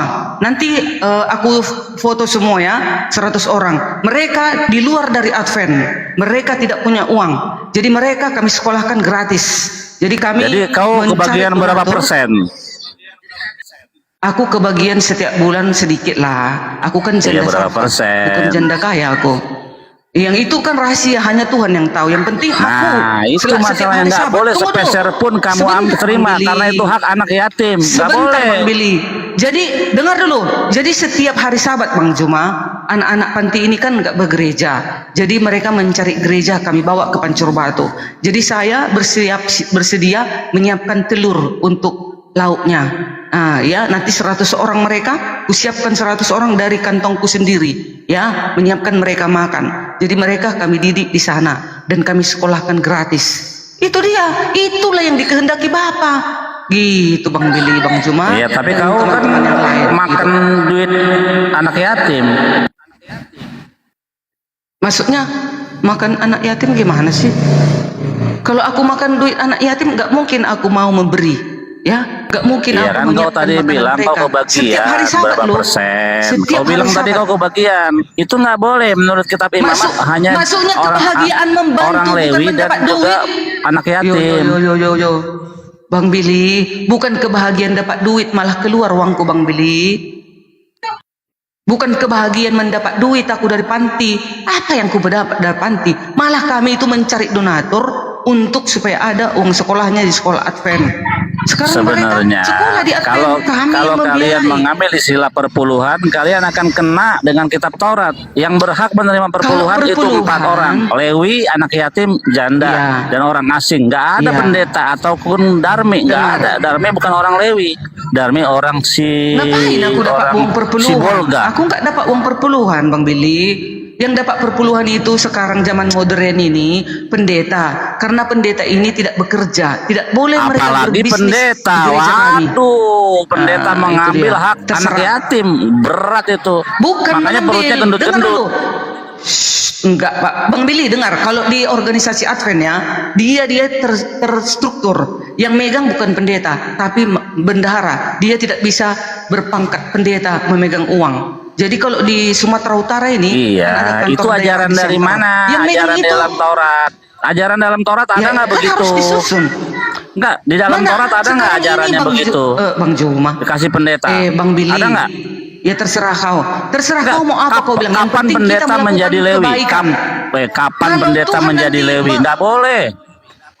Iya, kalau Tuhan nanti memasukkan kami ke penjara, ke dalam neraka, kalau karena kami memberikan perpuluhan kami kepada kas gereja untuk membantu pekerjaan Tuhan melalui pendeta, jadi itu terserah Tuhan. Mau kami dimasukkan ke neraka itu urusan kelak besok.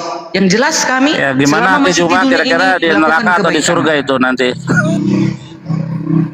Kenapa Bang Billy?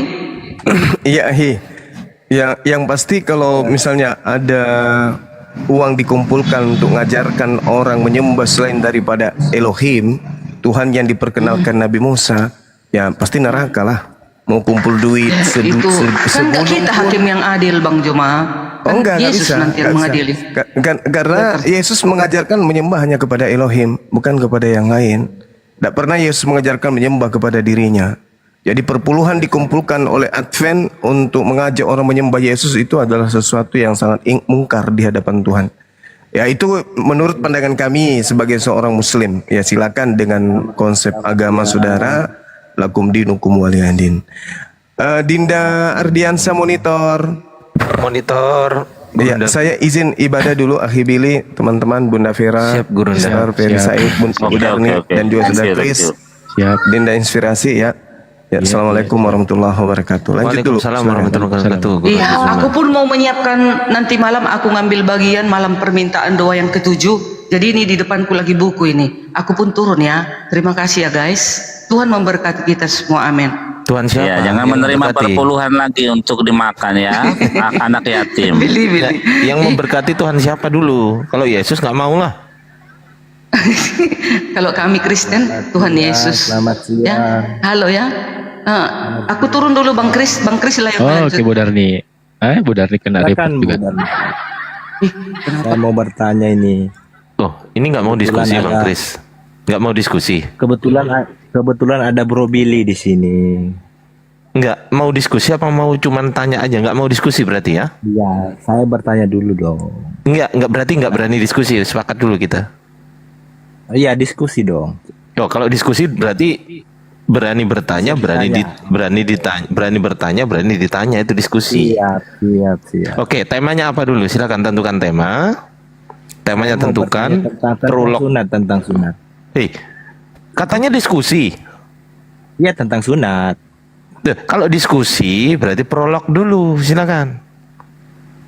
Saya mau bertanya. Kebetulan di sini ada Bro Billy. Kebetulan. Ini apa sih? Ini orang ngerti diskusi nggak? Anda mau Iya, cuma saya mau bertanya doang atau mau diskusi? Kalau mau bertanya doang berarti bukan diskusi namanya. Ya oke, kita mulai ya. Kita bahas tentang sunat ya. Ya silakan sama Bang Billy berarti. Ya sama kau juga, sama kalian juga. Kok jadi tawuran gini? Diskusi model tawuran gitu maksudnya? Tenang dulu. Ini kok kayak takut loh gitu. Loh nggak takut, nggak takut gini loh. Kalau diskusi itu pakai prolog, pakai data, open cam, itu namanya diskusi bro. Tapi kalau nggak berani diskusi berarti kau cuma tanya aja. Kalau cuma tanya ya monggo, tapi intinya kau nggak berani diskusi. Sepakat dulu kita. Ya oke, aku tanya aja. Oke. Berarti nggak berani diskusi. Iya terserah. Oke. Ya udah silakan Bang Billy. Silakan, dia nggak berani diskusi Bang Billy. Silakan. Aku tanya dulu. Anda sunat nggak? Satu pertanyaan kau tanya, nanti saya tanya balik satu pertanyaan juga, oke? Ya oke. Sunat nggak? Biar adil. Ya biar adil. Pertanyaanmu adalah Ardi kau sunat nggak? Jawaban saya adalah sunat. Oke, saya ganti balik tanya ya. Sabar dulu, saya mau selesai. Loh, udah biar adil loh. Saya mau tanya Bang Billy. Lo nggak bisa, jawab dulu. Gantian satu-satu kita. Kok takut? Sabar dulu. Lo kok takut ditanya? Kenapa takut ditanya? Lo kok takut ditanya? Lo enggak. Kenapa takut ditanya?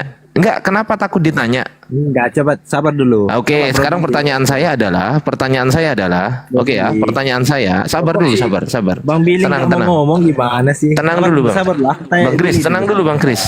Bang Kris, tenang dulu ya. Sabar ya. Kau kan udah bertanya saya satu, ya kan? Kau sudah bertanya saya satu, saya sudah menjawab pertanyaanmu. Tadi berjanji satu pertanyaan, satu kali jawaban, dibalik satu pertanyaan, satu kali jawaban. Betul begitu host ya? Monitor Bang Billy. Betul ya? Betul host? Sabar, saya mau bertanya ke Billy dulu. Sabar. Nah betul, oke. Nah, sekarang saya tanya satu. Kan kau udah tanya satu. Ardi, apakah kau sunat? Aku jawab, aku sunat. Nah sekarang saya tanya satu. Satu dulu.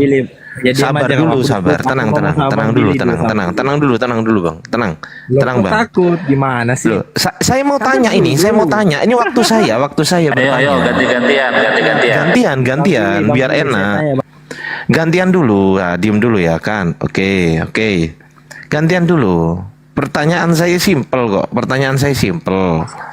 Oke ya. Pertanyaan saya simpel. Yesus. Ini siapa sih? Oke ya, oke. Di mute dulu Bang Love. Siapa ini Bang Love? Di mute dulu. Oke ya. Sekarang gantian. Oke, gantian saya tanya. Saya belum selesai. Yesus itu bersunat. Yesus itu sunat pada hari ke-8. Oke. Yesus sunat pada hari ke-8. Paulus mengatakan, Paulus sabar dulu. Tenang bro. Sabar dulu bro. Gantian bro.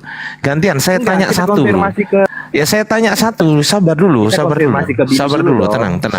Kenapa kok takut ditanya Bang Kris? Kenapa? Enggak, kenapa kok takut ditanya? Iya, saya dengar. Iya. Dikelarin dulu Bang Kris, Saya kelarin dulu Bang Kris. Saya belum selesai. Saya kelarin dulu. Udah. Kau udah bertanya ke saya. Tadi pertanyaan Anda ke saya adalah, apakah kau sunat Ardiansah? Jawaban saya sunat. Nah, udah saya jawab. Nah, sekarang gantian saya tanya. Sabar. Sabar dulu Bang. Tenang dulu Bang. Tenang dulu Bang. Tenang dulu Bang. Waduh, nggak bisa diskusi nih orang. Ini orang gimana sih? Loh. Sabar dulu bang. Satu pertanyaan satu bang. Nanti kalau mau diselesaikan nanti. Saya juga satu pertanyaan kok. Saya juga satu pertanyaan satu sama ya kan? Sama juga. Sabar dulu bang. Ya, sabar dulu bang. Oke. Yesus bersunat pada hari ke-8. Oke. Pertanyaan saya, Yesus kan Tuhan. Pertanyaan saya, siapakah yang menyunat Tuhan? Jawab. Simon, oke sudah saya lagi selesaikan. Kau kan jawabnya tadi begitu aja. Oke, silakan. Oke, menurut Berarti Simon ya, Simon ya. Nggak apa-apa. Nanti kita tanya datanya ya. Oke, lanjut. Pak, kejar dulu datanya. Ini coba Bro Billy, Iya. menurut Datanya hukum Taurat mana, disunat bro? hari keberapa? Datanya mana, bro? Menurut Bro, hukum Taurat siapa datanya yang mana, bro? keberapa? Sabar dulu dong. Simon, katanya Simon. Katanya Simon. Kalau kau bertanya tentang pribadiku, kau nggak perlu data. Kenapa? Masa saya harus nunjukkan nonotnya di sini? Kan nggak mungkin. Gitu loh.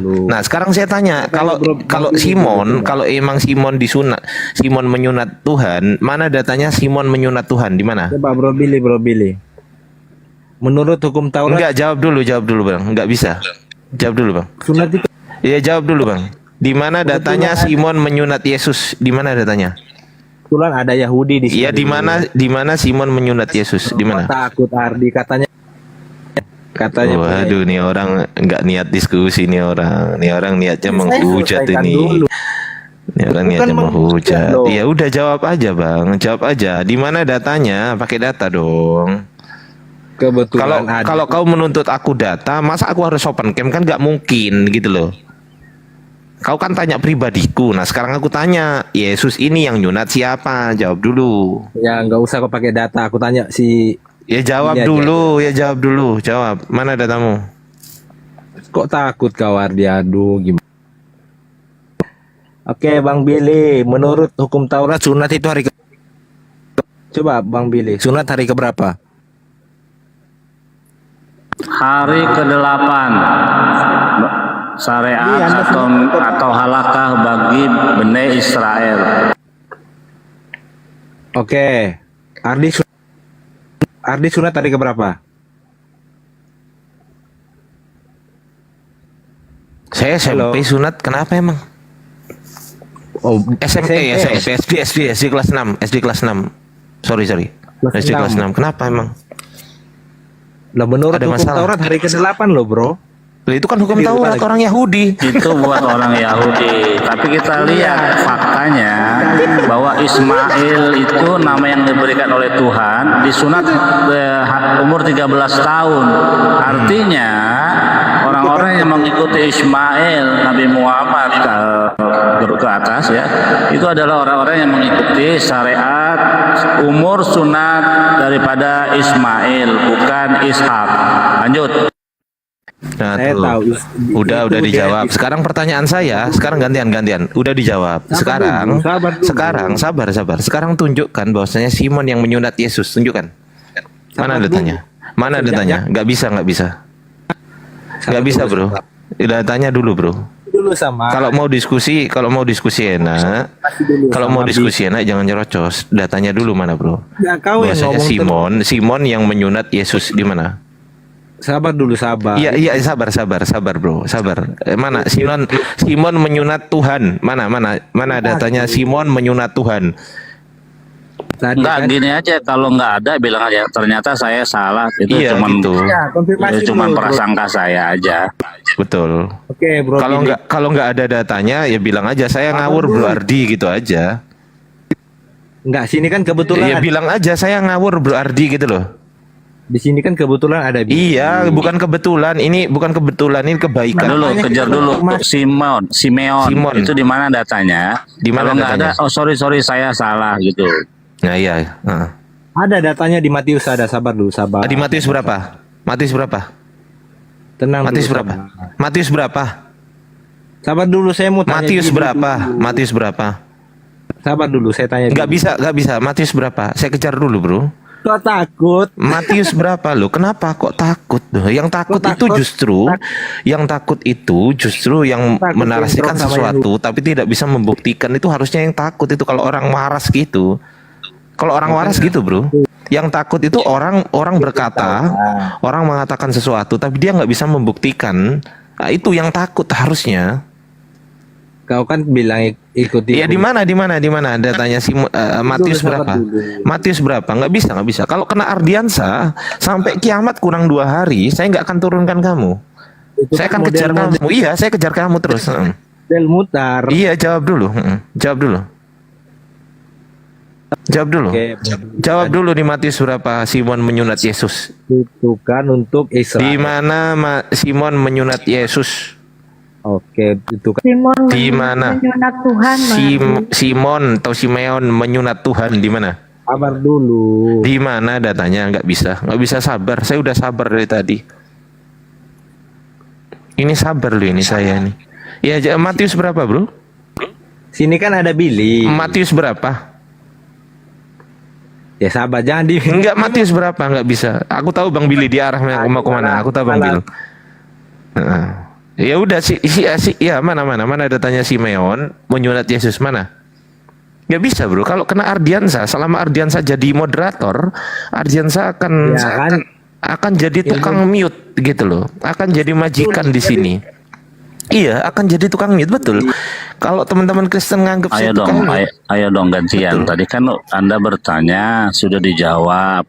Balik lagi bertanya, datanya Simeon itu di mana menyunat Yesus? Masa Tuhan disunat sama jemaat sama apa umatnya? Nggak mungkin dong.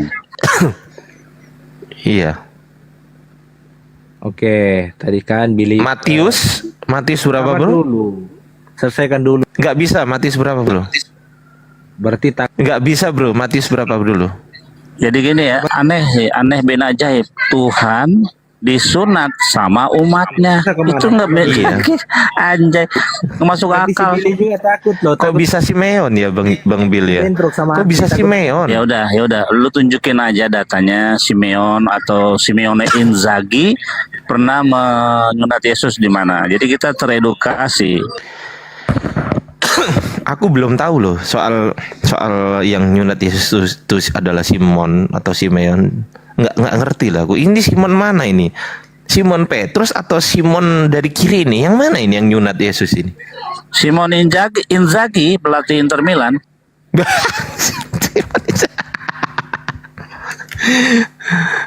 Aduh, ya Allah. Dia sedang lihat di Google, dia sedang mencari data-data eksternal. Iya, coba tunjukkan ke saya bahwasanya itu. Silakan. Sabar dulu, sabar. Iya, di mana Matius berapa, Bro? Dulu pertanyaan saya. Sabar dulu. Enggak, Matius berapa, Bro? Oke, menurut Bang Billy. Matius berapa? Nggak bisa, Bro. Nggak bisa kemana-mana. Selama Ardian saya jadi moderator. Selesaikan dulu. Nggak bisa, Bro. Udah satu-satu kita. Gantian. Nggak bisa, saya kejar. Nggak bisa, saya sampai kiamat saya kejar. Udah Sampai gini aja kiamat. Bang, siapa namanya? Bang Kris, bilang aja maaf aku salah gitu. Ternyata nggak ada tertulis gitu. Baru kita lanjut. Minta maaf dulu, bilang aja, maaf Bang Ardiansa, aku ngawur gitu. Coba bilang aja, aku ngawur tadi, bilang gitu. Akuin dulu kalau ngawur. Akuin dulu kalau ngawur, Bang. Selesaikan sunatnya dulu. Nggak bisa, Bang. Nggak bisa, susah, Bang. Di room ini susah. Di room ini tukang mute gitu loh. Susah ngomong. Kalau diskusinya nggak teratur, ini tukang mute main terus ini sampai kiamat ini. Iya, serius. Dan suaramu nggak bakal kedengeran gitu loh. Suaramu nggak bisa, susah dibilangin susah kok. Yang benar yang mana? Nggak bisa, susah. Matius berapa? Jawab dulu, Matius berapa? Tadi kau mengatakan di Matius, Simon menyunat Yesus. Di mana ayatnya? Coba tunjukkan. Kita diskusi ilmiah aja. Gini loh, kalau Anda bisa diatur gitu kan. Kalau kau bisa diatur, santai orangnya gitu kan. Oke, Ardiansa, aku tunjukkan Matius pasal ini, ayat ini. Itu tertulis bahwasanya Simon lah yang telah menyunat Yesus. Nah, gitu. Itu keren gitu kan. Oke, Bang Kris, saya pasti gitu. Saya pasti terima. Bang Billy ini tahu kok karakter saya. Tahu kok. Iya, makanya Saya diskusi sama Jack Cita juga nggak pernah nge-mute sama sekali. Betul nggak, Bang Bill? Nggak pernah saya nge-mute. sabar dulu. Iya, di Matius berapa? Jawab dulu, Matius berapa? Gini. Nggak bisa begini. Matius. Nggak bisa begini, Matius. Matius berapa? Nggak bisa begini, nggak bisa begitu. Susah. Di room ini tuh susah gitu loh. Thank you yang udah ngasih gift. Susah di room ini gitu loh. Kalau kau nggak bisa diatur ya susah gitu loh, Bro. Sudah. Iya, diakui dulu. Diakui dulu. Matius berapa? Matius berapa? Selesaikan dulu sama Billy. Iya, Sabar. Matius berapa? Matius berapa? Sabar dulu. Saya Matius, selesaikan iya, sama- Matius berapa, bro? Matius. Oke, Matius. Matius berapa? Ya, jangan. Pasal berapa? Gimana? Matius pasal berapa, bro? Nggak ada bro, gua udah belajarin itu, gua barusan gua cari juga nggak ada itu. Simeon atau Simon menyunat Yesus, karena nggak mungkin lah Tuhan disunat orang. Iya, makanya itu Bang Bil. Ada lagi Tuhan dibaptis orang gitu loh. Tuhan dibaptis bukan Tuhan. Nah, yang Tuhan siapa ini Bang Bil? Coba. Tuhan dibaptis orang, Tuhan disunat orang. Lah, yang Tuhan ini yang orang apa yang Tuhan? Yang mana yang Tuhan? Billy aja. Ya di mana Matius berapa? Jawab dulu sama Billy, sabar. Iya, Matius berapa? Nggak bisa bro. Sampai kiamat nggak bisa. Tenang aja. Yang benar ini. Nggak bisa sampai kiamat, sampai jam 7 malam saya akan mute terus kalau kamu nggak jawab. Iya, biar kelihatan. Iya, nggak apa-apa. Iya, biar kelihatan kalau kamu nggak bisa jawab. Betul. Sepakat saya. Makanya jangan mute dong. Kok takut sih gimana? Coba. Ini room diskusi bro. Ini bukan rumah anak kecil gitu loh. Ini room diskusi bukan rumah anak kecil. Ya. Ya kalau gitu dijawab dulu pertanyaannya. Dijawab dulu. Matius berapa bro? Matius berapa? Sabar dulu. Iya, Coba, bro, oke. Aku sabar ya. Aku sabar. Aku nunggu Matius berapa. Silakan dicari dulu. Matius berapa? Matius berapa? Coba Bang Billy. Iya, coba Matius berapa? Matius? Ini aja dulu. Enggak, Matius berapa bro? Enggak bisa. Susah bro. Nge-mute terus ini tanganku nih nge-mute terus. Susah. Enggak, Nggak Bang Kris, coba aja dicari dulu bukti tekstualnya. Coba, jadi kita bisa teredukasi juga. Oh, Yesus itu yang Tuhan Yesus itu disunat oleh Simon, yaitu umatnya. Coba.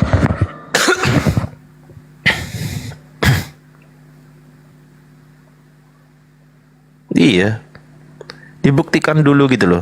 Simon menyunat Yesus itu di mana tertulisnya? Kalau udah dijawab, oke aku clear gitu loh. Clear aku, oke silahkan lanjut. Nah, kan gitu. Kan enak kan?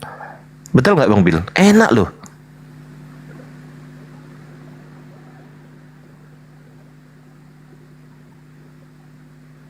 Silakan cari datanya dulu. Atau tanya Roh Kudusmu lah. Kalau katanya kau punya Roh Kudus. Itu datanya tidak kabur. ada di dalam kitab. Ya, nggak ada dalam kitab. Itu adanya di dalam tulisan-tulisan Bapak Gereja itu. Dalam kitab nggak ada. Makanya malu dia. Tadi dia bilangnya di Matius loh, Bang Bil.